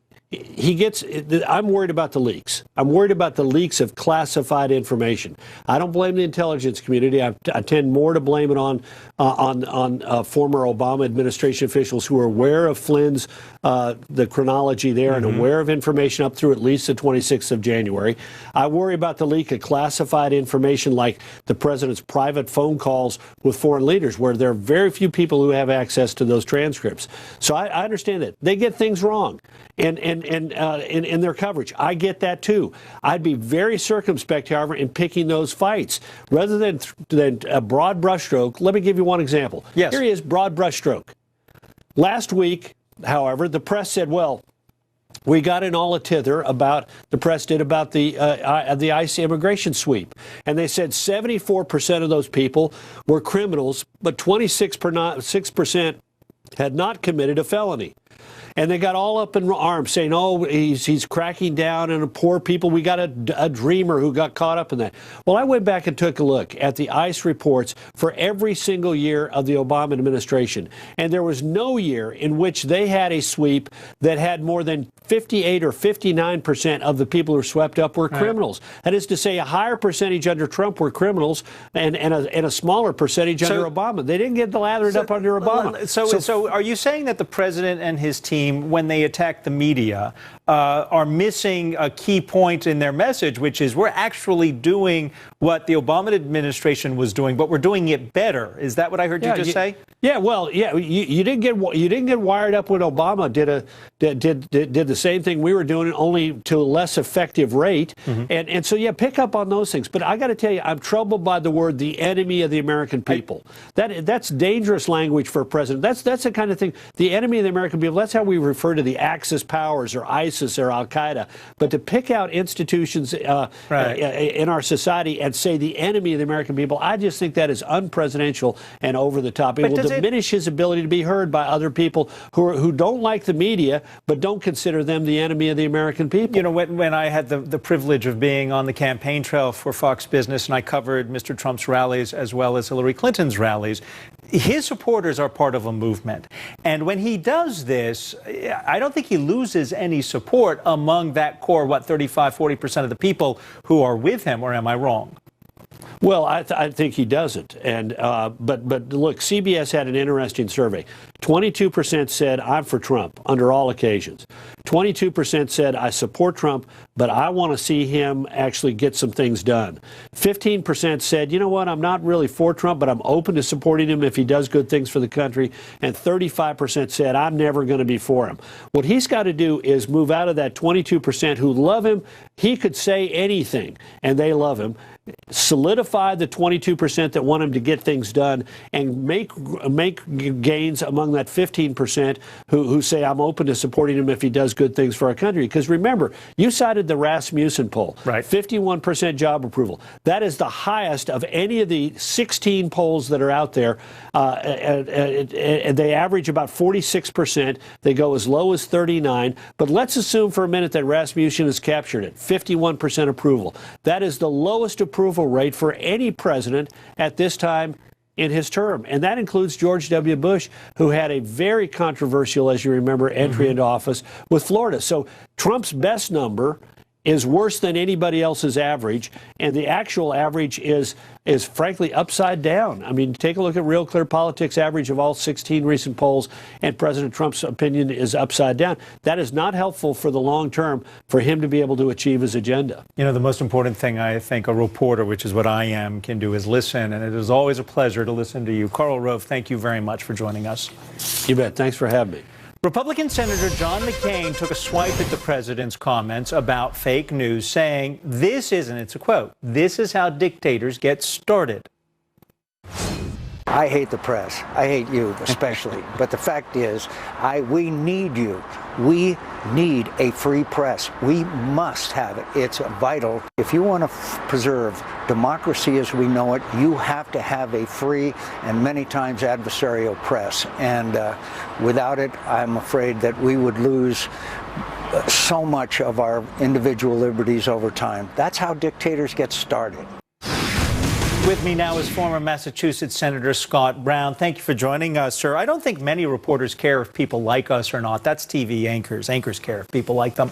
But do you think that Senator McCain's comment is a slap at the president, or was he just talking generically? Because history does show that people, dictators in the past, Adolf Hitler, they start by undermining a free press. Hugo Chavez, who is dead. I mean, that's how it gets started, is it not? Well, maybe in past history, but I don't think you're comparing this president to Adolf Hitler. Absolutely not. I certainly hope not. Okay. because the press plays a role. My wife is a member of the press. I guess indirectly dealing with press issues on a daily basis as well. There's a certain role for the press, but the press also needs to be held accountable for putting out or overstating or editorializing when they're supposed to just be reporting the news. A lot of folks take it upon themselves, have a license to either exaggerate or pontificate or editorialize when in reality they should just be telling what's happening and let the viewers decide for themselves which way to go. And that, I don't believe, happened in the last election. That's, I believe, what obviously the president's referring to when he has not gotten a fair shake. I don't think there's any surprise there. And he's going to battle with the press. I think there's kind of a symbiotic kind of, yin and yang give and take with the press. Most administrations, even Obama, President Obama battled with the press. There was the whole emails which were released which showed he tried to cut out Fox News. I mean, they tried to brand Fox News the enemy. But let me ask you this. When President Trump tweeted any negative polls are fake news, what are you supposed to do with that? Come on. Listen, you'd have to ask the president and his team what he means by that, but I can tell you that when you just referenced President Obama, he was not held and was not held to the same standard as this president. Mr. President, how's your golf game going? What's the most challenging thing you've been doing in the last few days in your vacation? Give me a break. He singled out Fox News out of the only media outlet he's ever singled out is Fox News. Everybody singles out Fox News. That's why, it's like being the Yankees. It's like being the Yankees. When you're number one, people want to take you down. Okay, well, let me ask you about this. Senator Rand Paul said that Senator McCain is just mad about the president's comments about him last year. In fact, here's what he said. Here's Senator Paul. This is colored by John McCain's disagreement with President Trump. It all is. Everything that he says about the president is colored by his own personal dispute he's got running with President Trump. And it should be taken with a grain of salt because John McCain's the guy that's advocated for war everywhere. He would bankrupt the nation. And actually, we're very lucky John McCain's not in charge because I think we'd be in perpetual war. And I was reading some Twitter comments from people who were upset with Senator McCain who said, John McCain is the man who couldn't get it done in 2008. I mean, any comment? Yeah, he's a mentor of mine, a dear friend, and I think he's a national hero. And he has his own opinions and is entitled to them. Have they been battling? Absolutely. And what I've suggested to my former colleagues and others and spoke here on Fox is that, they need to do what President Obama did with the beer summit. They need to sit down and close the door and air out their differences because you know what? You know who's hurting? It's not them. It's the American people by the constant bickering, not only between the parties, the Democrat and Republicans, but between the Republicans kind of themselves. And I respect Rand and I respect his opinion. And I didn't agree, and I said it then, with what President Trump said about Senator McCain and his war record and being a POW. But, that's the beauty of politics. It's a blood sport. And, when it's all said and done, we're Americans first. And I'm hopeful that we'll put that agenda first. I will give you the last word, and I will keep listening. Senator Scott Brown, thank you very much. You're in Portsmouth. Head up the road to Old Orchard Beach. I used to sell pizza there as a kid. Boston Pizza over at the pier. You'll have a good time. Take care, sir. All right. Two sisters intensely loyal to President Trump. They were at Saturday's rally. They'll tell us how it went. And as we mentioned at the top, President Trump naming his new national security advisor, Lieutenant General H.R. McMaster. Lieutenant General Tom McInerney will weigh in with his opinion when we come back.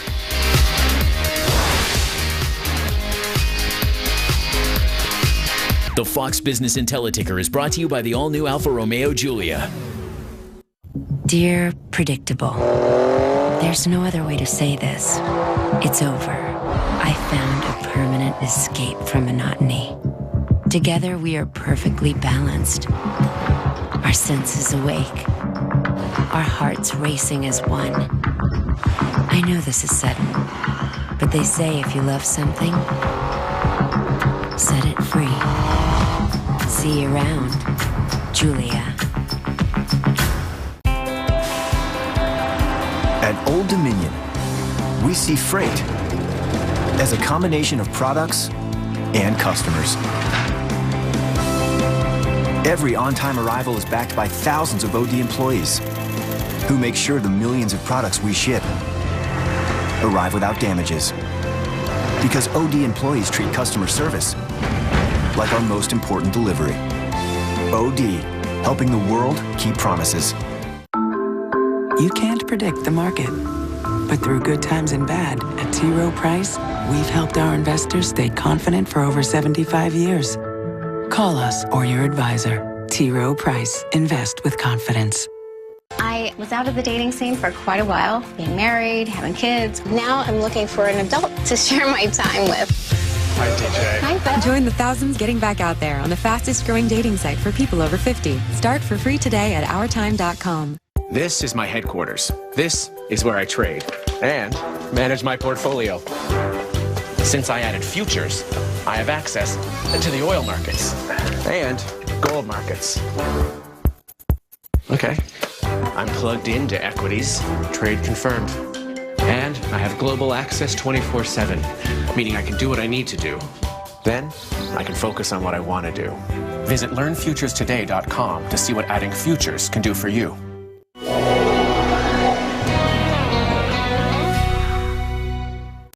Can I do Pop-Pop? Happy birthday! I survived a heart attack.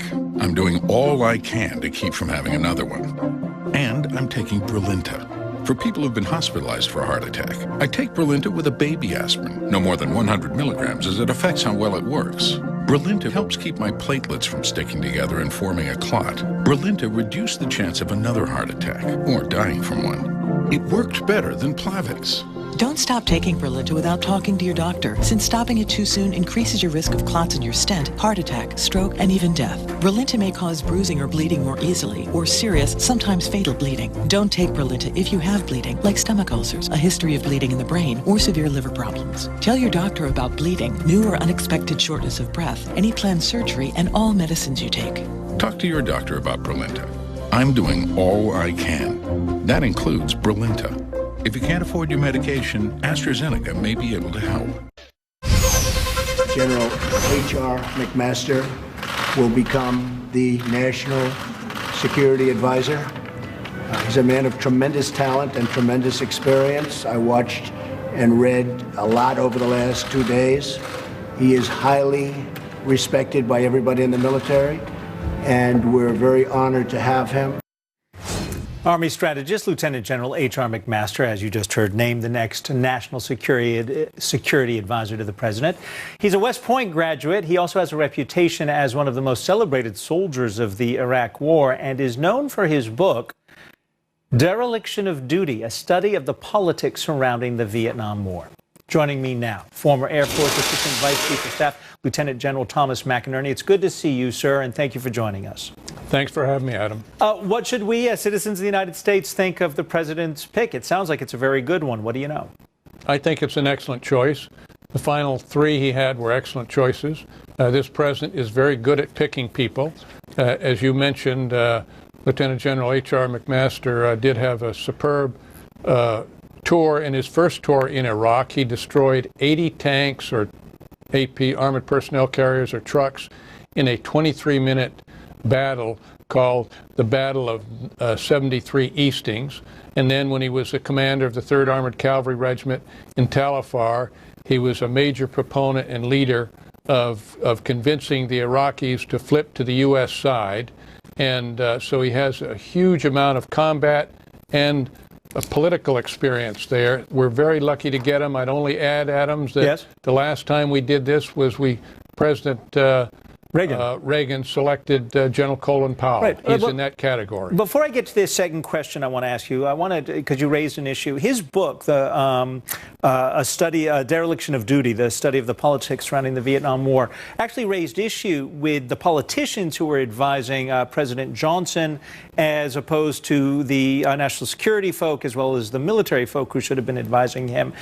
Do we learn anything about how he'll advise President Trump from that book? I have not had a chance to read it. I don't know if you have, but I would imagine it gives us insight as to how he will operate. That's an excellent question, Adam. I have read it.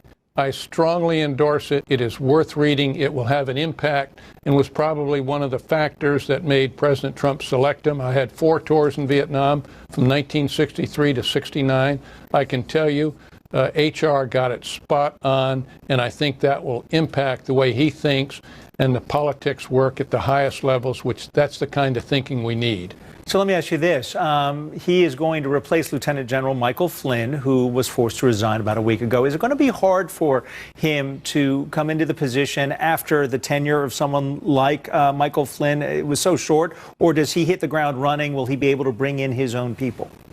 Look, he'll hit the ground running. He'll take the team that's there, and he'll make that team work. We're used to doing this in the military because we lose leaders in combat. You pick up command, and you keep the same team you had there. So that's ingrained into us. And I'm a big fan of General Flynn's. The fact is HR will replace him, and they'll not even miss a beat, in my personal opinion. Let's shift gears here. Defense Secretary James Mattis, General James Mattis, made a surprise trip to Baghdad on the second day of Iraq's military campaign. They're trying to recapture parts of western Mosul from ISIS. Now, General Mattis said U.S. forces will likely stay in Iraq and stay a part of the fight against ISIS for a while more to come. But the general also made it clear to the Iraqis that he's, discrediting or discarding President Trump's, it's not really a plan, but he made the statement a few weeks ago, maybe a little bit over a month ago, about seizing Iraqi oil to pay for the war. Did the Iraqis take that comment from President Trump seriously? And did General Mattis need to reassure them that is not our intention? Was that the right thing to do? I think that was the right thing to do. Look, President Trump is a reality TV star. He does a lot of bidding and doing and saying things. And the fact is it would be harder to take and keep that oil than let them have it. In any case, I think he assuaged the feelings of the Iraqis. He clearly, General Mattis's visit, because a week from now he's got to give a report to the president on what we should do in Iraq as well as in Syria. This will be the first time he's been back since he was the commander of Central Command, and so he's going to be the latest one with the latest information. He will have the preponderance of advice to the president. I do believe HR will be working with them, but Secretary Mattis will have the preponderance and the responsibility of his recommendation. Secretary Tillerson, the Secretary of State, CIA, and that, they'll make inputs. But clearly, Secretary Mattis's visit that he's doing right now will, I believe, determine the path that President Trump takes. Lieutenant General Thomas McInerney, it is always a pleasure to speak to you via the television. I had the honor of meeting you in person finally when I was in D.C. last week, and I look forward not only to our next discussion, but our next meeting in person. All the best to you, sir. Thanks, Adam. A new executive order on immigration could be released as soon as tomorrow, but word is it will be a lot different from President Trump's original temporary ban. We're going to find out if this one's going to stick. And you've seen these sisters at Donald Trump rallies throughout the country. They are known as Diamond and Silk. They were featured at the rally in Melbourne, Florida over the weekend. They are here to tell us why they say President Trump is already making America great again.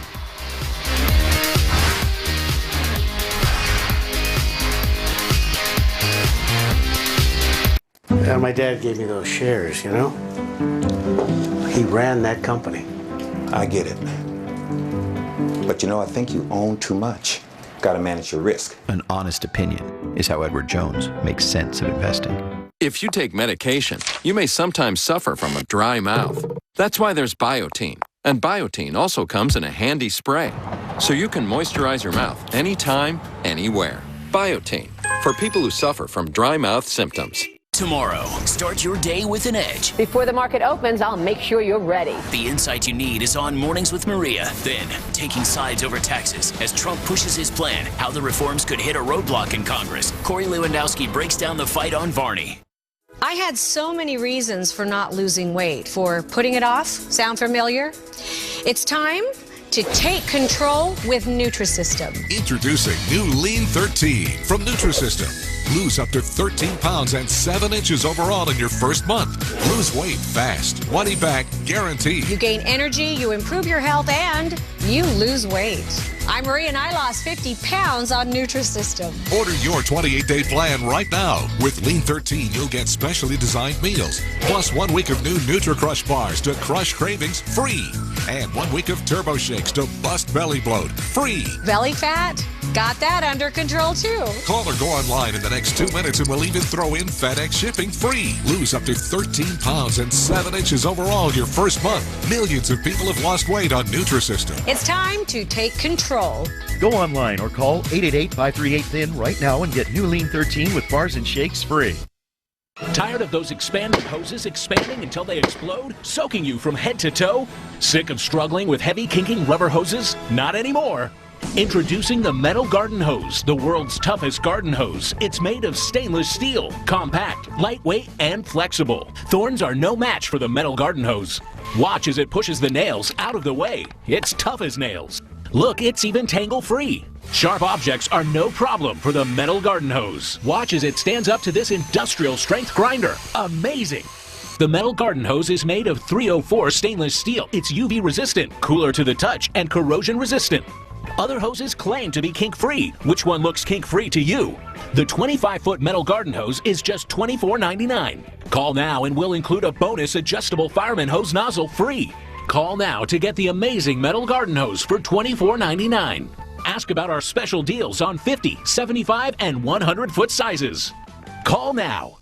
Trump goes on the offensive. We are not going to let the fake news tell us what to do. After sounding off at his rally, We have to tell the Democrats to stop their tactics of delay. Dobbs has all the fallout. Part of our powerful early prime lineup tonight.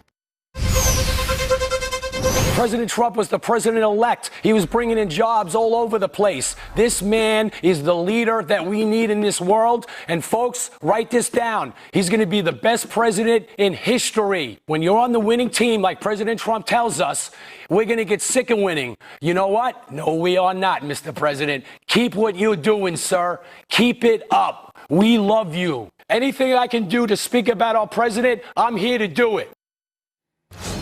That was Gene Huber, a longtime Trump supporter who was on Stuart Varney's show earlier this morning. His surprise appearance on stage with President Trump Saturday, well, it's going viral. Two more people who were featured at Saturday's rally have also gone viral. They're former Democrats who now preach solidarity with President Trump and who have supported him right from the start.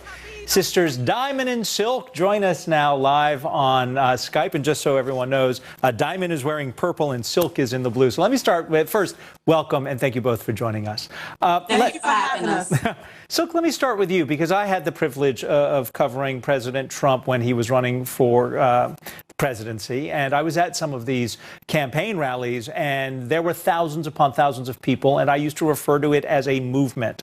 There was no real way to describe the enthusiasm of the people there unless you were there, because it doesn't transcend in words.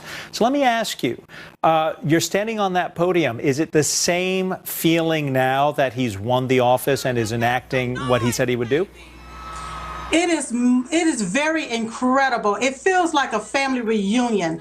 The energy is phenomenal. Everybody is excited and everybody is happy that we finally have a man that said what he was going to do, then went to Washington, and now he's doing it. Well, Diamond, let me bring you into the discussion, because part of the message at President Trump's campaign rally to government officials is if you can't get on board with President Trump, get a new job.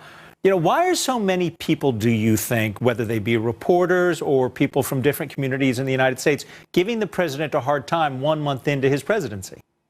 Because he's going to make them all look crazy. Yes. He's going to make them look like fools. Because he's going to do what they wouldn't do, what they didn't do. That's why they're fighting against him. And what they should do is join him. Come sit at the table. You can't do nothing outside fighting, but all you have to do is come and sit down at the table. He have an open door policy. So do you think that the media is treating the president fairly, or do you think that his attacks on the media are justified?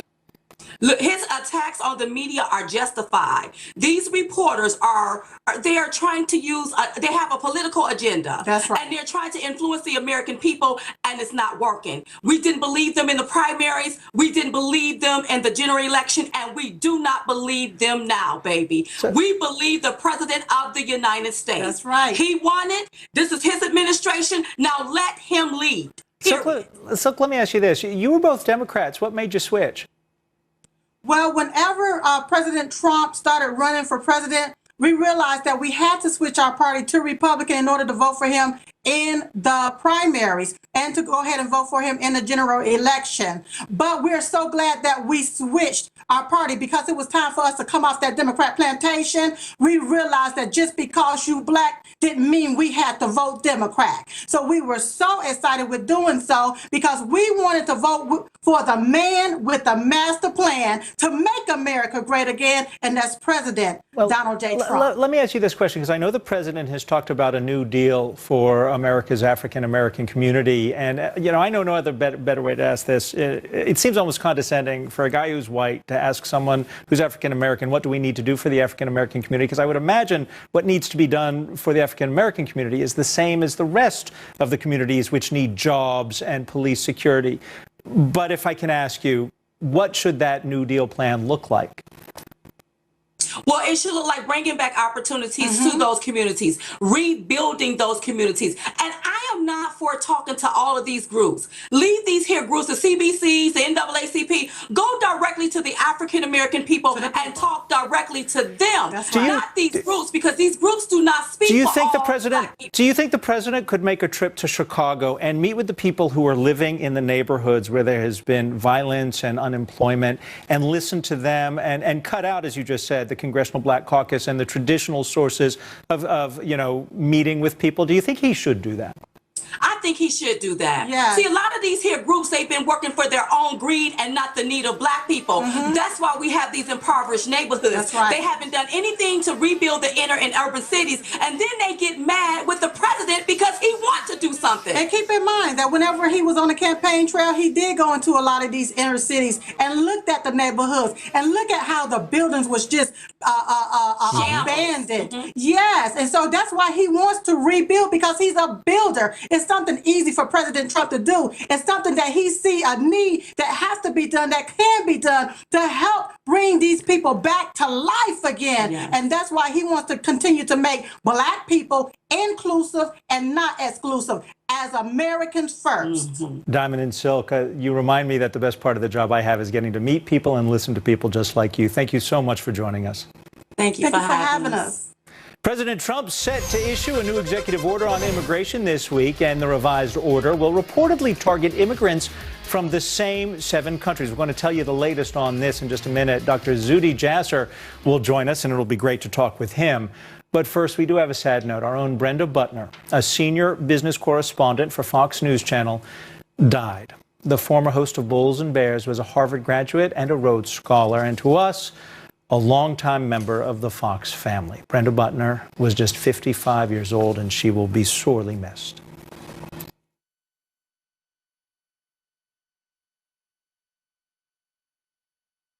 With 150 MLPs in the market, the sweet spot is energy infrastructure. Companies that operate toll road business models and can offer stability and income. So if you're looking for investment that can satisfy your craving, why not get what you really want? The Alarian MLP ETF delivers exposure to the leading energy infrastructure MLPs. With no K1s or state tax filings, a sweet choice is AMLP. Before investing, consider the fund's investment objectives, charges, expenses, and risks. Read the prospectus carefully at alpsfunds.com/AMLP. This is the Silverado Special Edition. This is one gorgeous truck. Oh, did I say there was only one Special Edition? Because actually there's 5.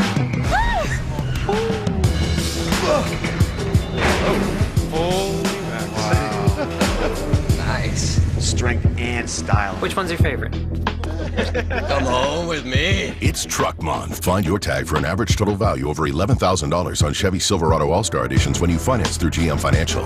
Find new roads at your local Chevy dealer. Is it time to put your nest egg in analysis? No, not this. This. PersonalCapital.com, the free website that makes it easy to manage your finances and grow your net worth. Join for free. Take our free investment checkup.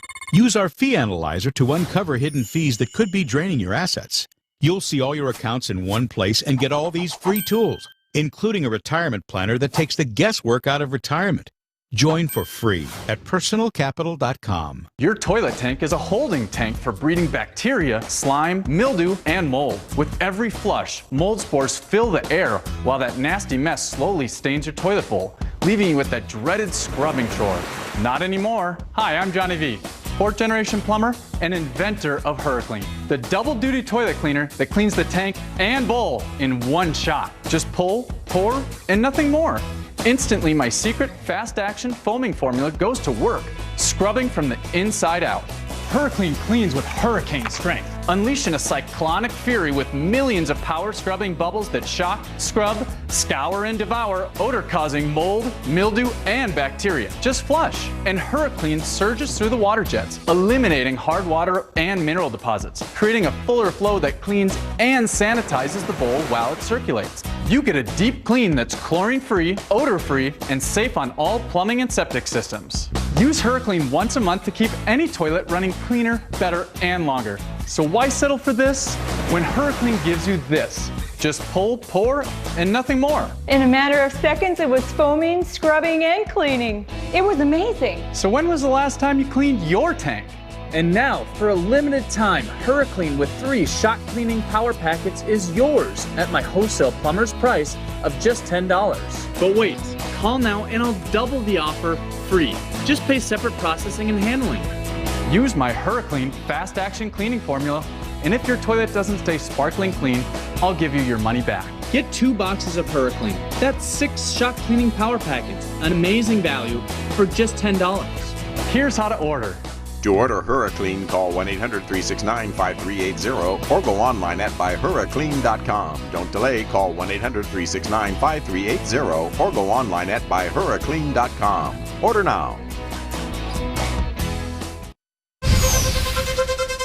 I've taken decisive action to keep radical Islamic terrorists the hell out of our country. President Trump is expected to issue a new executive order very soon, possibly as early as tomorrow. Now, a senior White House official says the new order affects the same 7 predominantly Muslim countries as the first order, but dual citizens of those countries in the United States, as well as foreigners holding green cards, will be exempt. Plus, the new order will no longer single out and reject Syrian refugees applying for visas. With me now is the president of the American Islamic Forum for Democracy, Dr. Zuhdi Jasser. Very simply, what do you think of these possible revisions and keeping the same 7 countries that were identified in the first executive order, keeping those countries in this one?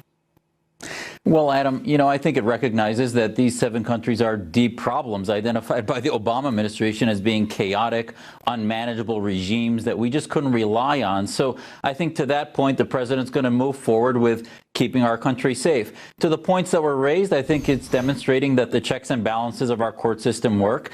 And I hope he engages Congress. I think as Secretary Kelly promised Senator Portman in the hearings that were discussed on this, that hopefully Congress will be engaged. I think the removal of those with visas, either pending or in place, is important. The religious minority provision, I think it's important to note that if that's modified, remember, we have commissions on religious freedom. Right. We do recognize political and religious persecution. So I hope, we start vetting, extreme vetting against Islamists, and that would open up those who have been persecuted, including minorities, and that not be removed completely. Correct me if I'm wrong, but under the Obama administration, we only had a cap of 50,000 total into the country for several years. It was only in the last year that it was raised, but we also, the Obama administration was not taking in Syrian refugees. It was only in the last year of the administration that they kind of opened up the doors. Am I correct on that? And it seems as if what President Trump is doing is nothing different, and yet President Trump is getting criticized.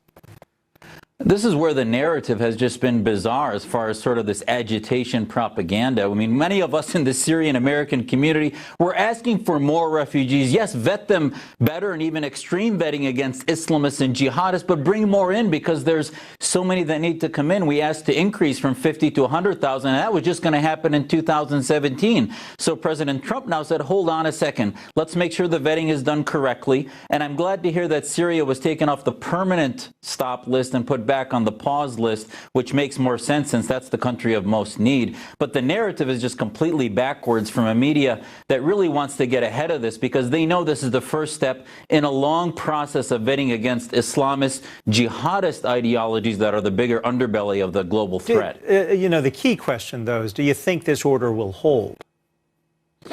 Well, I think if we look at the signals from the Ninth Circuit, if we look at, and this is why he needs to engage Congress, I think, the implementation was problematic. So we're going to roll it out better. I think Secretary Kelly will be ahead of it. Yes, I do believe that if it's worded with the advice that came from the Ninth Circuit, that they'll package it in a way that it'll be airtight. In fact, General McMaster named the next National Security Advisor today. When you talk about the need to extreme vet to weed out the Islamists, do you think that his experience on the ground in Iraq will be put into use as we come up with new extreme vetting procedures to keep the country safe? I do. I think it's another great pick by the Trump administration of somebody who's going to work well as a military strategist and somebody who has a great record on hard and soft power abroad. So militarily, I think that we have nothing to be concerned about. He'll balance and work together to bring the national security team for the Trump administration together. I do hope that we also start to see that in position we'll start to get a shape of what a Trump doctrine will be all about, not only being against ISIS, but being for the advancement of liberty. And I think McMaster has shown that he does see a role for soft power versus always hard power. Just very quickly, though, is it fair, and I asked you this a little bit earlier, I mean, President Trump gets a lot of criticism for this, but he's not doing much different than what President Obama was doing. It doesn't seem fair to criticize him when the press didn't criticize Obama. Yeah, they've been anesthetized for the last 8 years, and they're finally waking up to their role, and their role really has been more for agitation. And if they just deal with the substance, that's fine. That's what the Fourth Estate is all about. But they're really simply just agitating. And to compare, as you said, if you compare the policies, if anything, President Trump is just moving more quickly to get ISIS directly militarily. Okay. But has there been much policy change? I don't see it that much yet. Dr. Zuhdi Jasser, thank you very much for joining us. All the best to you tonight.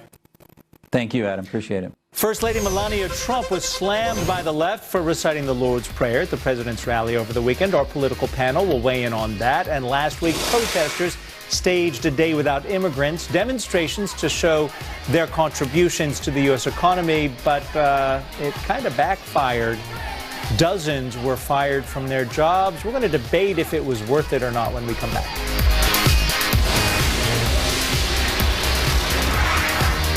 You know, with Schwab, traders have always gotten more. Now they get it for less. Announcing $6.95 online equity trades at Schwab. That's lower than Fidelity, TD Ameritrade, E-Trade, and Scottrade. Put everything Schwab has to work for you, knowing it's all backed by our satisfaction guarantee. If for any reason you're not happy, we'll refund your fee or commission and earn 500 commission-free trades when you make a qualifying deposit. Just one more way, you know Schwab's got your back. Always has, always will. Last year, Belfour did 114,000 different jobs around the world. We've been to floods, fires, tornado sites, earthquakes, where people have lost everything. Yes, your homes can be rebuilt, and yes, your businesses will be rebuilt, but most importantly, your lives will be rebuilt. There's nothing that we cannot fix, and we believe that. It's our pictures. To me, that's Belfour. At Belfour, we're restoring more than property. Opportunities aren't always obvious. Sometimes they just drop in. CME Group can help you navigate risks and capture opportunities. We enable you to reach global markets and drive forward with broader possibilities. CME Group, how the world advances.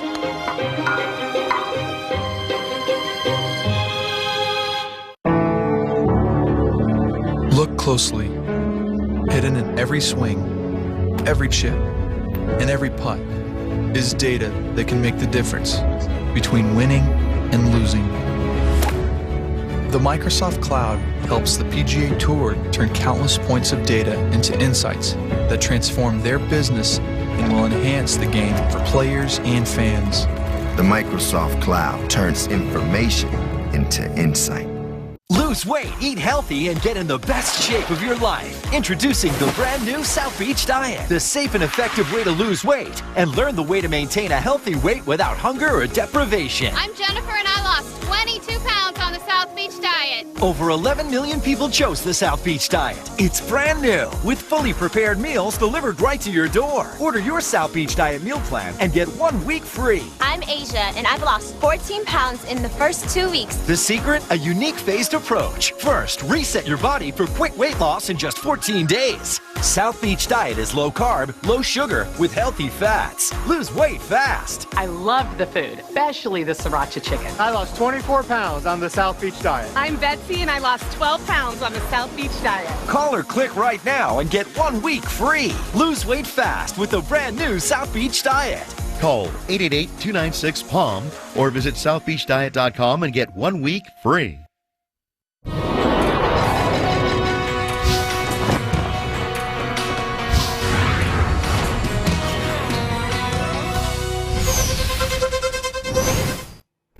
So President Trump's beef with the media was the topic of Sunday talk shows. Fox News Channel's Chris Wallace pressed White House Chief of Staff Reince Priebus on the president's tweet that the press is the enemy. You don't get to tell us what to do any more than Barack Obama did. Barack Obama whined about Fox News all the time, but I got to say, he never said that we were an enemy of the people. He said a lot of things about Fox News, Chris. I think you ought to go check the tape. He took the shots, and we didn't like him. And frankly, we don't like this either. Our political power panel is here. Republican strategist Gianno Caldwell and Democratic strategist Richard Goodstein. Good to have you both. Let me start with you, Gianno. Did President Trump cross the line? He called the press the enemy. Well, you know what? There's no one, I don't believe, the Trump administration or anyone else that can criticize Chris Wallace. He's been one of the most fair journalists you can think of. I mean, in addition to that, he hosted that third debate, and he was absolutely fair. He holds Hillary Clinton accountable, and he absolutely holds Mr. Trump accountable. I think in this scenario, President Trump, used the wrong words, and we see that sometimes he does that. I believe there's a lot of people that do believe the media is their enemy because the press in a number of cases with a number of outlets have been completely and totally biased and completely and totally unfair. So there's a point to be had there. But at this point, when your president words do really matter, and to say that the free and open press, is the enemy, that could be problematic on many levels. Well, Senator Lindsey Graham says the media is over the top and hysterical. Is he correct, Richard? Isn't it true that all presidents have clashed with the press at one point or another? You know, Adam, I think it's pretty obvious what Donald Trump is trying to do as regards to the media. The time will come when all the promises that Donald Trump made, he won't be able to deliver on. And when the press reports that as regards unemployment and job, and economic growth, and even this raid in Yemen, he says it was sunny when it was raining. He says about the crowd. I mean, so much comes out of his mouth that's not true. So Richard, what do? You basically say, no, people who believe me, not the press who's reporting these lies, believe me. So that's obvious. 1 second, Gianno. I didn't interrupt you. The point is, it's clear from day one they need to discredit the press because the truth is their enemy, not the press.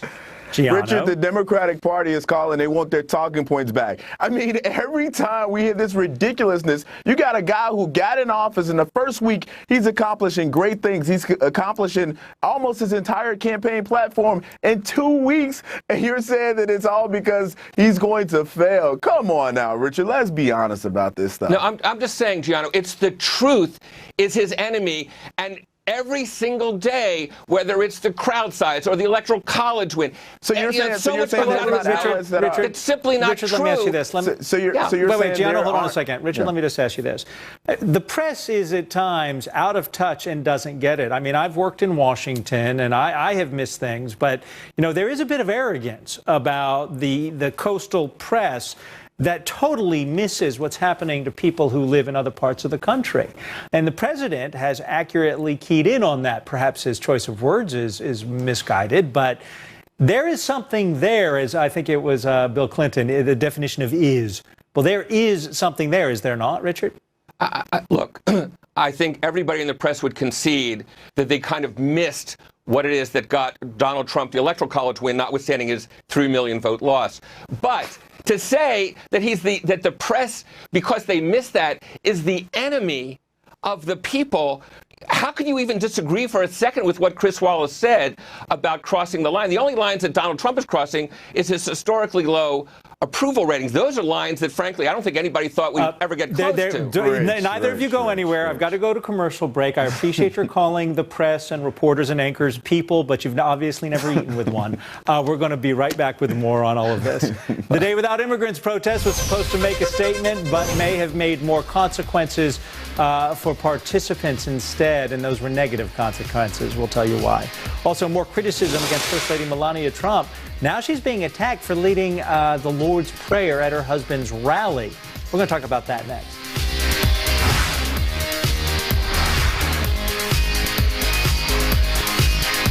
So what else is new? How's your mother? She's doing good. She needs more care, though. She wants to stay in her house. I don't know even where to start with that. First, let's take a look at your financial plan and see what we can do. Okay, so we've got... We'll listen, we'll talk, we'll plan. Baird. Attention railroad workers, if you've been diagnosed with cancer, it may be linked to your job and you may be entitled to compensation. There is a limited time under the law to file a claim. Let us help you. Call 1-800-LAW-HELP. That's 1-800-LAW-HELP. I have a great job, great friends, and I'm trying to find that one missing piece. Hey, Chief, what do you got going on today? Oh, I got a date, actually. How are you? Join the thousands getting back out there on the fastest growing dating site for people over 50. Start for free today at OurTime.com. Your insurance company won't replace the full value of your totaled new car. The guy says, you picked the wrong insurance plan. No, I picked the wrong insurance company. With new car replacement, we'll replace the full value of your car, plus depreciation. Liberty Mutual Insurance. Weekdays at 5. International markets, breaking global news, and the critical issues shaping the trading day. Get it all only on FBN AM. Weekdays at 5. I will never wash my hair again. New Pantene doesn't just wash your hair, it fuels it, making every strand stronger. So tangles don't stand a chance. Because strong is beautiful. My hygienist said to think of my teeth like an apple. They have to be great on the inside and outside. To strengthen both, she said to go pro. Go pro with Crest Pro Health Advanced. It strengthens teeth inside and is better at strengthening the outside than Colgate Total. Best checkup ever. I have called you here tonight to tell you how we are going to win. When we went after Wall Street, we got what we could get. That ends today. An investigation has begun into your office's conduct. Come back with a court order, and I'd still never tell you a thing. I hear Chuck Wells in my sleep. Axelrod stirs a man to savagery. We gotta finish him. That'll be expensive. Well, then it's a good thing I'm a rich man. Watch new episodes of Billions, Sundays at 10 on Showtime. Call to add Showtime. Call 866-396-3634. People just can't get enough of me and my discounts. So this year, they're getting a whole lot more. Fox 365, the calendar. Everyone knows my paperless, safe driver, and multi-car discounts, but they're about to see a whole new side of me. Heck, I can get you over $600 in savings. Cha-cha. Do I look like I've been hurt before? Because I've been hurt before. Actually, your session is up. Hang on. I call this next look Junior Year Abroad. If you're behind on your mortgage payments, being threatened with foreclosure, have been denied a loan modification, or been the victim of a predatory loan, it's critical that you call Homeowners Relief Line now. New laws are in effect that may save your home. Did you know pain is caused by aggravated nerves? Now there's the Aspercreme with lidocaine patch. It quickly desensitizes aggravated nerves for maximum strength pain relief with no odor. Aspercreme with lidocaine in patch and cream. Relieve the nerves, stop the pain. So last week, the Day Without Immigrants protest shut down businesses nationwide, but not without some negative consequences. Dozens of people lost their jobs after choosing to protest instead of going to work. A former McDonald's USA CEO was on Fox Business earlier and said this. I would have terminated them in 2 seconds. And if you can't make products, develop products, and deliver products, what good are you? If these folks want to make a protest, if they want to make a statement, great, I'm all for that. We have freedom of speech in this country. But if you don't go to work, you get fired. That's the end of the discussion. And our power panel is back. Gianno Caldwell and Richard Goodstein. Gianno, let me start with you. Companies do have the right in most places to fire you if you don't show up. I mean, how is this going to play out? Are they going to score points with customers or lose them? No, I mean, they're losing points with their families because now there are so many people that have gotten fired from these protests that they can't take care of their families. And it's disappointing to a large degree because there's a way of doing things. You can protest, but there's a process, right? So you can have your voice be heard, and that's all good, but you have to follow the process. And there's a lot of folks not willing to do that these days. You know, if the companies didn't have consequences, would it become a common theme to, do these kinds of things, Richard? Sure. Look, but here's the thing I think that people need to keep in mind. A lot of these people were warned they were going to lose their job, and it speaks to the sense of outrage when the president's chief strategist is a white nationalist, and white supremacists and nationalists think that people of color are literally second-class citizens.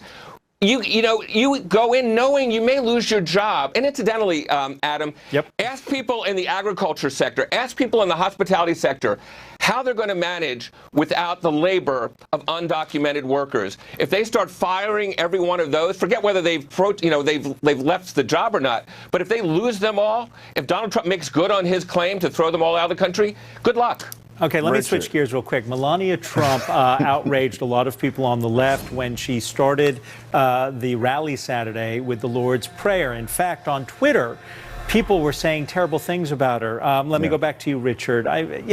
Private citizens can say stupid things. There are 330 million of us, and we all say stupid things at times. But did this cross a line? Well, they said plenty of stupid things about Michelle Obama, calling her a monkey, and Donald Trump's New York co-chair saying she should go back to the bush in Zimbabwe and live in a cave. And that's not just some guy on the internet. That's Trump's guy, right? So of course it's stupid for people to call her out. Although for her, frankly, for Donald Trump, who talked about grabbing women, you didn't mention that Donald Trump removed the guy from his campaign. So you got to keep that in mind. There was corrective action. To cloak them in the Lord's Prayer for a candidate and now a president who boasted about grabbing women by the genitals, it's just a bit rich, that's all. Richard, we got to have an intellectually honest discussion here. And you only got 20 seconds to do it. The truth of the matter is the left has been vile and hateful with regards to this first lady. The same talk that they say they dislike from Donald Trump is the same talk they use in very harsh terms against the first lady of the United States. Which is uncalled for, I agree. I got to let you both go, but Gianno, I haven't forgotten, we still have to have drinks. Richard, I'll let you buy if we can meet in person. You All got the best it. You're to both on. of you. We've got more for you just after this.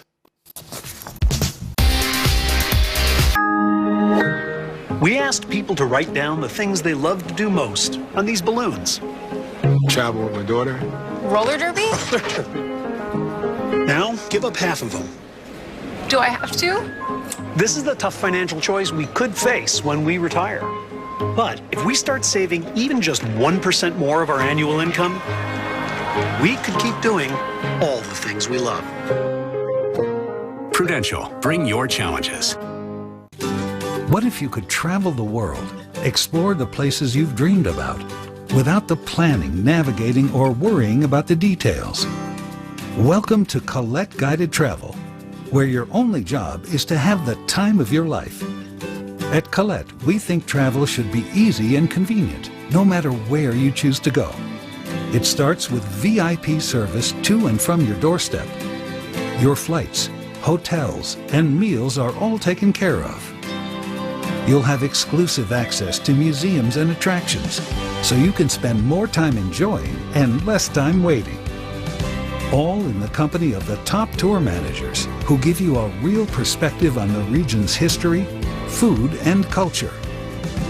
When you tour with Colette, you'll meet new people, make new friends, and discover hidden gems you won't find in any guidebook. Call 888-261-8483 for your free Colette brochure and take a closer look at over 150 tours and itineraries all over the world, starting at just $1,149. Whether you like a more structured trip or more time to explore on your own, there's a Colette experience for you. By land, by river, or even a little of both. From quick getaways to more than 2 weeks. So go ahead, set out on an African safari. Sleigh ride through Yellowstone. See the northern lights or marvel at the Californian redwoods. Don't wait. Industry experts give Colette top honors over and over, and 98% of people who travel with us would choose Colette again. Right now, you'll save up to $500 on select Colette tours. So call 888-261-8483 for your free brochure today and find out how easy it is to take the trip of a lifetime. I realize that $100,000 is not exactly a fortune. 103. 103. Okay. Well, let me ask you guys, how long did it take you two to save that? Oh, a long time. Long time. Then it's a fortune. Well, I'm sure you talk to people all the time who think $100,000 is just pocket change. Right now, we're just talking to you. I told you we had a fortune. Yes, you did. Getting closer to your investment goals starts with a conversation. Schedule a complimentary goal planning session today. And a happy President's Day. People gathered at Mount Vernon, Virginia to celebrate the 285th birthday of our nation's first president a couple days early. The ceremony took place this morning near the burial place of George Washington, who was born on February 22nd, 1732. Remember it like it was yesterday. Thanks for watching. Charles Payne is up next. Good evening. I'm Charles Payne. Just a couple hours ago, President Trump naming his new National Security Advisor, Lieutenant General H.R. McMaster, 1 week after the ouster of Lieutenant General Michael Flynn. McMaster, a veteran of both Iraq and the Afghanistan war, is a career Army officer and military strategist who literally wrote the book on correcting faulty war strategy. Trump sitting arm in arm with his new national security chief, touting his credentials to the press. General H.R. McMaster will become the National Security Advisor. He's a man of tremendous talent and tremendous experience. I watched and read a lot over the last 2 days. He is highly respected by everybody in the military, and we're very honored to have him. The president also naming acting National Security Advisor Keith Kellogg as National Security Council Chief of Staff and indicated former UN Ambassador John Bolton will also be named to his security team. Joining me now to discuss, Steve Rogers, Andrew Peek, and Scott Mann. Scott, let me start with you. Universally, all I'm seeing so far are just rounds of applause for this election. Yeah. Hey, Charles, thanks for having me on. You know, as a Green Beret, I worked around a lot of talented combat leaders, and that kind of leadership, I always called it rooftop leadership. The kind of leaders that would go up on a rooftop or a fire base and defend even if others didn't follow. That's the kind of leadership that this work requires, and that is definitely who H.R. McMaster is. He's lived it. He's done it. I mean, he's very innovative, but he's also got a ton of experience in these rough places, and he really knows what we're up against. Yeah, Andrew, to that point, the first active duty chief since Colin Powell, rather, 3-star general, Iraq, Afghanistan, on-hand knowledge of this. He accordingly, he's written a book on how to deal with this, and I think it gives everyone great confidence that we'll resolve these Middle East conflicts, at least from a military point of view, sooner rather than later. That's right, at least the NSC side. You know, he's such an intellectual and physical powerhouse. You know, in Afghanistan, when I served with him, he was nicknamed the Right Reverend H.R. McMaster because he was such a forceful personality and could argue so effectively any policy position he had. And I think especially dealing with a cabinet and a White House that's filled with a lot of larger-than-life personalities, I think that's going to be a quality that's going to serve him very well in the wars to come. Andrew, let me ask you, because a lot has been made over and you brought up the point of these larger-than-life personalities, whether or not he'll be able to bring his people in, what kind of heads will be butted, some of the scuttlebutt that's surrounding this particular pick and some of the other recent nominees. Well, I think actually this is where being an active duty military officer serves him well, because in virtually no military commands can the new commander bring in an entirely new team. Usually they inherit the team that comes with it and then add a few of their own people. So I think that was attractive to the administration, since he wasn't going to wholesale send Flynn's people out the door, but just tinker perhaps with it around the edges. We've got our good friend in studio with us, Steve Rogers. Steve, again, everyone's applauding.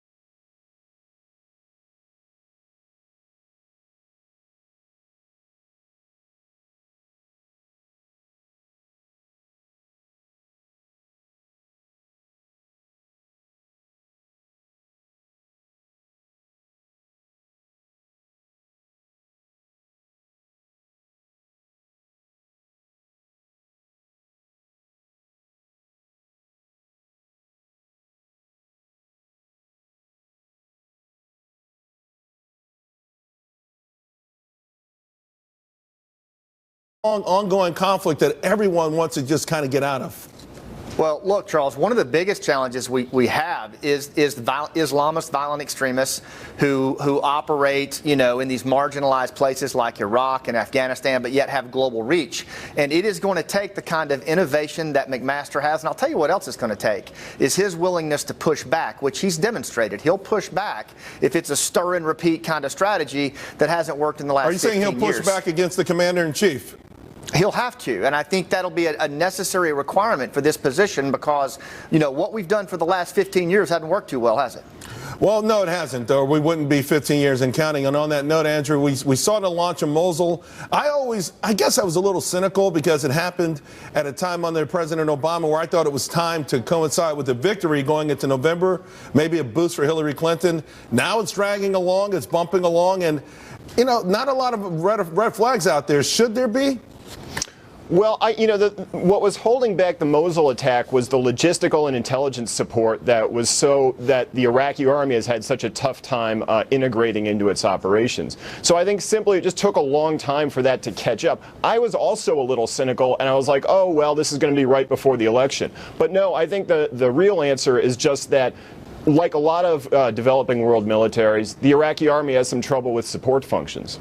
Steve, a lot has changed. We have Vice President Pence with the Secretary General NATO today. The world has changed. It's become a lot more complex. Fighting war has changed dramatically. You're extremely confident that McMaster is the guy who understands the past enough but the present enough to get us prepared? Not only that, Charles, but he has gained and earned the respect of people from the Joint Chiefs of Staff down to the soldier in the field, the sailors on the sea, and the airmen in the air. But he's also gained the respect of foreign leaders and foreign military leaders around the world. That's key, isn't it, Steve? Because we've heard so much about the esprit de corps. I mean, yeah, listen, we were a rudderless ship, let's face it. Our military was a rudderless ship under President Obama. We didn't have any clear lines. It didn't feel like we were fighting wars to win them. He disdained war, but he still mired in it from day one. And it just felt like a feckless approach to it, and it really got to the average soldier, didn't it? It sure did, and it's a matter of respect, and our military friends here on the air with us can tell you that. Even our enemies, when we sit across from them at a table, there is this mutual respect, warrior versus warrior. We have a warrior now, but a good warrior who knows his stuff. Scott, can you give us an assessment then? How do you think things will go from here? I know it's tough. We've been muddled in these conflicts for a long time, and new ones keep popping up. And there's a unique aspect of ISIS being able to attack us in the West through lone terrorists or even whatever, organized terror operations from out of the Middle East. No, I appreciate it. Look, I look at this a lot in my book, Game Changers, and my view on this is that this is going to be a really long war. We need to settle into this one. Even though we're going to go after ISIS stronger than we have in a long time, my sense, Charles, is that this global narrative that ISIS puts forward of, the apocalypse, it draws a lot of folks in, and they are immersed in some rough places. And to ferret them out is going to require us mobilizing communities in these places to stand on their own. And that's going to take a bottom-up approach, and it's going to take some time. It won't happen in one administration. You mark my words. Really? Wow. That's shocking to hear, Andrew. Listen, we knew candidate Trump said he'd have an ISIS strategy within 30 days. Of course, he's not going to articulate it or share it with the world. He repeated that over the week and how dumb it would be to do that. But having said that, do you feel like he's got the right pieces in place in terms of now his military leadership? I do, absolutely. I'm not as pessimistic as Scott, but I'm an intelligence officer. That's a new role for me. I think once the capture of Mosul is finished, and the go-ahead is given to the Syrian Kurds outside of ISIS's capital of Raqqa in Syria, the ISIS project is going to come to an end very quickly. I think McMaster is exactly the right person to handle this with his experience of fighting in northern Iraq. All right, gentlemen, thank you all very much. Appreciate it. Vice President Pence, as I mentioned, goes to Europe, and NATO blinks. That's right. They're going to pull their weight and a lot more. We've got the details next.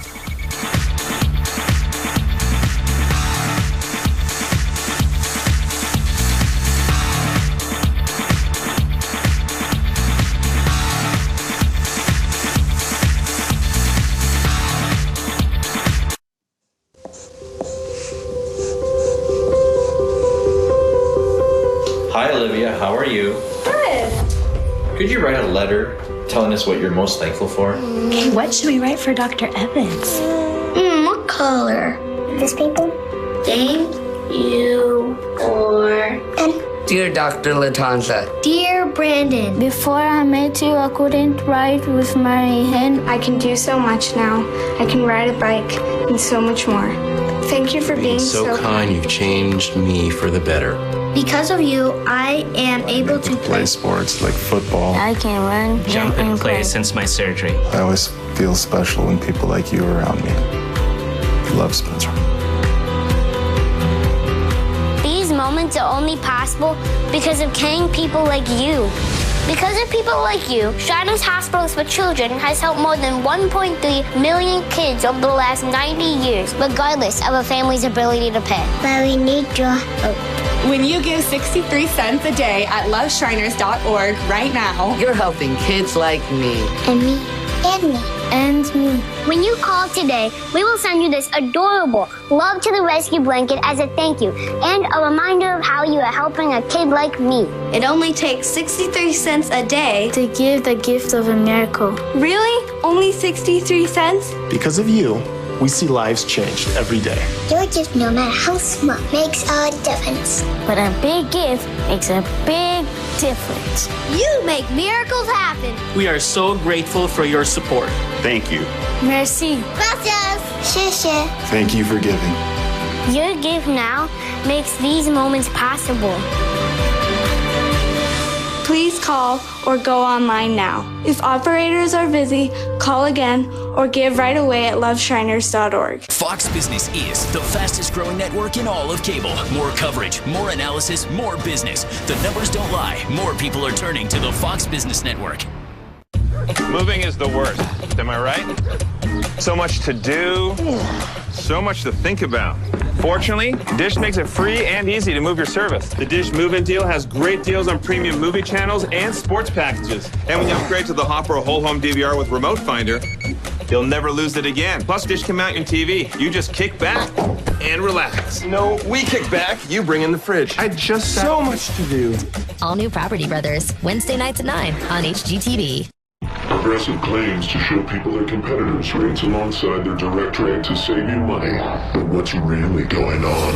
When played backwards at 1/8 speed, we can clearly hear. Lively little locksmith. Lively little locksmith. What could that mean? Tom! They're just commercials. Or are they? You're waking the neighbors. Well, Mom, maybe the neighbors need to be woke. I think it's actually awoken. No, that doesn't even seem right. No, it's awoken. Revealing the truth to help you save. America will do our part. But Europe's defense requires Europe's commitment as much as ours. For too long, for too many, this burden has not been shared fairly among our NATO allies, and that must come to an end. What is the or else? I think when Secretary Mattis was here, he spoke very plainly here at NATO's headquarters about the frustration of the American people. Vice President Pence today calling for the burden of peace to be, quote, fairly shared among our NATO allies. That was at a joint press conference with the Secretary General of NATO earlier today. And you know what? It looks like NATO just blinked. Roll tape. Europeans cannot ask the United States to commit to Europe's defense if they are not willing to commit more themselves. So all allies must speed up their efforts to spend 2% of GDP on defense. Joining me now, Amy Holmes, Ford O'Connell, and Adam Goodman. Adam, I thought that was a really impressive press conference. Both, it was like a game of cat and mouse, right? So the NATO Secretary General is like, America knows they got to back us up, but we admit we have been laggards and we are going to pay up. What do you make of it? Did that not feel good? Yeah. I mean, when Mike Pence said to Secretary General Stoltenberg, let me make it very clear. If you have a plan to pay your fair share, and of course only 5 of 28 nations, Poland and Greece are paying their fair share, Germany and France were not.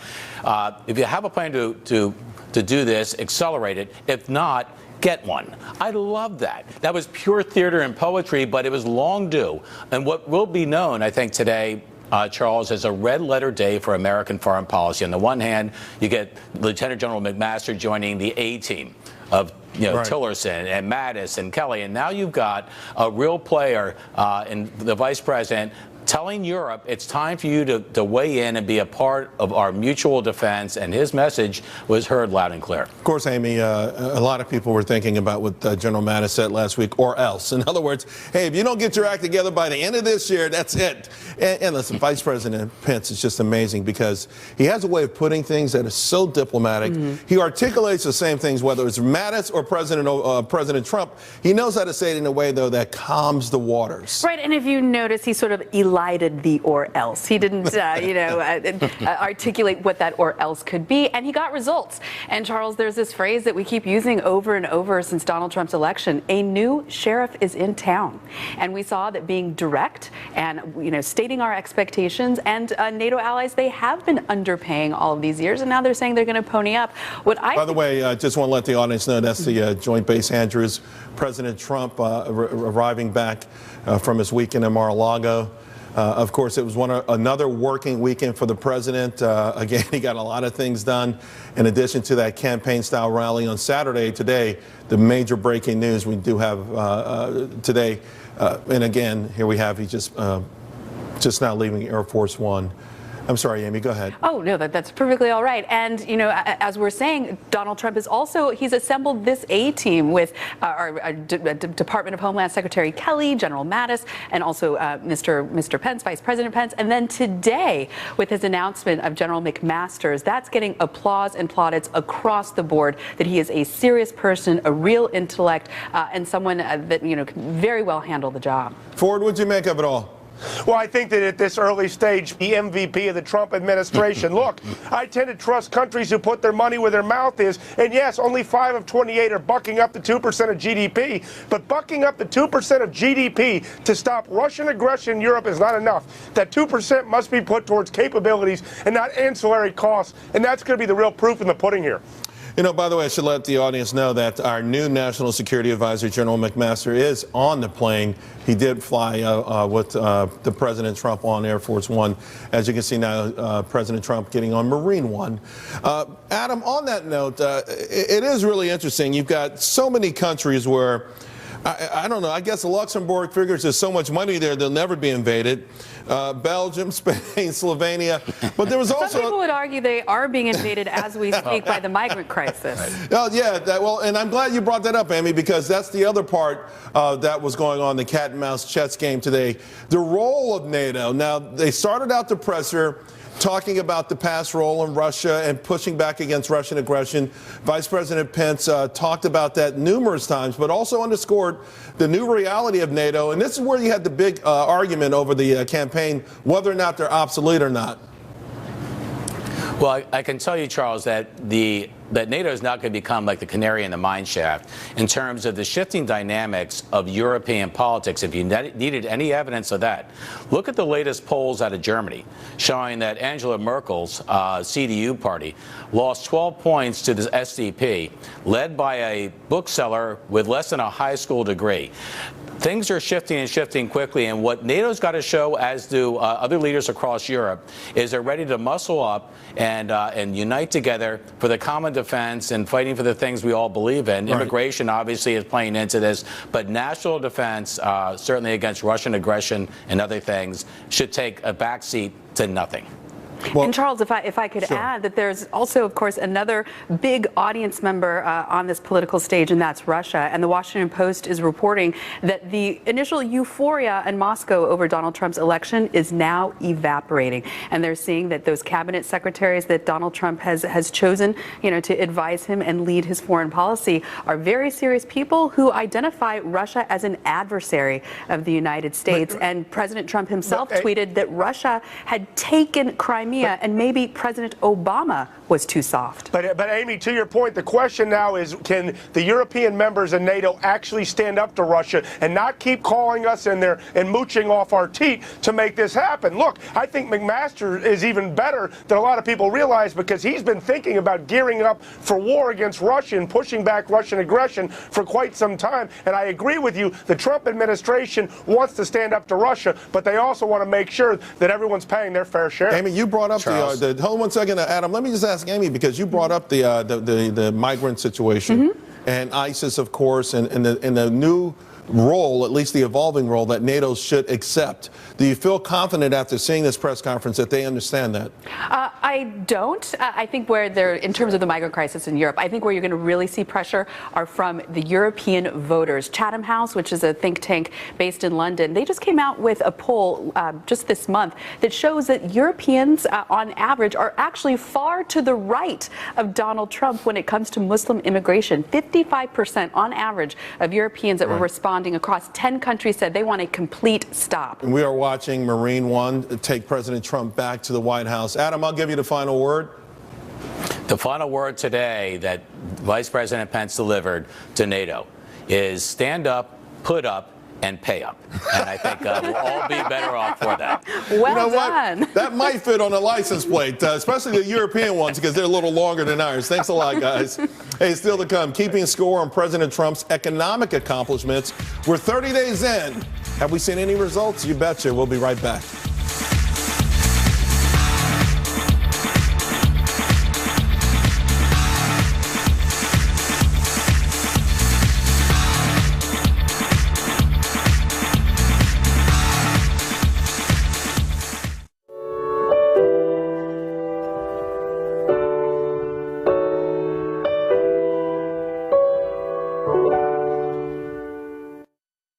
If you're tired of doing hours of cardio with little to show for it, then it's time you go vertical with Maxi Climber, the calorie-burning, fat-blasting workout with muscle toning. Maxi Climber burns an incredible amount of calories in a short amount of time. Maxi Climb your way to lean, sexy legs, rock-hard abs, firm glutes, and toned biceps and triceps. Lose weight and burn calories. Maxi to the beat with Maxi Climber. Try Maxi Climber today. Now available at participating retailers. She calls it like she sees it. Will they stop at nothing? Taking on government spending. That's your money, folks. Social issues. Looks like it's time for millennials to grow up. And everything in between. Kennedy, she'll change the way you see the news. It's going to be amazing, and you're going to be a part of it, and that's why I love you. Good night. We're here at one of America's favorite hot rod hotspots, introducing the new and exciting Chili Rod. What if I showed you a way to turn your dream into a reality by getting you into your own hot rod without the time, trouble, or expense of building it on your own? These look amazing. What are they? It's a chili rod. What if I told you that these cars come with all the comforts and reliability of a brand new car, including a factory warranty? I like that part of it. It would make our weekend trip so much more fun. I love the line. Classic, old school. She'll definitely feel safer in one of these, much more so than my other toy. Much safer. Chili Rod has designed them, so all the hard work is done for you.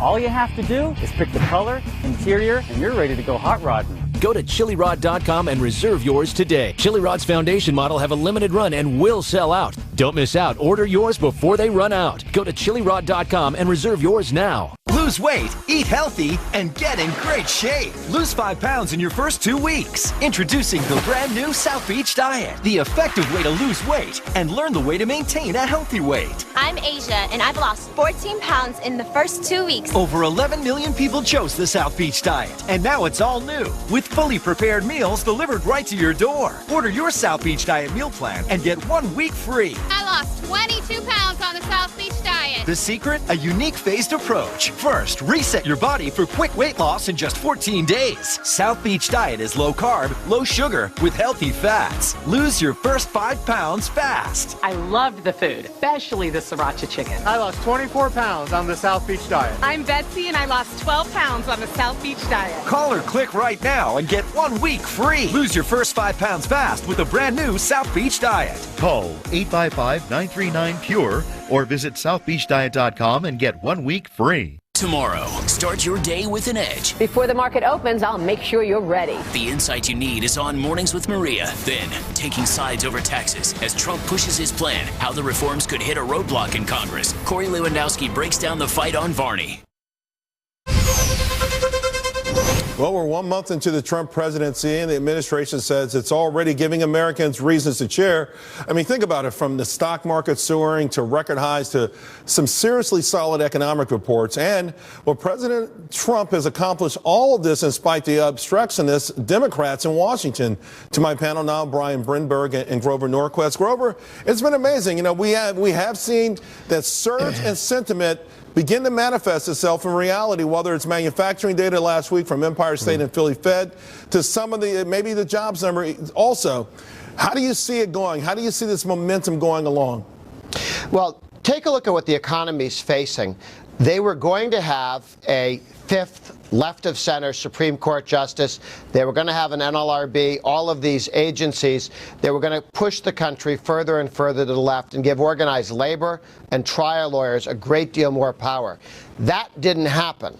And, in point of fact, it's moving in the opposite direction, where the kind of decisions that Trump has made already in terms of picking somebody to run the FCC, the Federal Communications Commission, mean hundreds of billions of dollars in freeing up markets, FTC, FCC, NLRB, and that's before you get to the tax cut policy that he's put forward and abolishing the 20 taxes in Obamacare. So we were heading in one direction. We're now heading in a different direction. The markets like that. Markets love it, Brian, and it's pretty clear. It's pretty obvious, and you don't have to be an economist to know this. Average people, regular folks on the street say, hey, you know what? They feel it. They do. Sometimes it's anecdotal. Sometimes it's just a pickup, even in their own small business. Well, that's in the first 30 days. What you do is you set the tone. You make clear your priorities, and you tell people, here's what I want to do. But we have to remember, this is like being against the first batter in the first inning of a game. We've got a long way to go here. And so the president's job is to say, not only can we do 30 days well, but we can do 60, we can do 90, we can do 4 years well, and here's how we're going to do it. And on that note, Grover, how are we going to do it? I mean, you're the genius, right? and there's a lot of debate within Republican circles over what should come first. How should it be laid out? Maybe there are 4 or 5 Obamacare replacement plans, but you need to settle on one.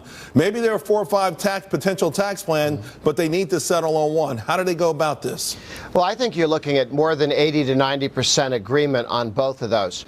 First of all, people agree that all 20 of those Obamacare taxes, $1 trillion in taxes over a decade, all go away.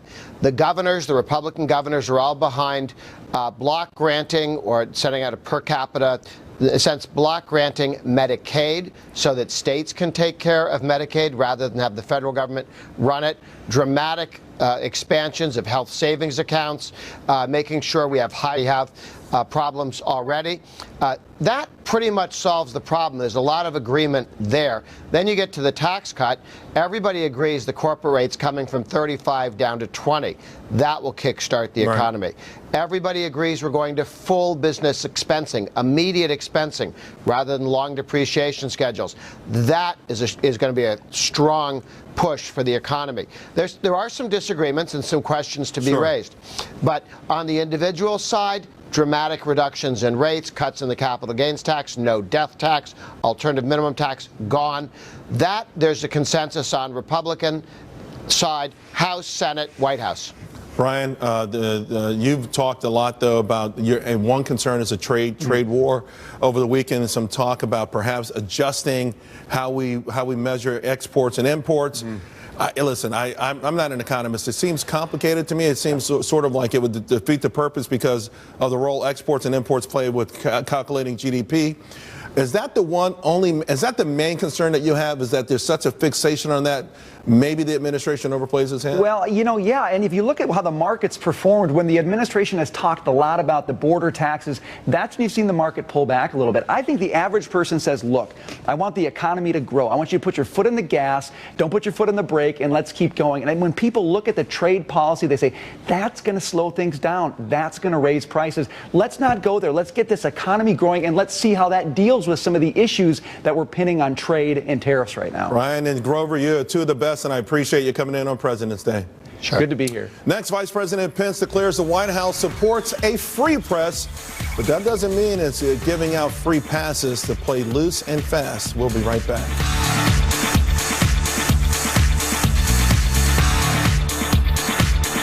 No matter how the markets change, at T. Rowe Price, our disciplined approach remains. Global markets may be uncertain, but you can feel confident in our investment experience around the world. Call us or your advisor. T. Rowe Price. Invest with confidence. As soon as I left the hospital after a DVT blood clot, I sure had a lot to think about. What about the people I care about, including this little girl? And what if this happened again? I was given warfarin in the hospital, but wondered, was this the best treatment for me? So I asked my doctor, and he recommended Eliquis. Eliquis treats DVT and PE blood clots and reduces the risk of them happening again. Yes, Eliquis treats DVT and PE blood clots. Eliquis also had significantly less major bleeding than the standard treatment. Both made me turn around my thinking. Don't stop Eliquis unless your doctor tells you to. Eliquis can cause serious and, in rare cases, fatal bleeding. Don't take Eliquis if you have an artificial heart valve or abnormal bleeding. If you had a spinal injection while on Eliquis, call your doctor right away if you have tingling, numbness, or muscle weakness. While taking Eliquis, you may bruise more easily, and it may take longer than usual for bleeding to stop. Seek immediate medical care for sudden signs of bleeding like unusual bruising. Eliquis may increase your bleeding risk if you take certain medicines. Tell your doctor about all planned medical or dental procedures. Eliquis treats DVT and PE blood clots, plus had less major bleeding. Both made Eliquis the right treatment for me. Ask your doctor if switching to Eliquis is right for you.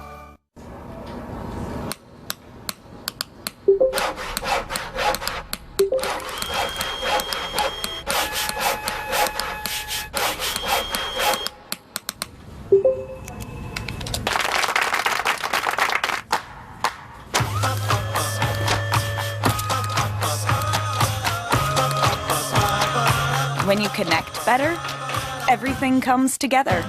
Try it free at gotomeeting.com.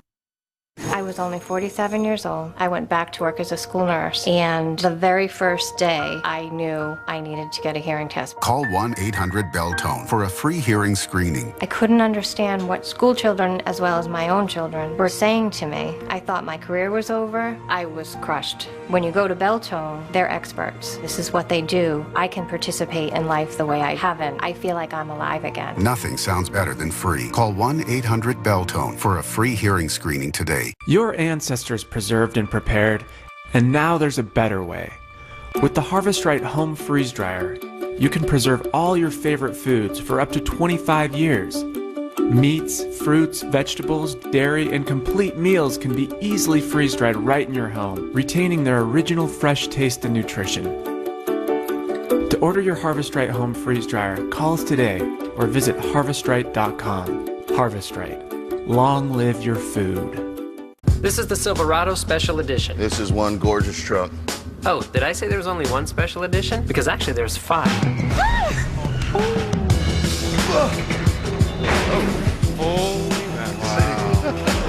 Nice. Strength and style. Which one's your favorite? Come home with me. It's Truck Month. Find your tag for an average total value over $11,000 on Chevy Silverado All-Star Editions when you finance through GM Financial. Find new roads at your local Chevy dealer.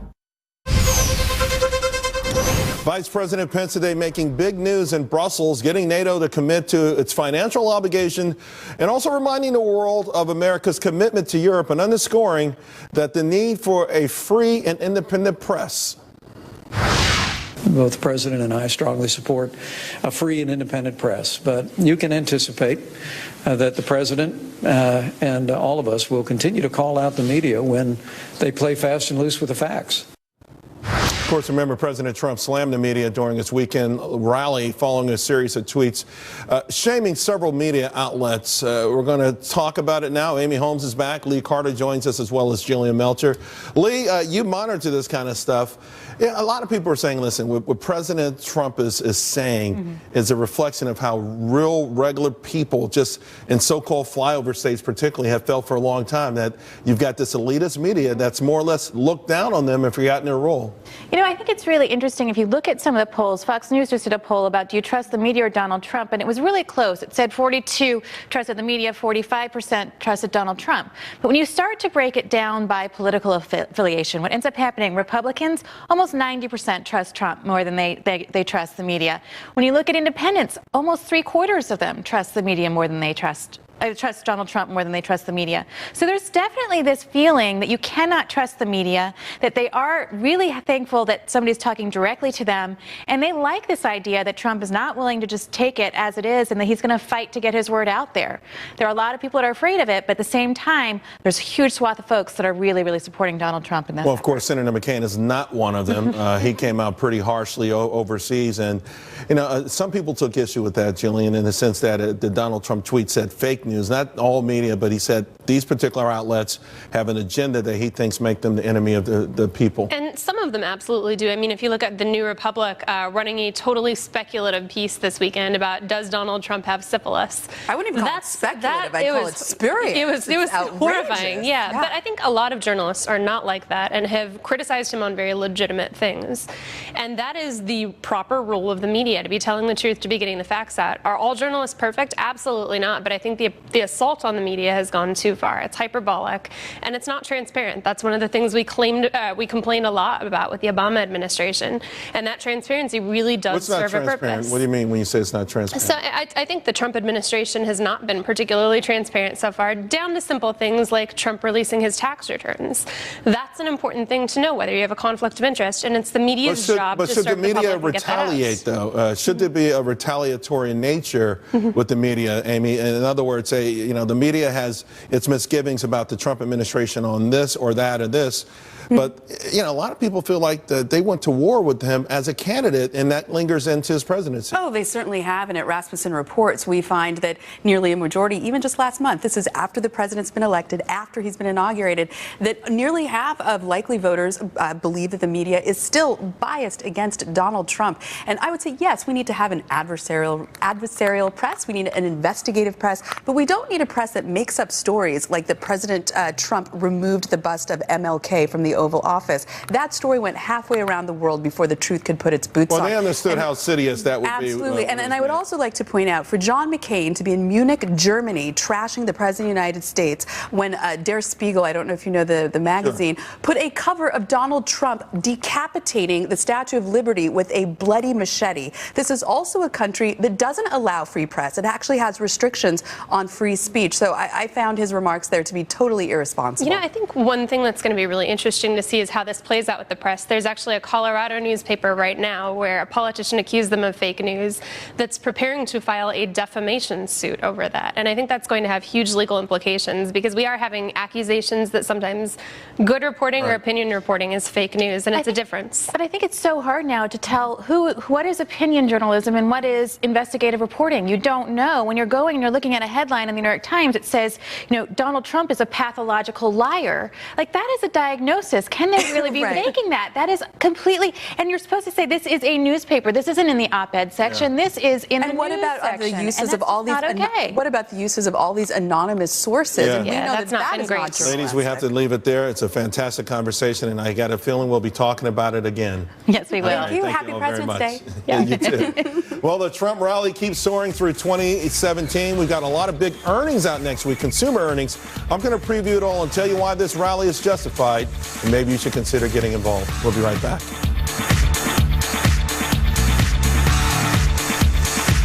Liberty Mutual stood with me when I was too busy with the kids to get a repair estimate. Liberty did what?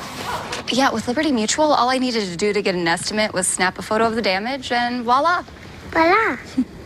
I wish my insurance company had that. Wait, hold it, boys. There's supposed to be 3 of you. Where's your brother? Where's your brother? Hey, where's Charlie? Charlie?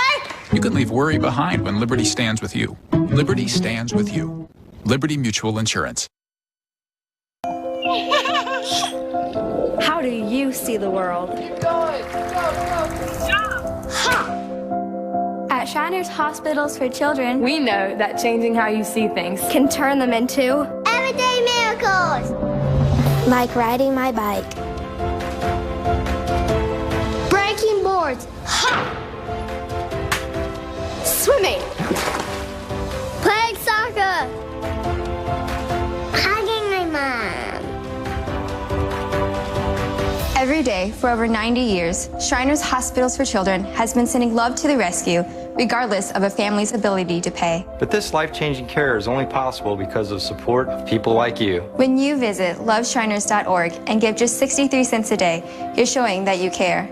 Will you join us in helping children in need? When you call today, we will send you this adorable Love to the Rescue blanket as a thank you and a reminder of how you are helping a kid like me. Your gift can change a child's life forever. Because everybody, everyone could use a miracle. Your gift, no matter how small, can help a child like Catherine today. Thank you. Thank you. Thank you. Muchas gracias. Thank you. Thank you for giving. If operators are busy, please call again or give right away at loveshriners.org. Your call says you care. Well, new action on immigration is expected next week as the crackdown on illegals intensifies, and Homeland Security looking to hire thousands of new agents. Deportations details next. We really were fortunate to get out when we did. Some people say, well, glad you're safe and it's just things, and it is just things. But losing our family photos, our wedding pictures, can't replace it. Can you imagine what it's like to lose everything you've got? I've been in a few stores and I get emotional, even over something as stupid as a bath mat. After you've seen the devastation and the destruction in people's lives, you realize that it's the little things in life that matter. Things that they thought were damaged and thrown away, all of a sudden they magically reappear. And you see the rebuilding process and the human spirit come back. They will support you. It's our pictures. That's really been amazing. To be able to put you safely and securely back in your home matters to us. People matter. People count. It's not just a home. It's the foundation of your life. At Belfour, we're restoring more than property. Well, this long weekend is going to allow a whole lot of folks out there to peek at their 401k and some of the other stock investments. And while many are going to cheer, others will wonder, though, if it's just too good to be true. I can tell you, I've already heard from a lot of folks via email or social media saying, Charles, I'm thrilled, but this market's got to correct soon. Of course, this potential dilemma is even more frustrating for those without a 401k or any stock investments. For them, the idea of getting in just in time for a big pullback or correction is frightening. But, I submit that part of that fear is more about ego than their wallets. People have been afraid of getting egg on their face. And because of that, they've actually missed an opportunity of a lifetime. Now, that's really the point, right? When you stop to think about the market like a day at the track, what's going to happen tomorrow, that's not the way you think of it. This is a lifelong endeavor. And when you think about it that way, you'll have a lot less angst about periodic pullbacks or corrections. As for the market, there's no doubt it's changing hands at historically high averages right now.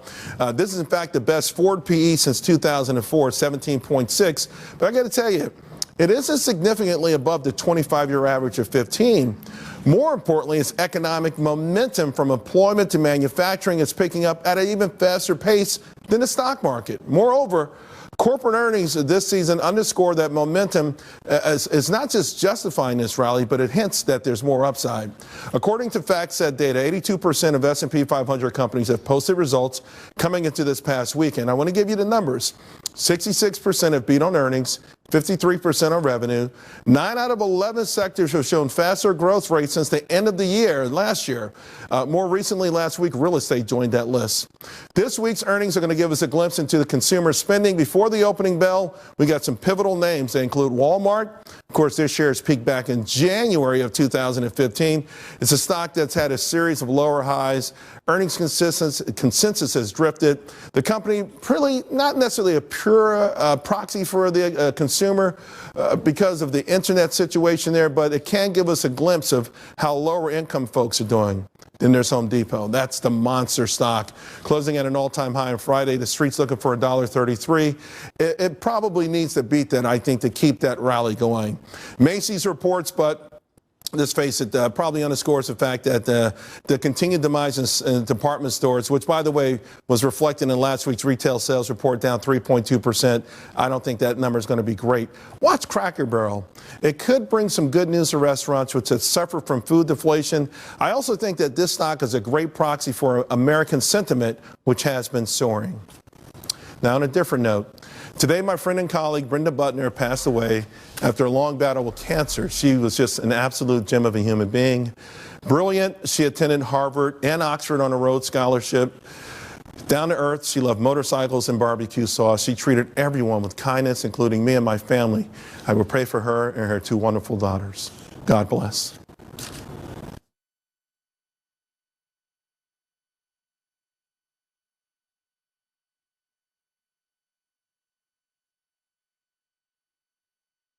If you're tired of doing hours of cardio with little to show for it, then it's time you go vertical with Maxi Climber, the calorie-burning, fat-blasting workout with muscle toning. Maxi Climber burns an incredible amount of calories in a short amount of time. Maxi Climb your way to lean, sexy legs, rock-hard abs, firm glutes, and toned biceps and triceps. Lose weight and burn calories. Maxi to the beat with Maxi Climber. Try Maxi Climber today. Now available at participating retailers.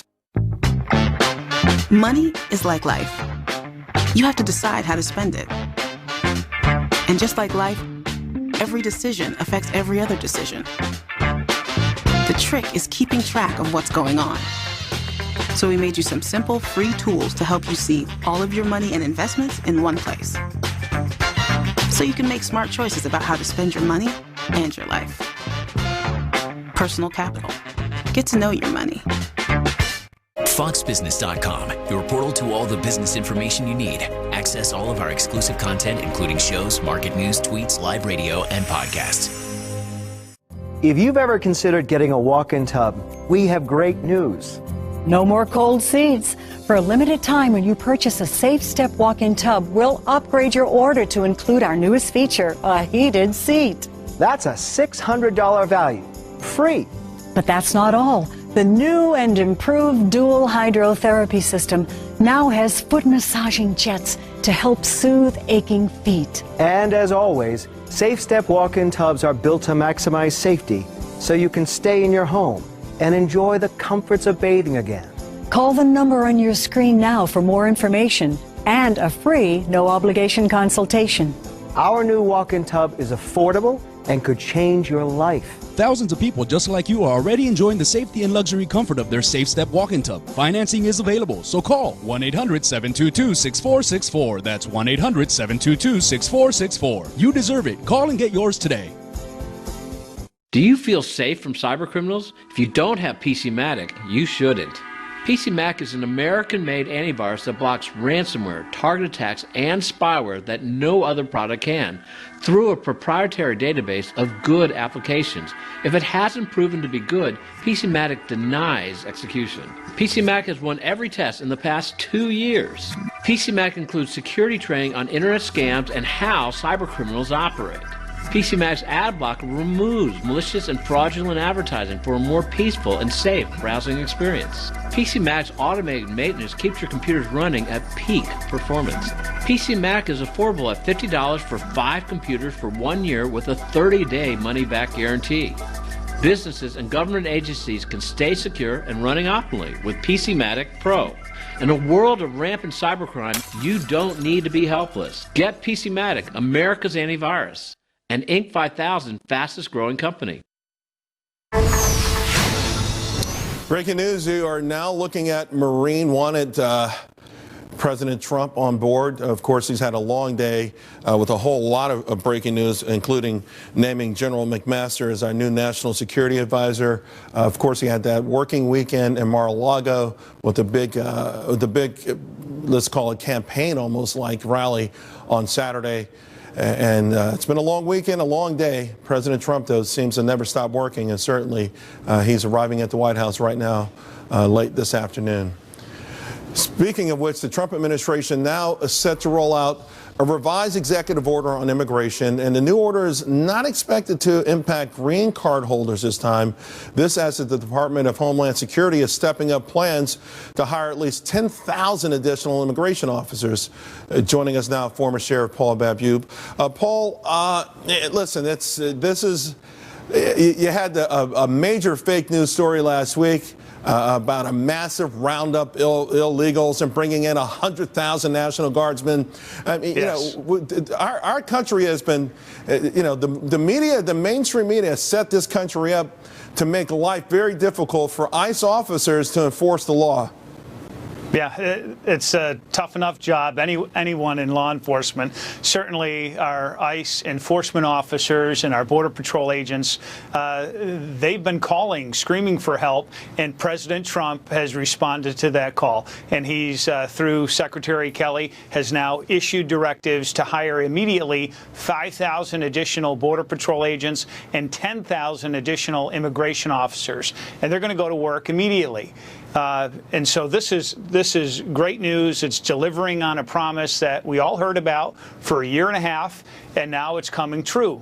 And these fake news stories by all in the left and the mainstream media, completely false. It's already been confirmed by ICE officials that these, quote, roundups that were taking place were already planned. They were the same type of roundups that have gone on for years and years. Now what we're going to see is enforcement of the law.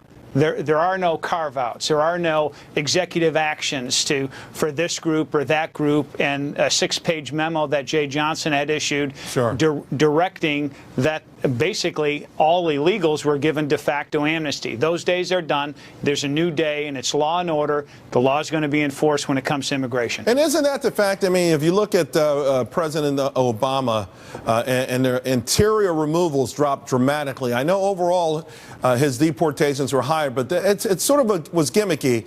And these interior removals that dropped so precipitously, you could argue on one hand they were someone's house cleaner who's been with the family for 20 years, but you also had like Dominican drug lords who've embedded themselves under the cloak of this sort of behavior, pushing and holding back ICE from doing their job.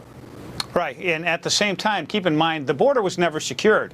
This problem has grown increasingly worse each and every year. There are reports out there that Obama was double counting these numbers, both from Border Patrol and then again at ICE, so hence you get these dramatic figures. But at the same time, he had released hundreds of thousands of very dangerous criminal illegals, not the regular illegals that want a job or want a better life, even though they're here illegally, but dangerous criminals who have victimized countless Americans in our families that we all know these stories. We're going to target them. There's 1 million of them, and 74% of which have felony convictions. These are bad people. We're going to identify them, arrest them, and get them out of the country with these additional immigration officers and Border Patrol agents. I know you worked hard at it. You probably wish you had this kind of help when you were doing, for sure. doing the job back. Sheriff Paul Babu, thank you very much. Always appreciate it. Thank you, Charles. I've got breaking news for you now. Recode reporting that Uber CEO Travis Kalanick has hired former Attorney General Eric Holder to investigate allegations of sexism and sexual harassment at his company. The charges were made by a former female engineer. We're going to keep you posted on those developments. Next, Defense Secretary James Mattis has a message for Iraq. We're not here for your oil. We're here to save your country. We'll be right back.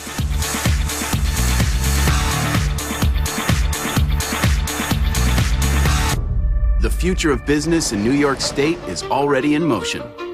Companies across the state are growing the economy with the help of the lowest taxes in decades, a talented workforce, and world-class innovations. Like in Plattsburgh, where the most advanced transportation is already en route, and in Corning, where the future is materializing. Let us help grow your companies tomorrow, today, at esd.ny.gov.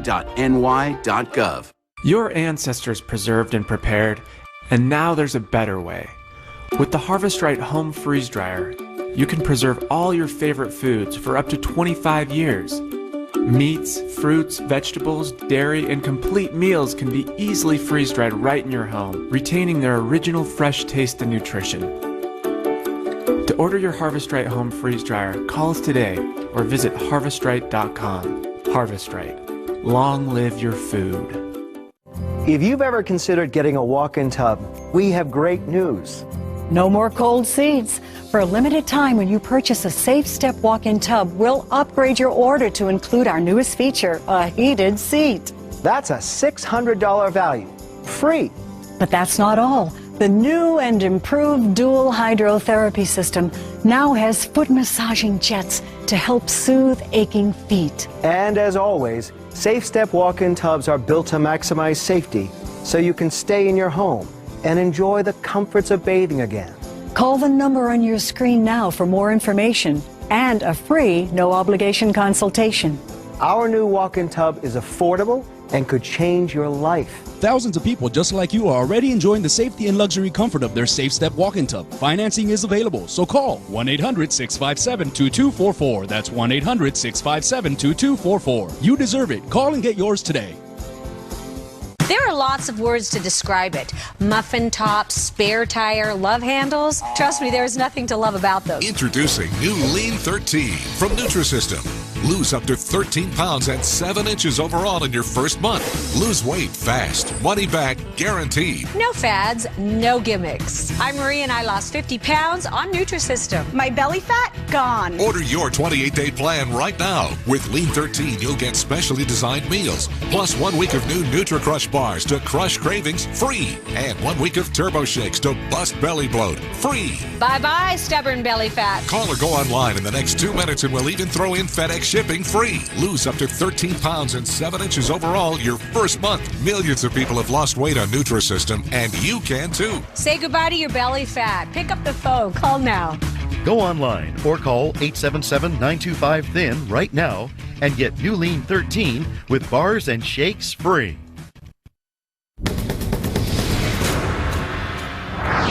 Hey, remember this? If we kept the oil, you probably wouldn't have ISIS because that's where they made their money in the first place. So we should have kept the oil. But, okay. Maybe you'll have another chance. President Trump speaking at CIA headquarters over his inaugural weekend, rattling nerves in oil-rich Iraq. Now, flash forward to today. Defense Secretary James Mattis making an unannounced visit to that country. Here's what he told reporters en route.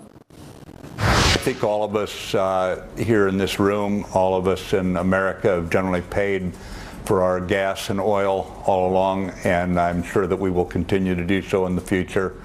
We're not in Iraq to seize anybody's oil. Stephen Yates is here to discuss. Stephen, a lot of I don't know, opinions on both sides of this, if you will. I think ultimately the problem is that we've been stuck in Iraq without any kind of clear exit strategy and how to finally kill off ISIS. And we know killing off their supply of money is a good way of doing it. Well, that's a fact, Charles, and I hope that the new team starts to get a few more appointees below the secretary so you can have a full complement of a policy team to begin working on these kinds of things. I know President Trump has given Secretary Mattis a task of giving a report in the very near future about how to exactly go after and eradicate ISIS in a fundamental way. This talk about oil, I don't think is central to the military strategy in the near term. And I think that President Trump is going to give pretty broad deference to General Mattis's recommendations when he brings them back. Economically, of course, oil is vital to Iraq succeeding. Having some kind of cooperation and reward for American sacrifice in their country and the region is not out of the range of reasonable discussion. But I think right now we're seeing Secretary Mattis put near-term priorities front and center. Right. To your point, a lot of our best young men and women have died in that country, protecting them, initially trying to free them from their bloodthirsty dictator. And we've seen contracts go out to Chinese firms. They didn't lift a finger or do anything, and it's very frustrating for Americans to, and I think this is why we've evolved on the notion of being policemen of the world, isn't it? It is, and that's basically loud and clear what voters responded to when Donald Trump was a candidate. He navigated as a famously large Republican field for the nomination, a wild and woolly general election cycle. This came up a lot, and I think that Americans do feel the brunt of the cost of these conflicts. They feel strongly about defending freedom and honoring alliances and pushing back against the despots of the world, but only in ways that are compelling and quick, overwhelming, and what comes after, we really need to have others take the lead. And of course, that would include now, I think everyone is in agreement over the idea of nation building, particularly trying to recreate other nations in the image of America that don't share our values, don't share our religious beliefs, don't share our customs is very far-fetched at this point. Yeah, I think that majorities in both major political parties in the United States have moved very far away from that. And I think, frankly, it's healthy to have these cycles where America comes to allies and partners in Europe, the Middle East, elsewhere, and says, you guys need to carry more of the load. We're here to help. We're going to honor our alliance commitments, but really it is time for you to bear a bit more of the brunt of this responsibility. And let's talk about how we can work together in rebalancing that equation. I think that's a helpful part of the Trump agenda at the outset. I've only got 20 seconds left, but a guesstimate on how much longer this conflict will last, if it's even possible. My sense, sadly, is that this goes on for a long time, that Iraqis are going to be dealing with this kind of a problem. And Syria, the fundamental questions haven't been addressed at all about the future leadership there. Stephen Yates, thank you very much for sharing your expertise with us tonight. Thank you, Charles. And of course, at home, thank you very much for doing very well, but it's all because of you. And of course, it doesn't hurt to have Lou Dobbs next. Presidencies marked by their first 100 days is the construct of legacy media and old politicos. President Trump has done more in 30 days than most presidents in 100. We'll show you why it's Trump time now. It's now been 1 month since my inauguration, and I am here to tell you about our incredible progress in making America great again. And a whirlwind month it's been. We take up the president's furious pace of action with the Dean, Republican strategist Ed Rollins, Pulitzer Prize-winning columnist for the New York Post, Michael Goodwin, and conservative commentator, best-selling author Michelle Malkin. Also tonight, President Trump names his new national security advisor. He's Army Lieutenant General H.R. McMaster. I look forward to joining the national security team and doing everything I can to advance and protect the interests of the American people. The 54-year-old McMaster, a brilliant technician, served in the Persian Gulf War, the wars in Afghanistan and Iraq, and is a scholar in his own right. We take up McMaster's appointment and its likely impact on foreign policy with John Hanna. And Vice President Mike Pence insisting the United States is committed to the European Union and to NATO. But he reminds our allies that President Trump expects them to pay for their own defense by the end of this year. But I know that the patience of the American people will not endure forever. That's right. The Trump administration priority is America first. Good evening, everybody. President Trump back in Washington at this hour after a busy weekend in Florida, speaking to a rally in Melbourne, meeting with candidates for a national security advisor at the Winter White House before selecting Lieutenant General H.R. McMaster. General H.R. McMaster will become the national security advisor. He's a man of tremendous talent and tremendous experience. I watched and read a lot over the last 2 days. He is highly respected by everybody in the military, and we're very honored to have him. The president's announcement capping off what has been a productive first month in office, to say the least. Since he took office on January 20th, President Trump has signed 24 executive actions, met with 4 foreign leaders at the White House, has spoken to more than 20 foreign leaders by phone. Congress, however, failing to live up to the president's furious pace. Republican lawmakers planning to introduce their long-awaited bill to repeal and replace Obamacare. After this week's recess, Speaker Paul Ryan claiming tax reform is on schedule, but lawmakers won't take that up until spring, perhaps summer.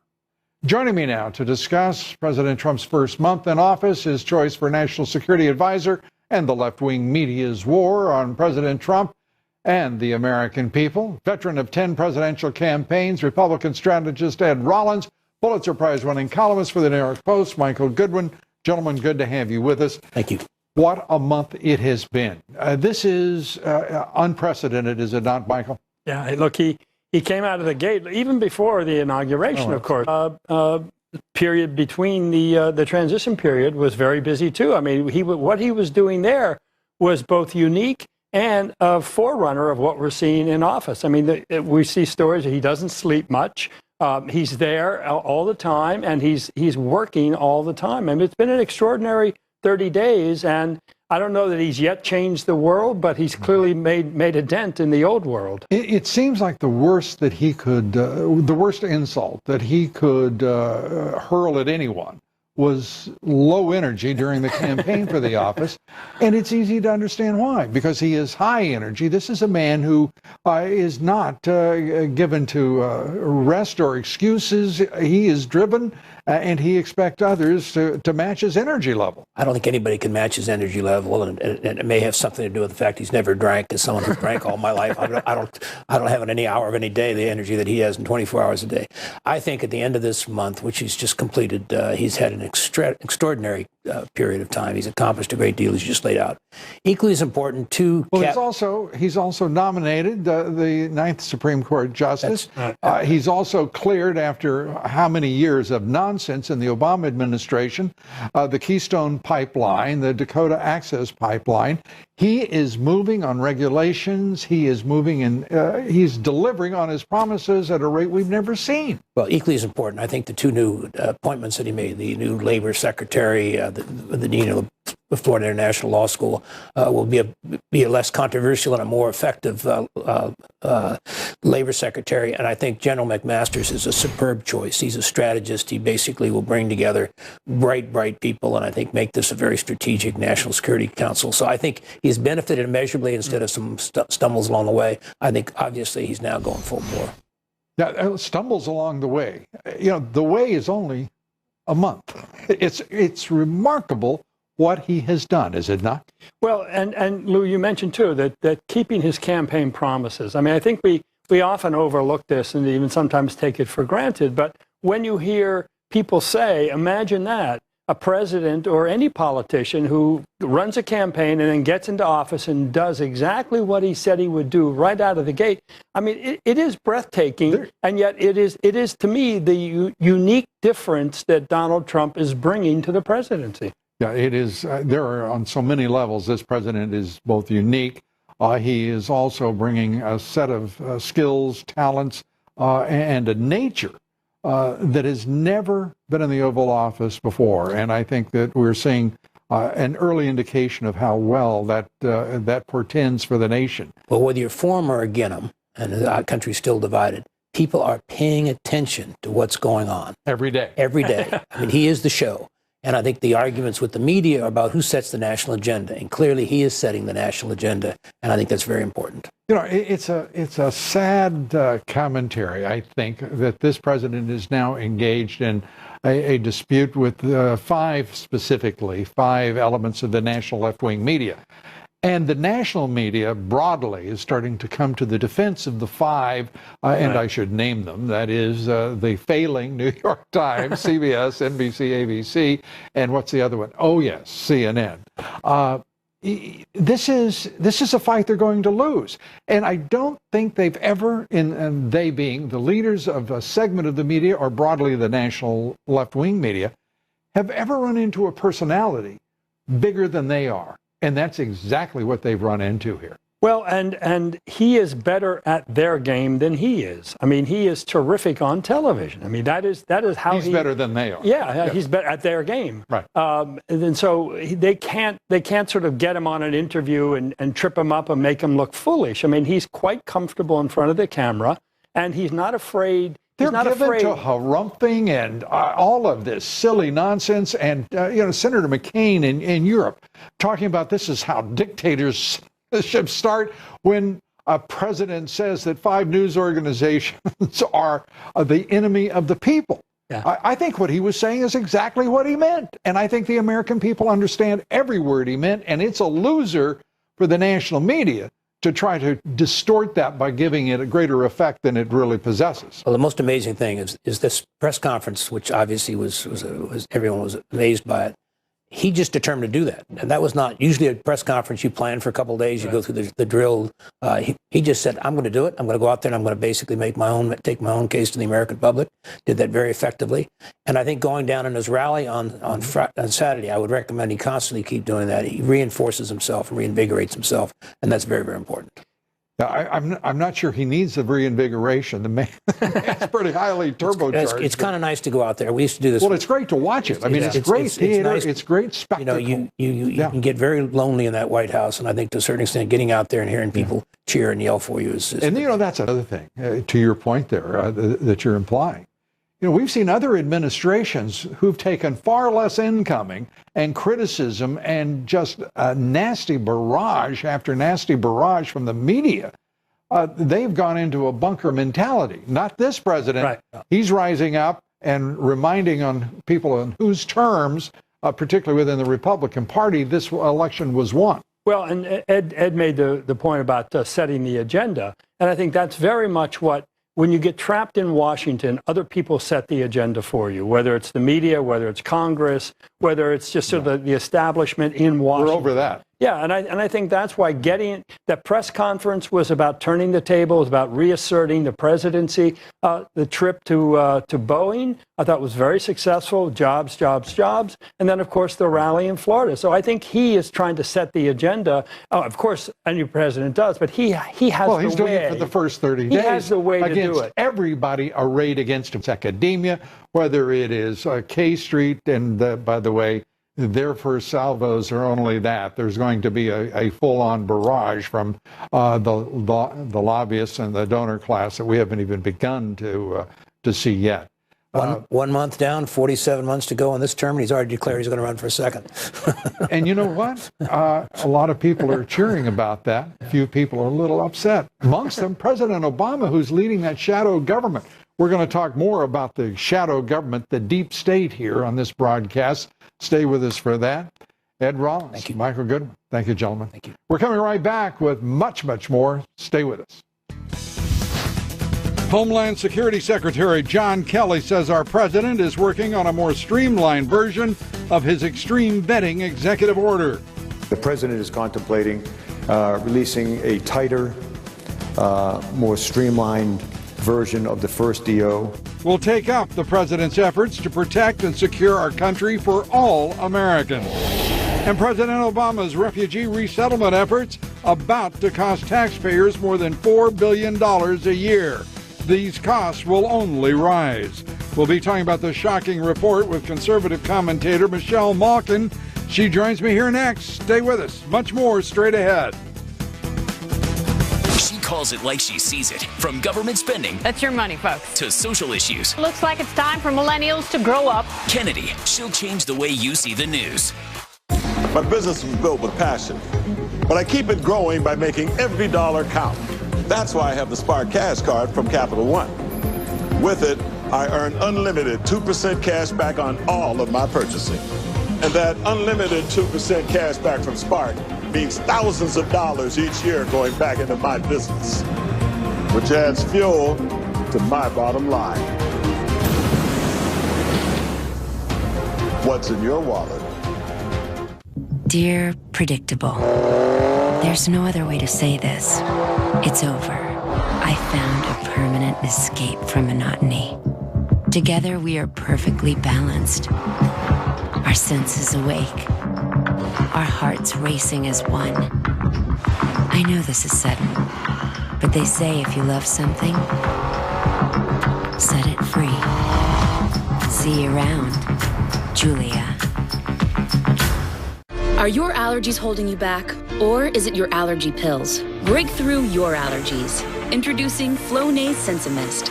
More complete allergy relief in a gentle mist you may not even notice. Using unique Mist Pro technology, new Flonase Sensimist delivers a gentle mist to help block 6 key inflammatory substances that cause your symptoms. Most allergy pills only block 1, and 6 is greater than 1. Break through your allergies. New Flonase Sensimist. Hundreds of millions of computers have a critical security flaw that ransomware exposes: how they deal with unknown software. Blacklist Antivirus treats unknown software as good, allowing access until it proves to be malicious. PCMag Pro's Whitelist Security treats unknown software like a virus, denying access until it proves to be trustworthy. PCMag Pro's Whitelist approach blew away the competition in the world's most respected antivirus test, smashing the proactive detection record 2 years in a row. The web dashboard makes PCMag Pro quick to install and maintain for small businesses and large organizations with IT staff. PCMag Pro is light on system resources, and the scheduled maintenance will keep computers running at peak performance. PCMag Pro does research and development exclusively in the United States. Our whitelist is flipping the security conversation from detect and respond to prevent and protect. Get a quote and free demonstration for PCMag Pro, an Inc. 5000 fastest growing company. If you or a loved one has been diagnosed with mesothelioma, you'll want the information in our free Mesothelioma Guide. It includes books about treatment options and clinical trials, as well as financial compensation. Call now for your free Meso Guide. Winter nasal congestion. Is it a cold, sinus pressure, allergies? For all of them, there's Allegra D, a maximum strength decongestant plus a powerful non-drowsy antihistamine for 24-hour relief. This winter, the answer is Allegra D. Question. Are my teeth yellow? Have you tried the tissue test? Oh, yellow. What do you use? Crest White Strips. Crest 3D White Strips whiten 25 times better than a leading whitening toothpaste. I passed the tissue test. Oh, yeah. Crest White Strips are the way to whiten. Just Head and Shoulders. I thought it was just for, like, dandruff. New Head and Shoulders cleans, protects, and moisturizes to get up to 100% flake-free and unbelievably beautiful hair. It's not Head and Shoulders. It's the new Head and Shoulders. Blue Tops Tonight, the #1 program in business television. A new Breitbart study out today reveals the heavy financial burden of refugees who are being resettled by the Obama administration. The American taxpayer is spending more than $4 billion in the current fiscal year budget to support the more than 500,000 resettled refugees.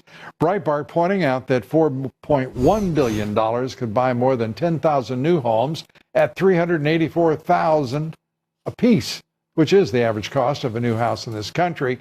It could also buy more than 170,000 new cars at $24,000. The average price of a new home at $384,000. I don't often do this, but I have to question that. So I'm going to ask our producers to check that That seems a little high for the average price. I may be totally at sea on that, forgive me, but if you would double check that. Joining me now, Michelle Malkin, host of Michelle Malkin Investigates on CRTV and senior editor of Conservative Review. And have I been looking forward to talking to you, Michelle? Good to have you with us. Always lots to talk about, Lou, huh? Let's talk about, let me pick a subject, immigration and executive orders, and General Kelly, the Secretary of Homeland Security, saying they're streamlining things just a little bit. Do you think it's really necessary or just simply the smart political thing to do? Well, clearly politically, it seems necessary to tweak the language, and from everything that we're hearing, they are going to narrow it so that green card holders are excluded from the executive order. But my colleague at Conservative Review, Daniel Horowitz, who is a brilliant legal mind who came out with a very relevant book recently called Stolen Sovereignty about the courts run amok, points out that it isn't just one federal statute that gives President Trump the broad authority to exclude any immigrant or non-immigrant into this country for whatever reason, not just national security. But he points out that he has found at least 7 statutes that back President Trump's authority under the original wording of the initial executive order. So I have complete trust that at some point, if God forbid there is an acute national emergency that requires President Trump to invoke the original powers that were laid out in that first executive order, that he will not hesitate to do so. And in fact, some of the statutes that Daniel Horowitz unearthed point to the fact that under congressional law and statute, that it explicitly forbids the courts from having any jurisdiction over the revocation of visas of people who have applied to come into the country. And in fact, that provision was cited in the amicus brief that Texas filed last week in support of Trump's executive order. Yeah, and you and I both know that there are sufficient laws on the books right now that would permit this president, any president, to enforce immigration laws, secure our border without any hesitation whatsoever. The authorities given the president are absolutely clear. Now, where the issue becomes specific areas, as the president is trying to deal with 7 majority Muslim states, which have produced so many jihadists and have experienced so much terrorism, that does require his executive order in some fashion. But there is just no way that any president could fail to enforce those laws and be unaware, particularly if he were a constitutional scholar, as Mr. Obama was, to know what he was doing to the American people in this nation, is he ignored his responsibility to enforce those laws and secure the border. Yeah, no question about it. And there's a phenomenon that I have diagnosed over the last several years when there have been terror attacks or acute national emergencies, as I mentioned. And it comes from the left and all of these civil rights absolutists and open borders types. It's always convenient to be open borders when you're not dealing with an immediate national emergency. But I call it hindsight hypocrisy, because only in hindsight do these people accept the invocation of the kind of executive authority that Trump is trying to exercise to preempt and prevent the kind of disasters that we've seen over the last quarter century. I've got to ask you this because the president's sending this out. I want to get your reaction to this. His tweet, the fake news media, and then he put in parentheses, failing New York Times, NBC News, ABC, CBS, CNN is not my enemy. It's the enemy of the American people. And you would have thought that, I mean, the reaction of the Sunday talk shows, of journalists and columnists everywhere, that he had said, we're going to just shut down the First Amendment, when he couldn't have been more specific. And so many of them wanted to argue over language and semantics, which is just meaning after all. I mean, it's just silly. Your reaction? Yes, well, get out the smelling salts because these delicate souls can't stand even the mildest criticism from folks who see right through them. And the fact that it is the commander-in-chief who finally has the guts and the spine to call them out is making them more unhinged than I've seen in the last quarter century that I've been in this business. But I say more power to President Trump because he is voicing the majority opinion of so many Americans who are sick and tired of it. And it's not just the fake news, the lies, the sins of omission and commission that we've seen over the last 8 years. This goes back decades. There's a reason why he pointed out the New York Times, the fish rap of record, which to this day has still not apologized for Walter Duranty being a shill for Stalinists. And people are just absolutely sick of it and tuning out. You That's took a broader canvas than I thought you might with that, Michelle, but nonetheless, I always do. It was terrific. And you know, and the fact of the matter is, have they got themselves into a mess taking on this president? They are going to have to figure their way out. They may have to try honesty and forthrightness. We'll see how that works for them. Michelle, thanks. Michelle Malkin. I hope we see how that works for them. They haven't made that commitment yet. Breaking news, the American aircraft carrier USS Carl Vinson is now on patrol in the disputed waters of the South China Sea. The 97,000-ton carrier, the Vinson, carries a flight group of more than 60 aircraft accompanied by the guided missile destroyer USS Wayne Meyer. According to the Navy, the operation is part of what they call routine operations. The mission, however, comes amid rising tensions between the United States, China, and a number of countries that claim that territory in the South China Sea, and about a third of global cargo transport goes through the South China Sea, and it is clear why the United States Navy is there. Be sure to vote on our poll tonight. Should the GOP House and Senate leaders begin to emulate President Trump's work ethic?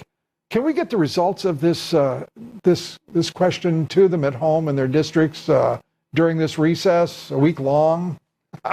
We'll see how they feel about that. Should GOP leaders start emulating Trump's work ethic? We'd like to hear from you. Follow me on Twitter at Lou Dobbs. Like me on Facebook. Follow me on Instagram at Lou Dobbs Tonight. On Wall Street, markets closed for President's Day, or as some say, President Trump's Day. Goldman Sachs warning of cognitive dissonance in these markets. I want to say that again. Goldman Sachs warning investors of cognitive dissonance, claiming investors are acting irrationally despite the $2.8 billion in paper gains since Donald J. Trump was elected president. Kraft Heinz dropping its $143 billion bid for Unilever, the world's second largest consumer goods maker. Kraft's history of mergers and acquisitions is long and complicated, with ties to Philip Morris, to Nabisco, a 2015 merger with Heinz, and a 2012 split into two companies. A reminder to listen to my reports 3 times a day, coast to coast on the Salem Radio Network. Up next, Senator McCain. He's working as the president's chief antagonist. But Senator Rand Paul says McCain's grievances, well, they don't amount to what perhaps Senator McCain believes they do. Everything that he says about the president is colored by his own personal dispute he's got running with President Trump. We're very lucky John McCain's not in charge, because I think we'd be in perpetual war. And that is the subject of my commentary here next. We're coming right back. Much more straight ahead. Stay with us.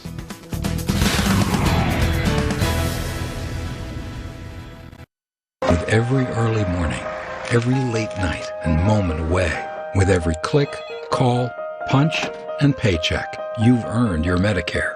It was a deal that was made long ago, and AARP believes it should be honored. Thankfully, President Trump does too. I am going to protect and save your Social Security and your Medicare. You made a deal a long time ago. Now it's Congress's turn. Tell them to protect Medicare. tomorrow. Start your day with an edge. Before the market opens, I'll make sure you're ready. The insight you need is on Mornings with Maria. Then, taking sides over taxes as Trump pushes his plan, how the reforms could hit a roadblock in Congress. Corey Lewandowski breaks down the fight on Varney. In just a fast few minutes from right now, you can have life insurance for up to $500,000 without taking a medical exam and without leaving your home. We're Fast Life, and we're going to make this easy and fast. Odds are that you don't have enough insurance, or you're paying way too much for what you got, or you don't have any, and that's not good. Listen, nobody likes to think about life insurance, but we're grown-ups now, so call and protect your family. 1-800-254-9567, or go to fastlife.life. You've got insurance? That's great, but you may be able to get more coverage and pay less than what you're paying now. And with no medical exam, you can get it right over the phone, and that's fast. Faster than a speeding bullet? No, but fast. And we also said we make it easy. So call and get quotes, then submit an application over the phone, and that's it. And that's easy. Get approved, and coverage starts instantly. And that's fast. Faster than the speed of light? No, but fast. Call 1-800-254-9567 or go to fastlife.life.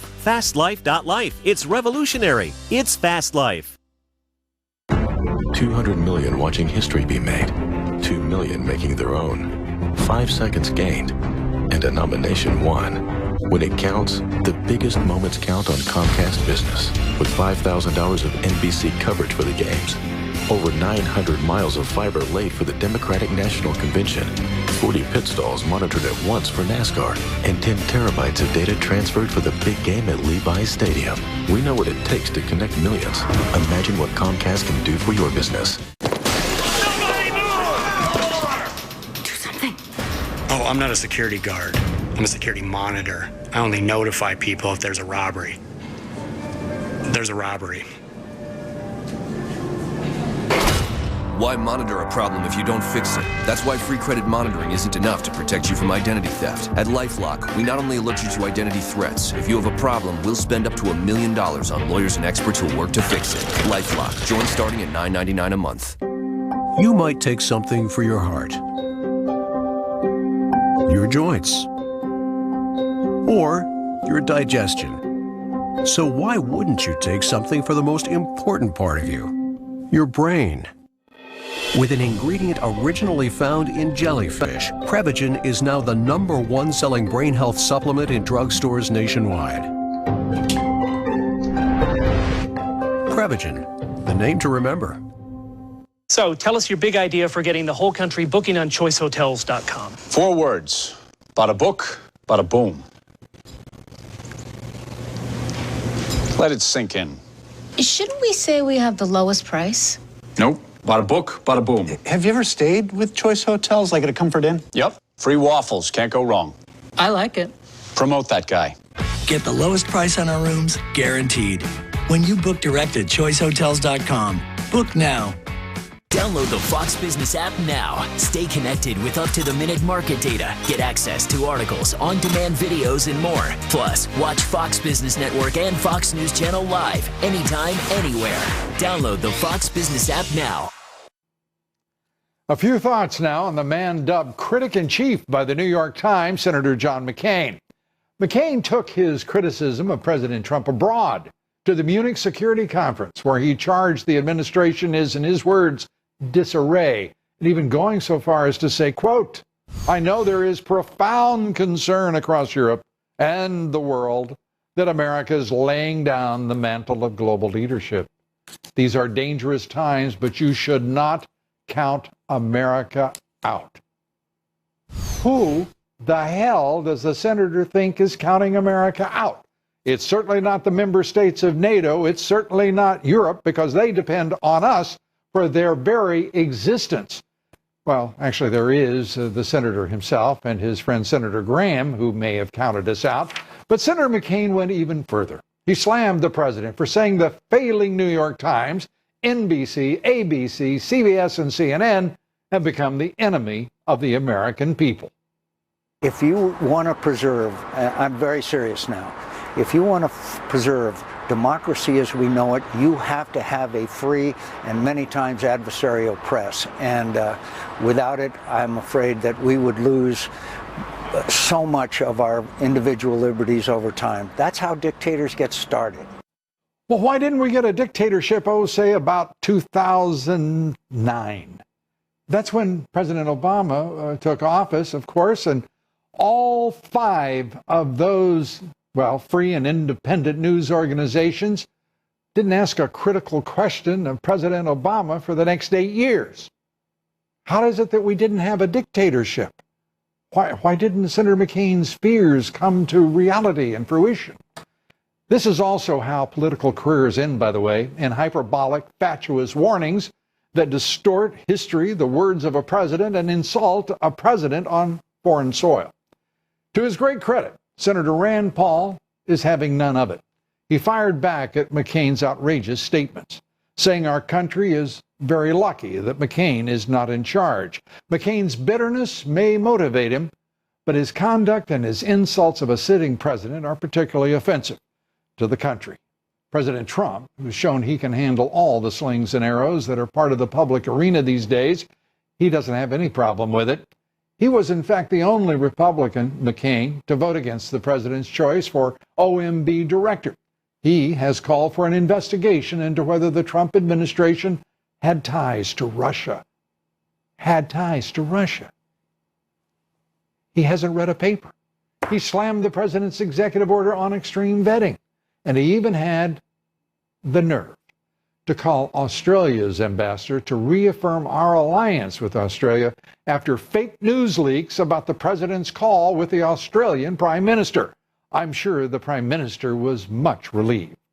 This would be a very good time, in my opinion, for Senator McCain to recall that he is not our president and that Donald Trump is, thankfully, and is due the respect of the senator. Our quotation of the evening, this one from Marcus Aurelius on bitterness. He said, "Here is a rule to remember in the future. When anything tempts you to feel bitter, not this is misfortune, but to bear this worthily is good fortune." We're coming right back. Stay with us. After a month of swift action and dramatic change, President Trump says all is running smoothly. And by the way, you've seen what we've accomplished in a very short period of time. The White House is running so smoothly. So smoothly. But President Obama's shadow government working tirelessly to block Mr. Trump and his policies. We take that up with Byron York. He joins me here next. And SpaceX's Falcon 9 rocket blasting off into history will show you the amazing historic feat next in the video. We're coming right back with much more straight ahead. Stay with us. You totaled your brand new car. Nobody's hurt, but there will still be pain. It comes when your insurance company says they'll only pay 3/4 of what it takes to replace it. What are you supposed to do? Drive 3/4 of a car? Now, if you had Liberty Mutual new car replacement, you'd get your whole car back. I guess they don't want you driving around on 3 wheels. Smart. With Liberty Mutual new car replacement, we'll replace the full value of your car. Liberty stands with you. Liberty Mutual Insurance.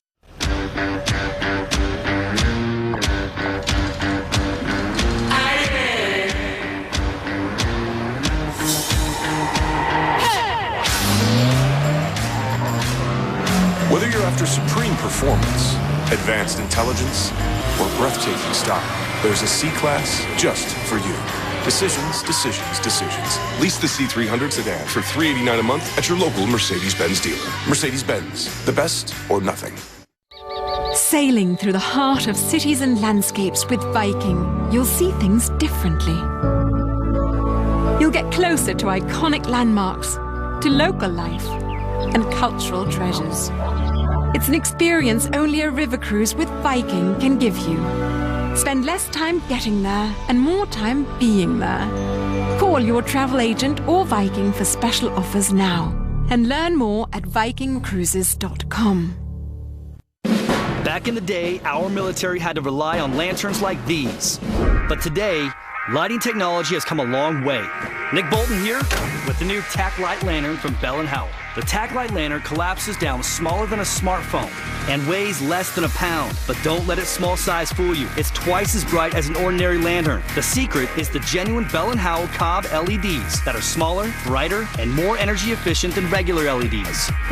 They make our Tac Light Lantern so bright it can fill an entire room with light and visible up to 2 nautical miles away. Plus, this lantern is built like a tank. It's heat resistant, works submerged in water, and can survive even the coldest conditions. Slide the housing to adjust the brightness for a little light or a lot. Add the fold-out hanging handles, and there's never been a better lantern for the great outdoors. When it's go time, I keep mine in full armor mode. Here's why.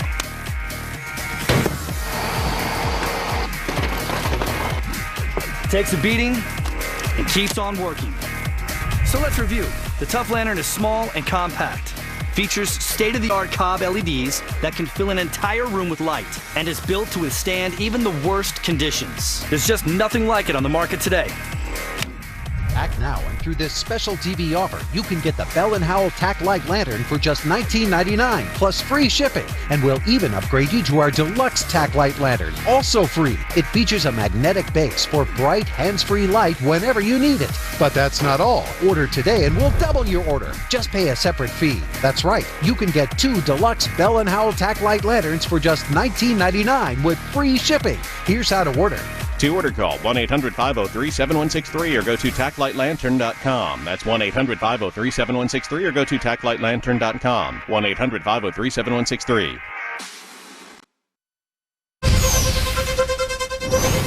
The Russian ambassador to the United Nations, Vitaly Churkin, today died in New York. Churkin reportedly suffered from a cardiac condition. He was rushed to a hospital and was unconscious.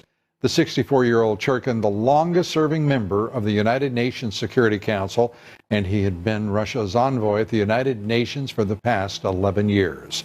Well, joining me now, Byron York, chief political correspondent with the Washington Examiner, Fox News contributor. Byron, great to have you with us. Hi, Lou. Let's start with H.R. McMaster, the lieutenant general, becomes the new national security advisor. Your thoughts on his appointment by President Trump? Well, haven't heard a bad thing about it. People very, very impressed. You talked about in the earlier segment some of the criticisms that John McCain had leveled against the president. He was very, very praising of McMaster. So McMaster's one of these people in the military who are just incredibly impressive. Combat experience, academic experience, written very highly respected books. These people are a cut above. He appears to be a very good choice. And as we watch President Trump move forward here, talking about, for example, let's start with NATO, where he has made it very clear he expects NATO to pay its way. Vice President Pence in Europe to make it very clear to NATO that while the